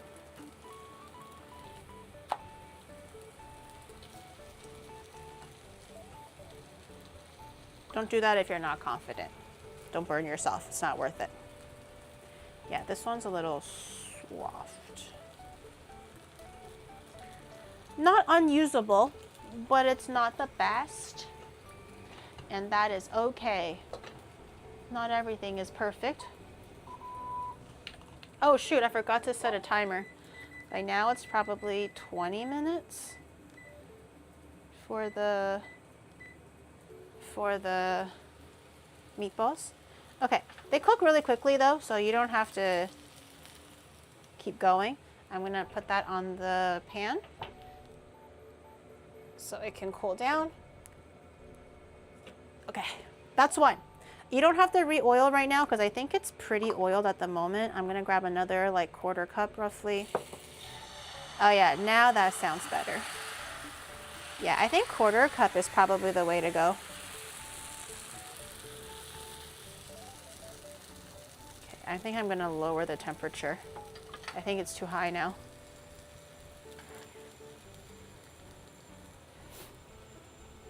You want it pretty soft and malleable. You don't want the crepes to actually be too hard or crunchy because we're going to be wrapping it. That's why you kind of want it quite soft and like almost like fabric. Once the edges are kind of falling apart, I think that's a good sign that you can pick it up. Yeah, I kind of want it smoother, so it looks cuter for wrapping. But this will be good for like the medium layers, I think.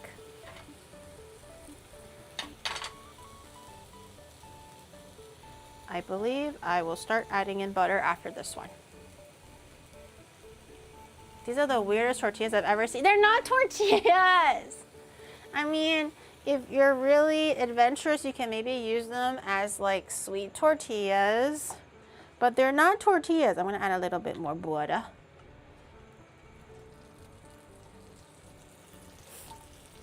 I have the heat now at like medium. Probably a medium low would be better because I want the tortillas to be as smooth as possible, not as bubbly as possible for the aesthetics.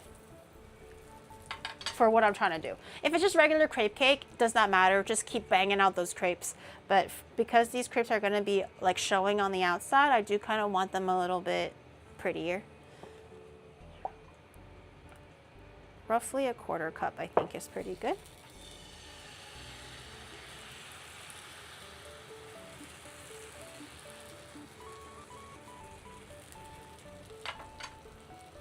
This corner is a little lacking. Okay, let's see how that goes. It's Yabu-sama's birthday. Wish him a long life. 福如东海，寿比南山，龙马精神。I hope you survive until your 99th birthday. Happy birthday. I call them tortillas. I did. I said tortillas? Oh. I just say shit now, especially when I'm focused. I don't actually think about what I'm saying. I just say the thing. Not even 100. Let's not push it, okay? What? I think 99 is very reasonable. Survive is a way to put it. Happy birthday, Yabu-sama. Happy birthday. Why are they not as smooth? Conversely, I'm actually thinking the first crepe that we did is probably the best crepe for this because it's the smoothest. So it looks the prettiest. Ooh, this one's really hot. Okay.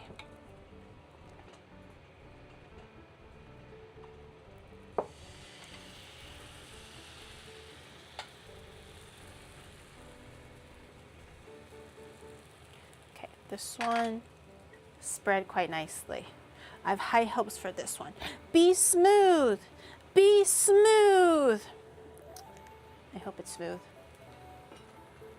Ooh, my balls are doing good. My meat is doing good. Everything is doing good. When all else fails, you're just getting a crepe cake at this point. Not a red pocket. It's just a crepe cake.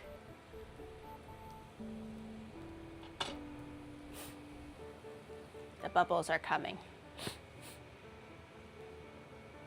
Why are the caves Pepto-Bismol color? Because I didn't have like a red velvet color or like a really thick red. Oh, this one's not too bad. Ooh, this one's pretty. It only took 4 pancakes, 4 crepes to get one that's like kind of sort of consistent. This one's pretty good. This one is like really holy. This one, the backside would work for this one actually. The back sides are not that bad. It's the bubbly side that I kind of don't really want for this kind of cake that I have in mind. I'm gonna risk it and not oil it and just go do another one. I think the pan is nicely seasoned at the moment. Yes, look at that beautiful thin sheet of crepe. Oh my god, my kitchen smells so good. I can't wait to fucking eat balls and nudes and meat. My cookies are ready. Let me take a look. How cute. Are they done cooking? Can't tell. Are they done? They're really light in color. Maybe just an extra 5 minutes or something. I can't tell if they're done, but they're a little like light in color. I'm kind of hoping for a little bit more color. Boom! Beautiful! Beautiful! Slay that Rachel Ray, yeah! The neighbors that understand English, please. They're just jealous of the smells that are coming out of my house at, I don't know what time it is, but I'm gonna assume 10 p.m. 11 p.m.? No way, it's midnight. What time is it? It's 11:30. It's so over, boys. It's so over. Yeah, this one's nice and flat. That one is beautiful. I do think I should probably grease the pan now, though, for the vibes. Yes. I think just in case, because I'm not perfectly happy with the first like 3 that we did, I'm gonna make a few more crepes just to make sure that we have enough. The ugly ones can definitely go into the middle. I just kind of want the pretty ones to be the ones on the outside, I guess, but.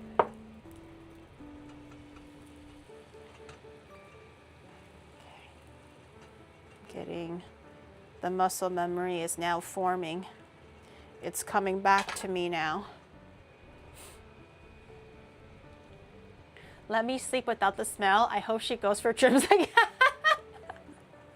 It's like either she's yelling, screaming, making smells, or it's like dead silent and nothing is happening.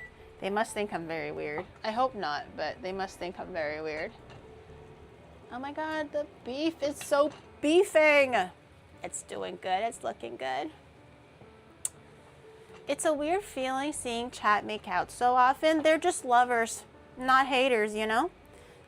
Would you prefer if they were like beating each other in the face? Wait, I looked over because like Shadow sometimes can speak to me on like a little like note app in case like, hey Gary, say this, don't say that, or like your face is showing. He has a little like notepad thing, right? That only I can see. And then I noticed that he wrote something and I was like, oh shit, did I miss an important message? And it just says pineapple. Why? Why does it just say pineapple? I'm a little worried. It's really big too. It's like really big fat font and highlighted. All it says is just pineapple, nothing else. Safe word, pineapple. Why pineapple? What is pineapple? Okay, this one's like flying up like a little kite, so it should be pretty good. Whew. Every time I add butter, the one that I cook when I first add the butter never really turns out that well. It's the one after it that turns out really good. Oh yeah, this one's got a nice little lacy edge on it. Yes! I keep seeing VTuber announce on Twitter that they are pregnant. Huh? Who? Who's stealing my shtick? Only I'm allowed to be pregnant. Who's stealing my joke? How dare they? Only me. Only I'm the pregnant one. Don't steal my thunder. Let me have this. Congrats, Gary. Thank you. Only I'm pregnant. Only I'm allowed to ever be pregnant. Bao was with puppies? Well, how many is she expecting? Because I have more. Whatever she's expecting, I'm expecting 3 more. Ooh, this one's beautiful. So that's what that belly bump is. Shut up. That belly bump was me eating bread. I had some bread before stream, okay? God forbid a girl has some carbs and she gets bloated a little bit. It's not a baby, it's just bread. That's my healthy trans fats. I actually don't have a lot of trans fats, so joke's on you, bitch. I don't got no trans fats. I eat pretty healthy. Okay. Maybe 2 more? 1 more? 2 more or 1 more after this? Oh yes. Nothing is sexier than when a crepe batter just rolls into that pan and it's like a beautiful, sexy, sexy.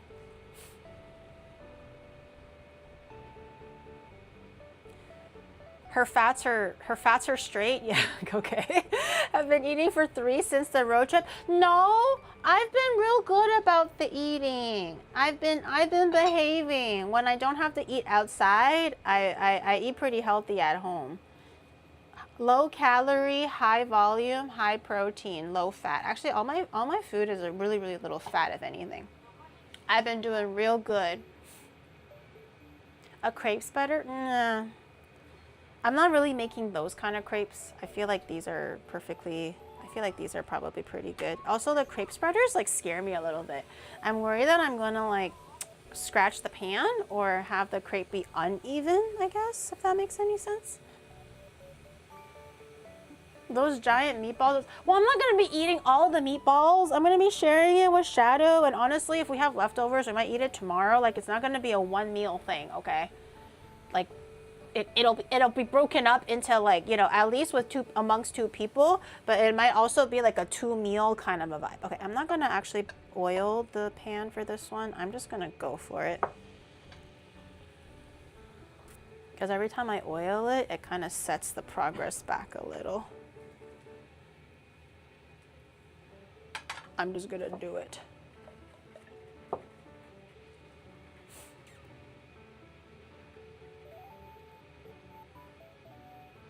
At least the baby in her tummy will be healthy when it's pushed. Nice and well fed. Oh shoot, my cookies. My cookies!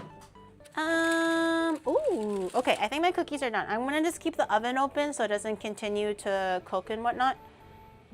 I'll just leave it in the oven because I just don't have space right now. Ooh, this one is so thin, look.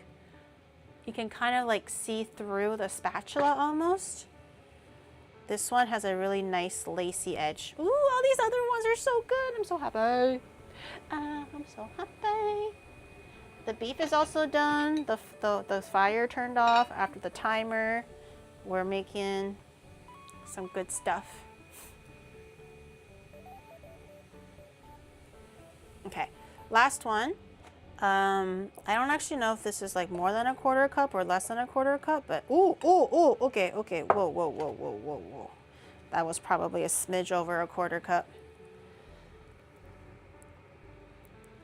Okay, this one seems a little bit too little to do anything, so I'm just gonna dump this one. I'll let that continue cooking. Okay, crepes are done. Soon to be completely done.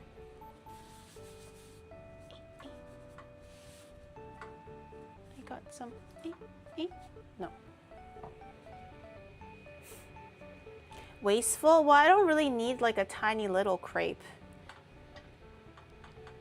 The tiny little ones mean nothing to me. I only want the big, perfect ones.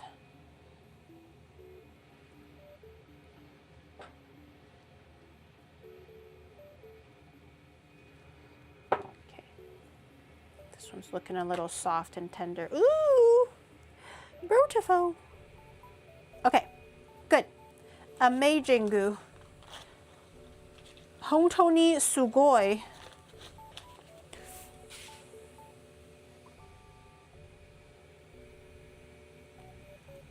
It's an average crepe. This one is beautiful. Those ones are a little fugly, I'm not gonna lie. The earlier ones that I did, they were given ugly. So I might just hide them in the middle and I'll try to use the pretty ones for the outside. Like the nice smooth side, that's kind of what we're aiming for this particular thing that we're doing. Okay, crepes are done. I'm gonna put the pan, well, it's not really good to put a hot pan in the sink, but YOLO. Ugh, she sizzles.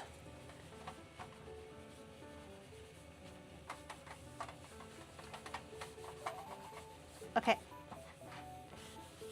let me just tidy this up just a little bit. I think I'm gonna take my, sorry for the gloves to take off, but I'm just gonna put this back in the drawer. I know this might bother you some, For those who are VTuber, what is it called? VTuber maximalists. Sorry if this makes you uncomfortable. I'll put my gloves on real quick. Apologies, sire, apologies. The flesh is out. It's okay, it's okay, it's okay. 3 more seconds, deep breaths, say it with me. It's okay. And we're back. See? It's okay. We don't have to freak out. I'm gonna wait for these to cool down just a little bit. These look really good though. I don't want them warm because we're gonna be using, what is it called? Filling with the cream and stuff. So if it's too warm, then obviously it'll start melting. But I'm gonna try to pick up maybe like the few like prettiest ones. Also the few that are like strongest. These ones are really pretty and really strong. These ones are a little bit mediocre, so I don't actually think I'll use these ones. This one is pretty good. This one is all right. These ones can be middle pieces. And then these ones, if I really don't have enough for whatever reason, I can use as extra. But this one is kind of like holy, you know? It's not the greatest. This one was the first one that I did, which actually is not bad in hindsight. It's just a little bit like, you know, torn. So these ones I'll actually put to the side, and then these ones I will kind of spread them out a little so they will cool down. They're already kind of getting to room temperature, so.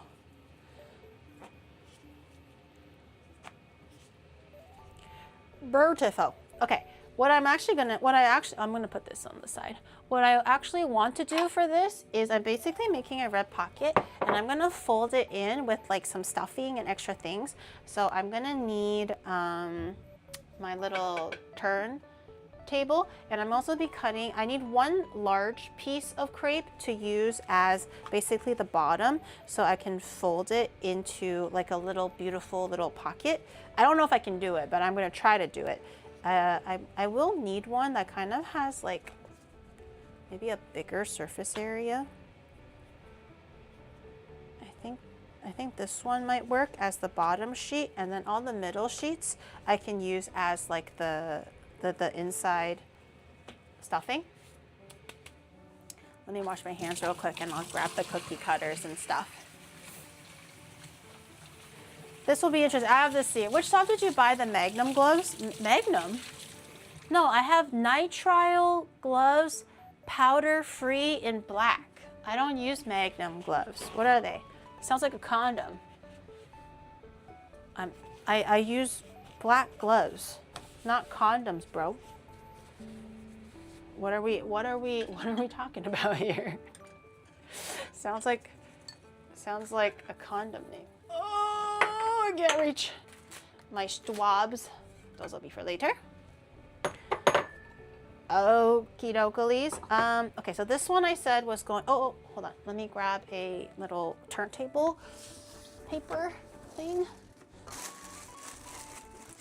from my Pokemon cakes. Also, this is gold, which is perfect. Red, well, pink and gold. Yes, yes. Okay. I'm gonna have this one as the base, like I said, because I think this one is probably like the prettiest. I actually want to use this side as the outside because I want it nice and smooth. This side will be the inside. And for the rest of them, I'm gonna get a cookie cutter. And I basically want the inside to be able to layer and fold it like over. So here's what I'm thinking. So this is the bottom base. I want to build a little mini crepe cake in the middle. So once it has a nice tower, I'll be able to fold it over to make a nice little pouch. And it's gonna be stabilized from the middle. So I think I want the crepes to be like, maybe just slightly bigger. I want to have enough overhang so that it can fold onto itself onto the top, but also not so much that it's like, do you see the vision? Do you see the vision, Watson? I think this is perfect. I'll use this size. I don't actually know if it's perfect. I hope it is perfect. Okay, so this is the extra piece.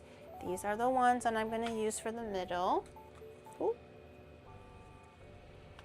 I'm just gonna layer all of them on top of each other. Oh, this one's a little wacky. I'll do that one separately.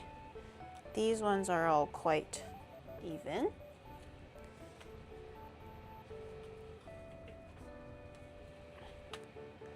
Okay, and then I don't actually know how many I'll need, so I'm just gonna cut out a bunch.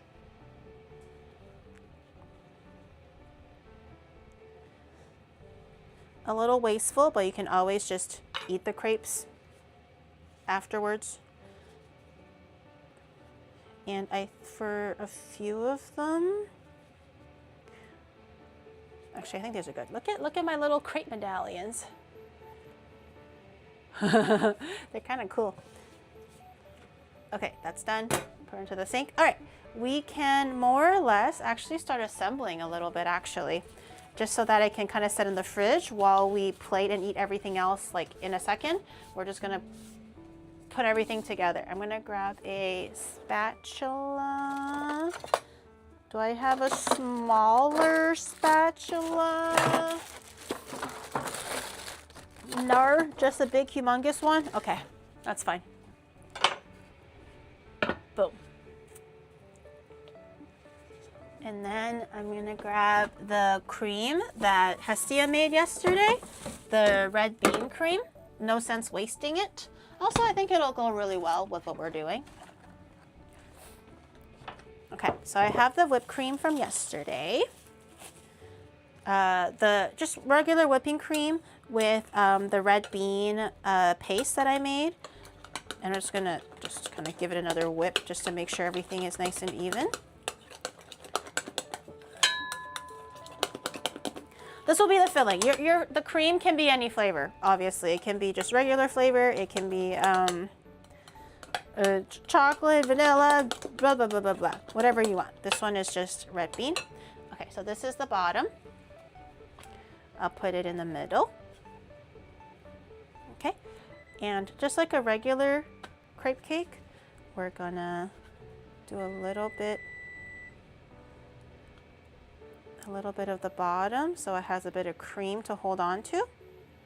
Because we're folding upwards, don't worry if it's a bit too much cream or it's a little bit bigger than the circle that we cut out. Just don't put too much, because you don't want the cream to be like gushing out later when we do the layers. Okay, and then I'm gonna put, oh, that is quite a bit. That's okay. That's okay. Do a eeny meeny bitty piece. We're gonna keep repeating this like a classic crepe cake, which will require a few layers. Once we get to maybe like 4 or 5 layers, once we have like a kind of a decent height, we'll add in the little chocolate stuffing pebbles as a little surprise. So when we cut into it, it'll be like, oh my God, there's chocolate. Like, it's not just cream. You can also fill it with like sliced strawberry if you prefer. That will be really cute as well. I basically got the strawberries as a little decoration.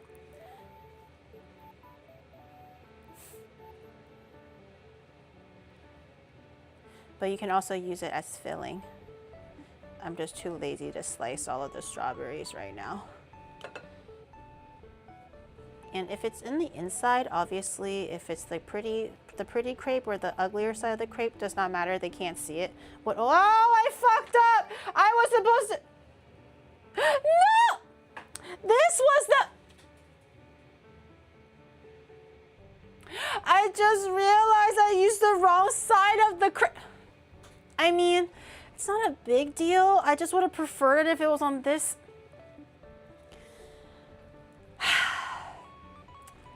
It's time to start over, guys. Or else we're gonna have a cursed Chinese New Year. And that's the last thing we want. Time to pack up.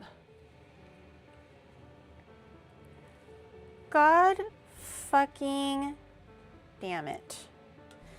It's not a big deal. It's not a big deal, but it just would have looked better with the other side. No. No. All right. It's fine. It's fine. Everything is fine. Smile through the pain. I actually lost track of how many layers we're doing, or how many layers I did. So I think I'm gonna start. I think I'm gonna start putting in the chocolate now. I don't know how tall this chocolate is. I just got a little bit of chocolate bonbons from the grocery store that you can find in every kombini. This one is like a seasonal special because it's strawberry flavored. I thought it could be quite cute. Okay. Oh, they're individually packed. Interesting. Oh, they're like little squares. Uh-huh. Oh. Sorry, I ate your bonbon. They're like little candied truffles.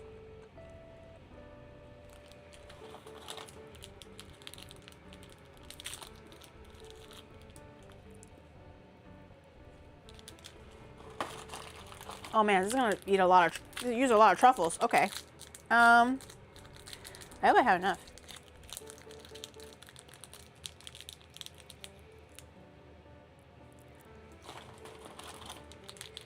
Oh God, it's gonna be a lot of truffles.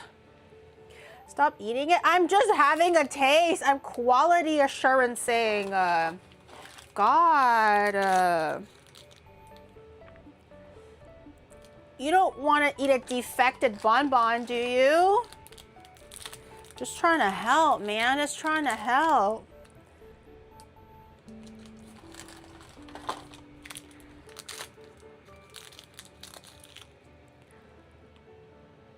Okay.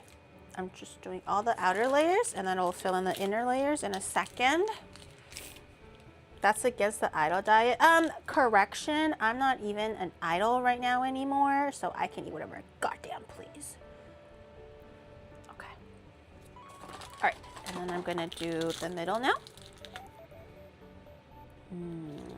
I think I can only maybe fit 3 max for the middle.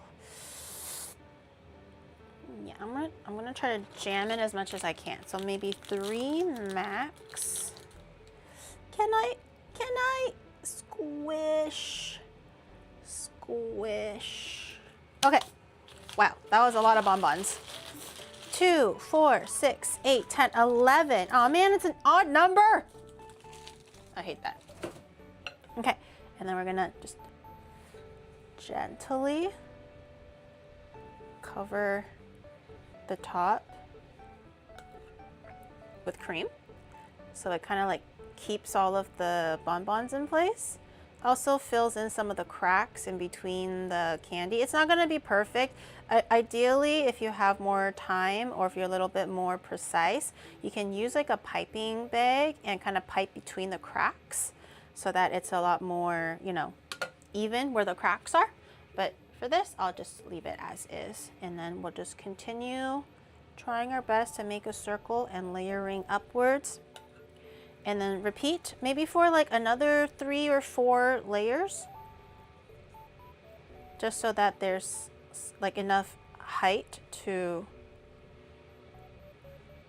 wrap the little red pocket.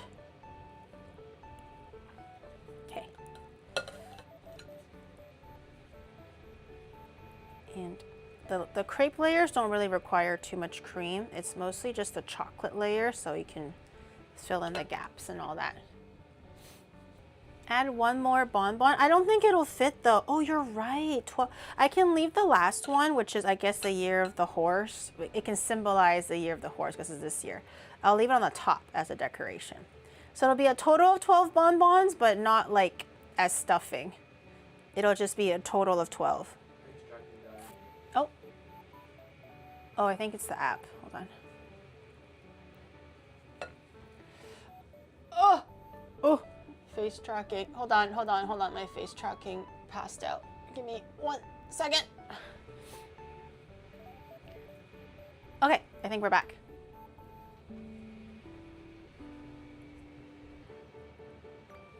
Oh shoot, I lost track of how many. Oh, wait. Okay, I think this is the max. I think this is max. I'm just gonna do like the tiniest amount of whipped cream so that there's like a little bit of like a glue almost for the very top, but I think we are at Genkai. I don't think we can go anymore. Or else like we can't fold it anymore. Okay. All right, so we have our tower and I'm going to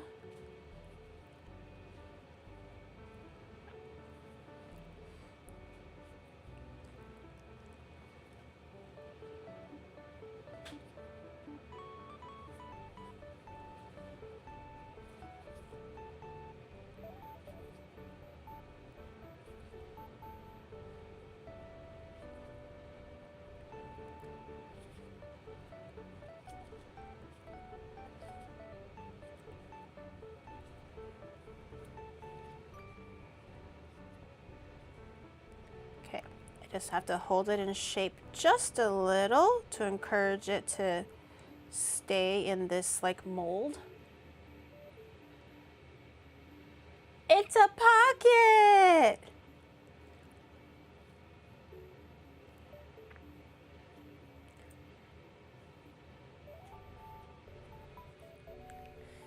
It's a pocket. Okay, I'm gonna grab a piping bag and a piping tip real quick. You can just put cream on top, honestly. I think that'll work, but I do think it'll make quite a big difference if we had a little cute piping tip and all that stuff. So let me grab, which one will make a nice little flower? Maybe this one? We also have red bean in the bean paste, so it might get stuck. So I don't want the nozzle to be too small. I don't know if this one will work. We'll have to try. But let's get a piping tip.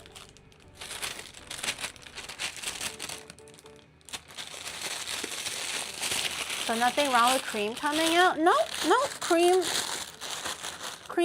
in it is all good.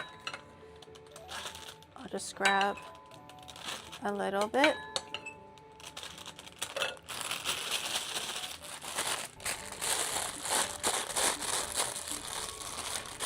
Oh. Okay, let me test it on something first. We can test it on this. See what it looks like. Oh, the beans are getting stuck. Oh, the beans are getting stuck. No.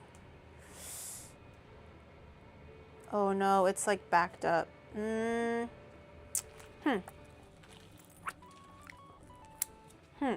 Okay, it clearly needs to have a bigger nozzle then.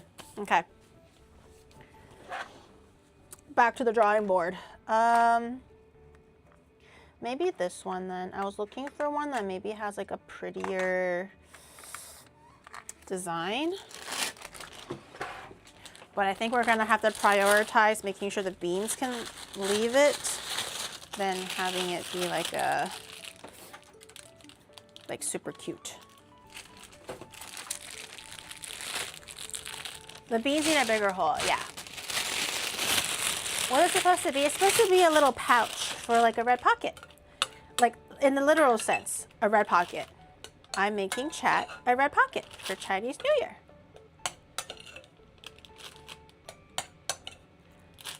Okay, we probably don't need all this, but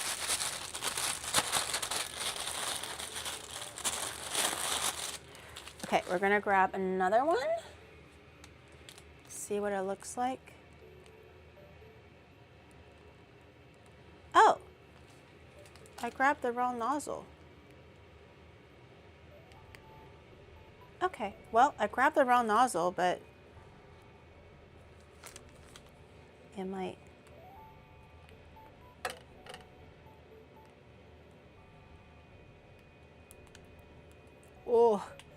Oh, these beans are.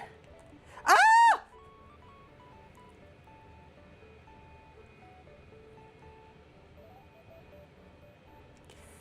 Okay. Okay.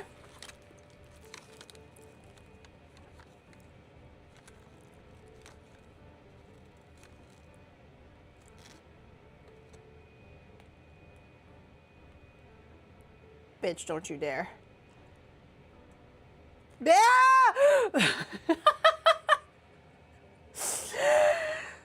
Beans!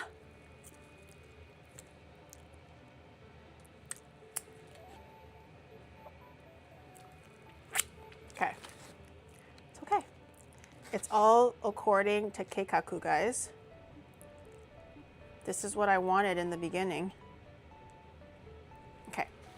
And then I'll have a little bit of the bonbon in the middle, or i.e. the one bonbon. Oh, there's actually 12. Perfect. There's actually no more in the package. We used it all. Crazy. I have some swabs for some couleur. I was going to maybe cut it in half though. I'm going to keep the green part because I kind of like the little green accent that it gives. Cute! It's so cute! Where did my little cookies go? I have my little, I think I'll just use the little flowers at this point. I'm gonna try one cookie. Mmm.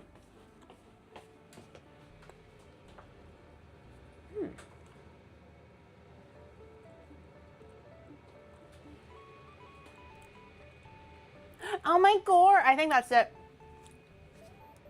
I think we made Picasso. Yeah. I think that's that's the money shot. Oh, it's so cute. It's like a little satchel. It's a little bit dirty on this side because the cream kind of. Yay! Okay, this I'm gonna put in the fridge. So it has time to kind of like chill, relax a little bit. Oh my god, it looks so cute from the front side too. Oh my god. Okay, I'm gonna put this in the fridge so it has time to kind of set a little bit while we plate everything else. Okay. I'm gonna get the bok choy and my noodles because we're gonna make the beef noodles. Let me switch gears now. Changing everything back to savory stuff. We briefly intermissioned with the sweet stuff. Now we're back to the savory stuff.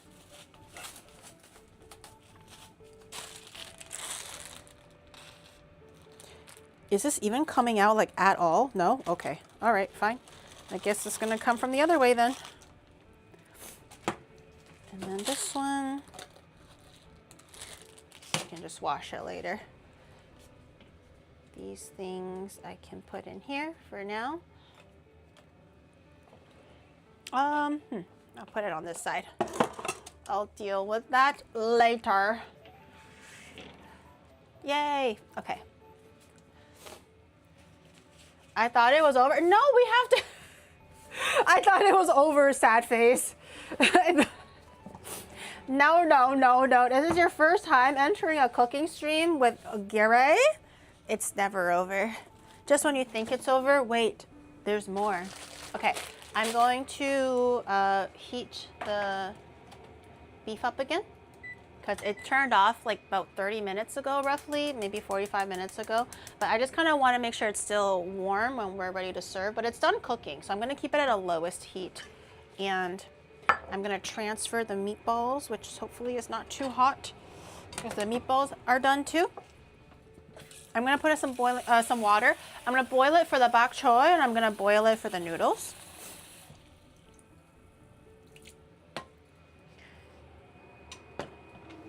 I'm gonna boil my wawa. I have one bowl here. I'm gonna get another bowl. Perfektenschlagen. Okay. My 2 bowls. I just bought the ramen from the grocery store. It looks pretty good. Usually for beef noodle soup, it tends to be like more of like a thicker, chewier noodle. Not really an udon necessarily, but it's a little bit like chewier so it can soak up all the extra flavor. So I got that one. Bok choy is pretty classic when it comes to like veggie options. So I'm just gonna take the bok choy, chop it in half, wash the filling so it's like not dusty or anything. I think maybe 1 is good enough because Shadow doesn't really like veggies. she's a little dusty. She's a little dusty. She's probably more dusty on the inside, so I'm gonna cut this in half and cut it into a quarter. So when we serve it, it's pretty. Yay! I honestly don't really like eating the butt end. I would prefer to cut it off, but if I cut it off, it won't really stay in this like nice long shape. So I think for now we'll just keep it as is, but if I were to make this without having to worry about like presentation, I'll probably just cut it so it's individual leaves. The noodles are not from scratch, okay? I am a fraud. I apologize. Actually, these are still quite thick. I might actually cut these into quarters. Yeah, that one was a thicker half, so it was kind of too fat. You use pre-made. It was going so good. It's all falling apart now. Everything is in shambles. What else is next? The next thing you're gonna tell me is that she didn't make the ceramic bowls herself. Duh, duh, duh. And honestly, it's true. I didn't make the ceramic bowls myself. I just, the B word, I bought it. I bought it. Yeah. Yeah. It's true. I bought it. Giri doesn't make the fries or make the fires.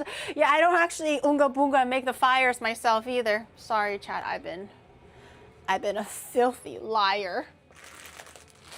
Hestia would never. Honestly, Hestia probably would never because she doesn't know better.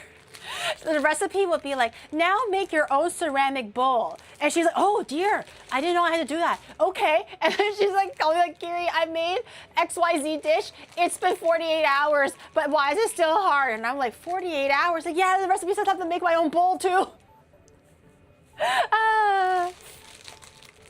Don't talk about Hestia like that, girl. It's not even Hestia. It's like, I'm so curious what that recipe said. The poor girl has been led astray, just completely, like, not even like off the road. It's just like a whole different country at that point. Like, I really want to read that recipe and see what it says and how she was led to believe that she had to wash the meat and like soak the potatoes for 45 minutes. Like, all these crazy things. Like, she just did not know. And this recipe was just leading her on. Like, what the hell? She is such a good student, yeah.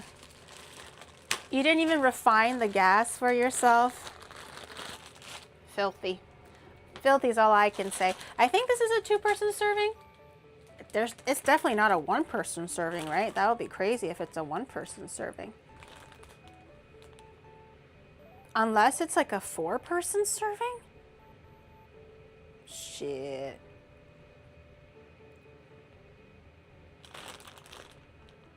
Giri isn't a fraud. Anyone approved by Uncle Roger isn't a fraud. Yeah. Giri is Uncle Roger approved. Right? Yeah.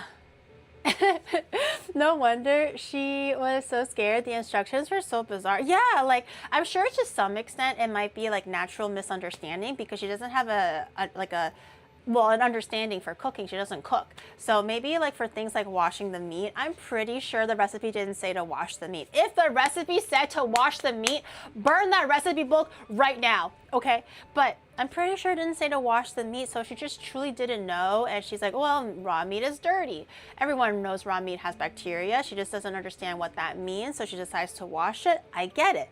Takes her 3 hours to peel a potato. I get it. That's more of a skill thing and not really a recipe thing, but the recipe says to fucking soak your potatoes for 45 minutes. The potatoes were still hard, no flavor. I feel like to some extent it's that recipe that's doing some odd and crazy things, man. Always wash your meat. You don't have to always wash your meat. That is a misconception.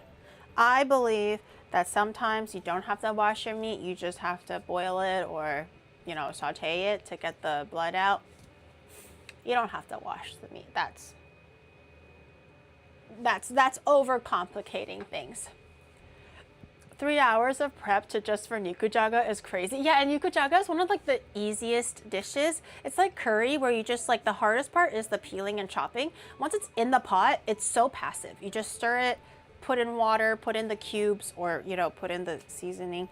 So God bless her soul for sticking, for her to stick around for 5 hours and not even give up halfway through is truly a testament to her tenacity and her spirit to never give up. If I was doing this and I'm realizing I'm in like hour 3 and I only peeled and chopped potatoes, I'm like, fuck this shit, I'm going home.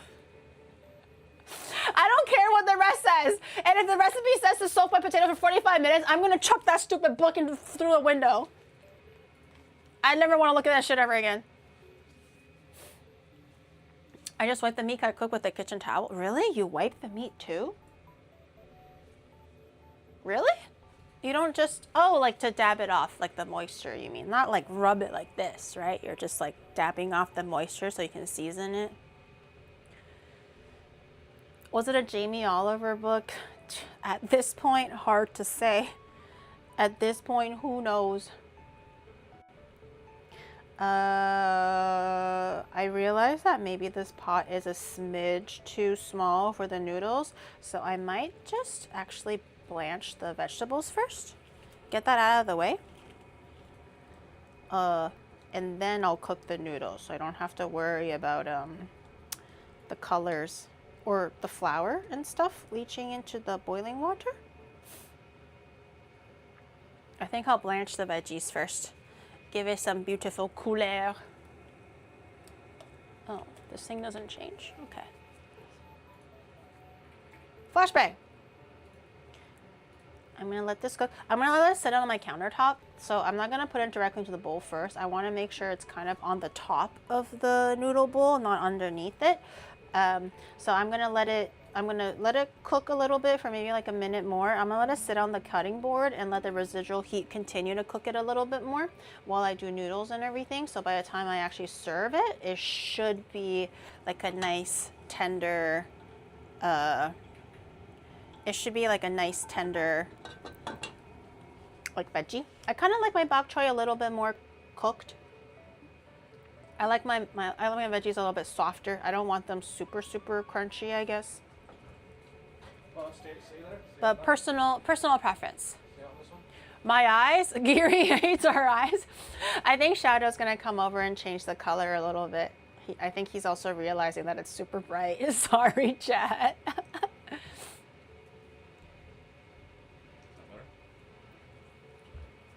Yeah, that's way better. Thank you. I think you can open your eyes now, chat. You no longer have to wear sunglasses.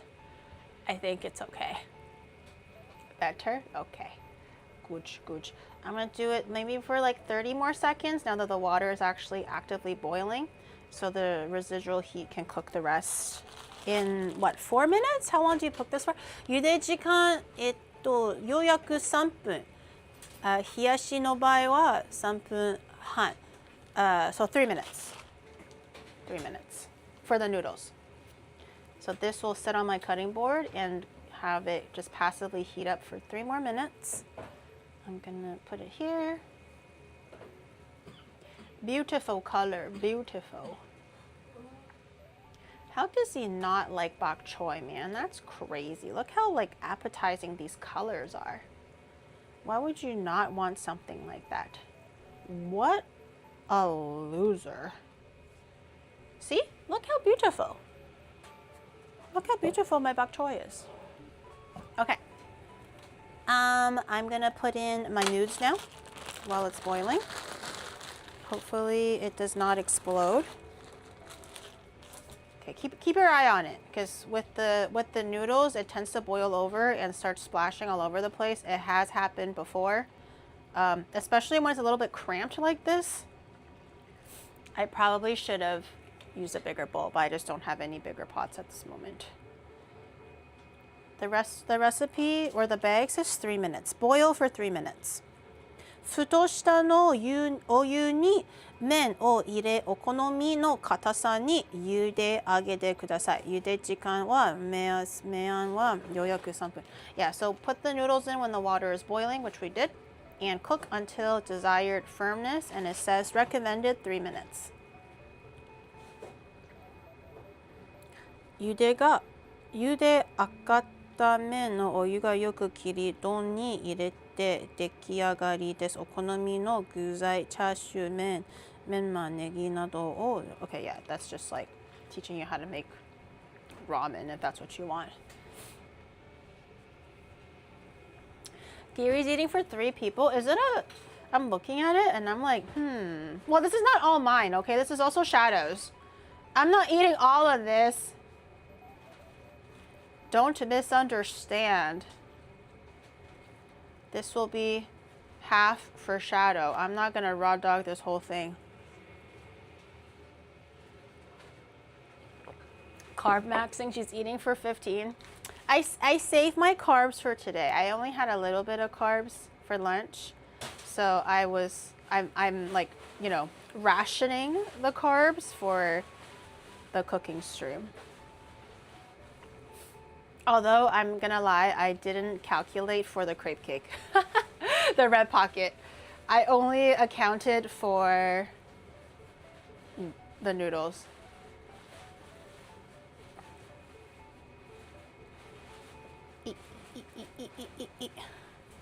Ooh, I need a bowl for the thing too, huh? I need a bowl for my balls. I think I'll just use this one. Oh, it's boiling. Be careful.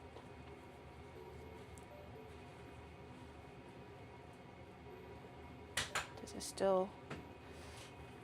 Oh, I should get a little bit of cold water on hand, so when it does boil over, I can splash the water. Cold water helps the overboiling problem because it changes the temperature so it doesn't like go all crazy. So see how it's kind of like going a little crazy? I'm gonna add a little bit of water.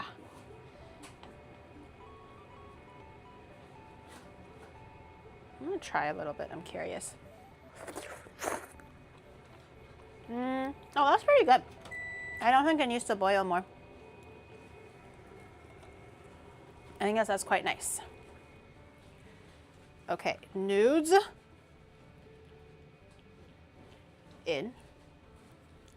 Wow, this is a lot of Noods. I'm not gonna lie, this is quite a bit. Okay. Maybe it is a 3-person serving. Oh my God, maybe it is a 3-person serving in this. Okay. That's enough Noods. I think I'll just rinse the rest out. Save it for like a different meal.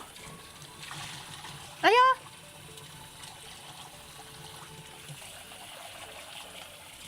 Let it soak in that cold water for a little bit. Okay. I'm gonna grab my soupy soup. Oh, okay. Some bok choy. Yes. Yes. I'll give him 3, but I'm pretty sure he's not gonna eat any anyways, so I'm just gonna end up eating like 6, but that's okay, that's okay. Get my buff. Oh, is it hot? Squishy. Ooh. Delicious.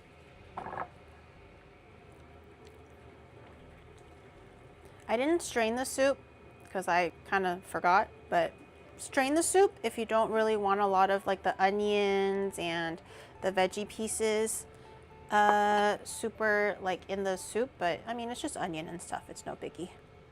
Okay, and then I'm gonna get my beef.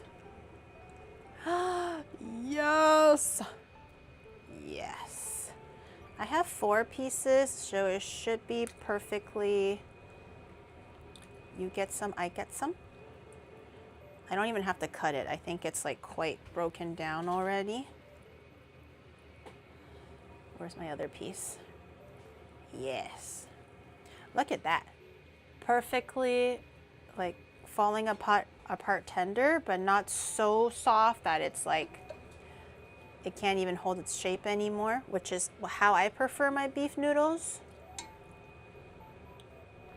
I don't want them to be too soft. I enjoy the chewiness. Just fishing for my other pieces of meat. Yippee! I'm so excited, and I just can't hide it. I know. I'll give the little extra piece of meat to the shadong. Yeah, I'm gonna sieve out the rest of this stock so I have like a beautiful like noodle soup for the next few days to eat. Yummy! Yummy! Yummy! Yummy! I'm so excited. Okay, the Noods are ready. I'm gonna grab another. I'm gonna use this bowl for the meatballs. Oh, I brought the meatballs all the way over there. Okay, meatballs are also really good. This is what it looks like straight out. Ow! Straight out of the pot. Pretty simple and straightforward. I'll grab some that Napa cabbage. Looks so fucking good. Oh my god, I love Napa cabbage, especially when it's like kind of like steamed and roasted like that. So it's like nice and soft and sweet. Yummy. Yummy. I'll do a bed of Napa cabbage. And then the balls. The balls are intact. My beautiful lion balls. This one I've been just braising. I only added a little bit of water, maybe like 2 cups worth, a smidge over 2 cups, but you'll notice how like a lot more water came out because it's actually all just from the cabbage. Maybe I'll just do 5 balls or something. Tomorrow's lunch is gonna hit so fucking hard. Holy shit. Holy shit. A little bit of, yay. And the soup is gonna be really good too. Yay! Guys, we did it. Wait, can Shadow, can you like pan out so they can see a little bit more? And I'm gonna grab my dessert too. Chat's red pocket. Red packet. And then your little red pocket. Cute. What the hell's that? Oh, it's the phone. I see. Maybe like this way. No, sorry. Yeah, okay. Yay! Am I blue? Oh yes, I'm blue. Yay! 牛肉面有酸菜吗? No pickles. More simplified noodle soup today. Let me do a little noodle pull, I suppose. I'm gonna move this out of the side because I don't want to get it dirty. Just loosen up the noodles a little bit because it's been sitting in the soup. I'm gonna loosen up my noodles too. I don't want it to get all like clunky. But there's extra soup too, Shadog. So if you want some extra soup, he's not really a soup guy. He doesn't really drink the soup. He just kind of leaves it. Yay! Okay. All right, you go eat that, King. I'll try the balls and the stuff, and then I'll bring it over later. You can eat the noodles first. Gratitude. I'm gonna try the Noods. Bink. I'll just use my old. That's what I have been cooking this for the last 4 or 5 hours, and this guy's like, "Oh, you're me this." I've been talking about it nonstop since the beginning of this. He literally knows how to rage bait me, and I fall for it every single time because he just makes me so mad.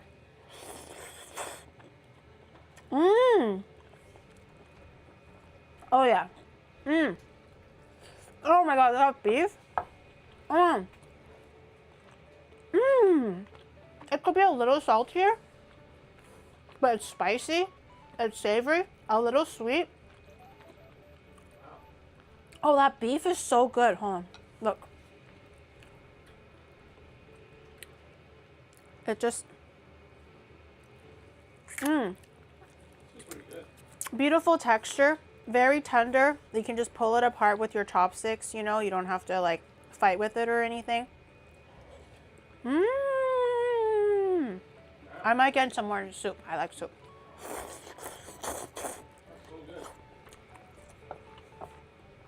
Shadow says it's really good. Yay! Mmm. Amazing.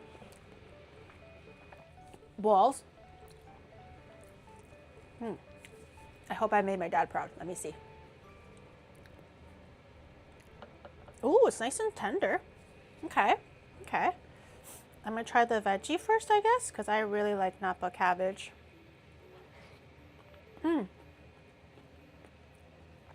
Flavor is good. Oh, that's tender.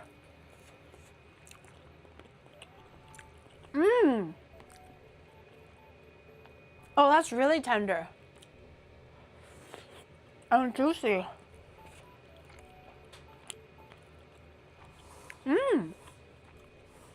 The cumin was kind of a wild card. I kind of just saw it and I threw it in there. My dad doesn't usually add cumin, but it has a little bit of like smokiness to it.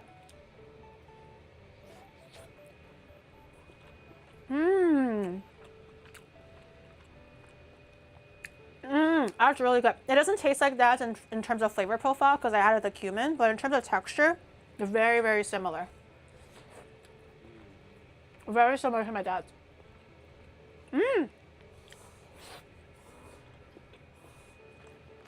That's really good. I'll have Shadow try some while it's hot. Well, the seasoned towel is really good. I guess I'll just jump over to dessert. Just for a quick little peek. My little red pocket. No, correction, chat's red pocket. Are you happy with it? I'm really happy with it. I'm kind of happy with everything, how it turned out. I don't know how well it'll cut though, because with the candy in the middle. I'll take this off to the side. Okay, Chad, I'm cutting into your red pocket. I'm so impressed how well this turned out. It's my first time doing something like this. It's like sawing slowly through the bonbons. Okay.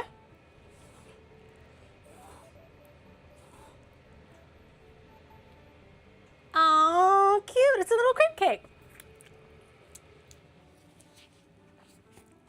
Oh, that's really cute. I don't know how well it'll like fork. Could be a bit difficult, but we can just try a little piece here. I mean, it's a good crepe cake. Really tender, not overwhelming in like doughiness. The balance is really good. The red bean is actually really, really good. Very light, but the flavor is like coming through. Oops, kind of teared it apart a little bit. Uh-oh.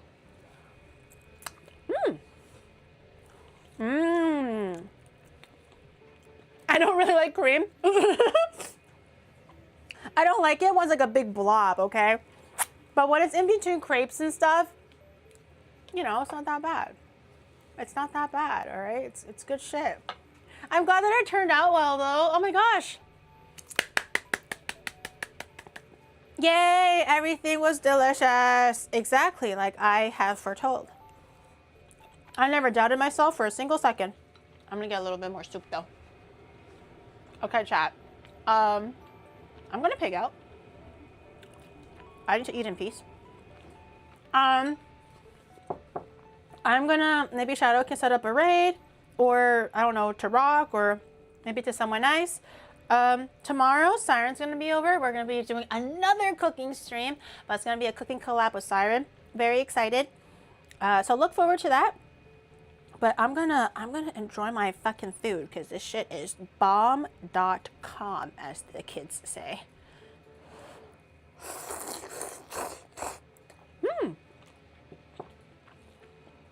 And I do believe someone said today was like the last day of like Chinese New Year celebrations. It tends to be like 15 days or so.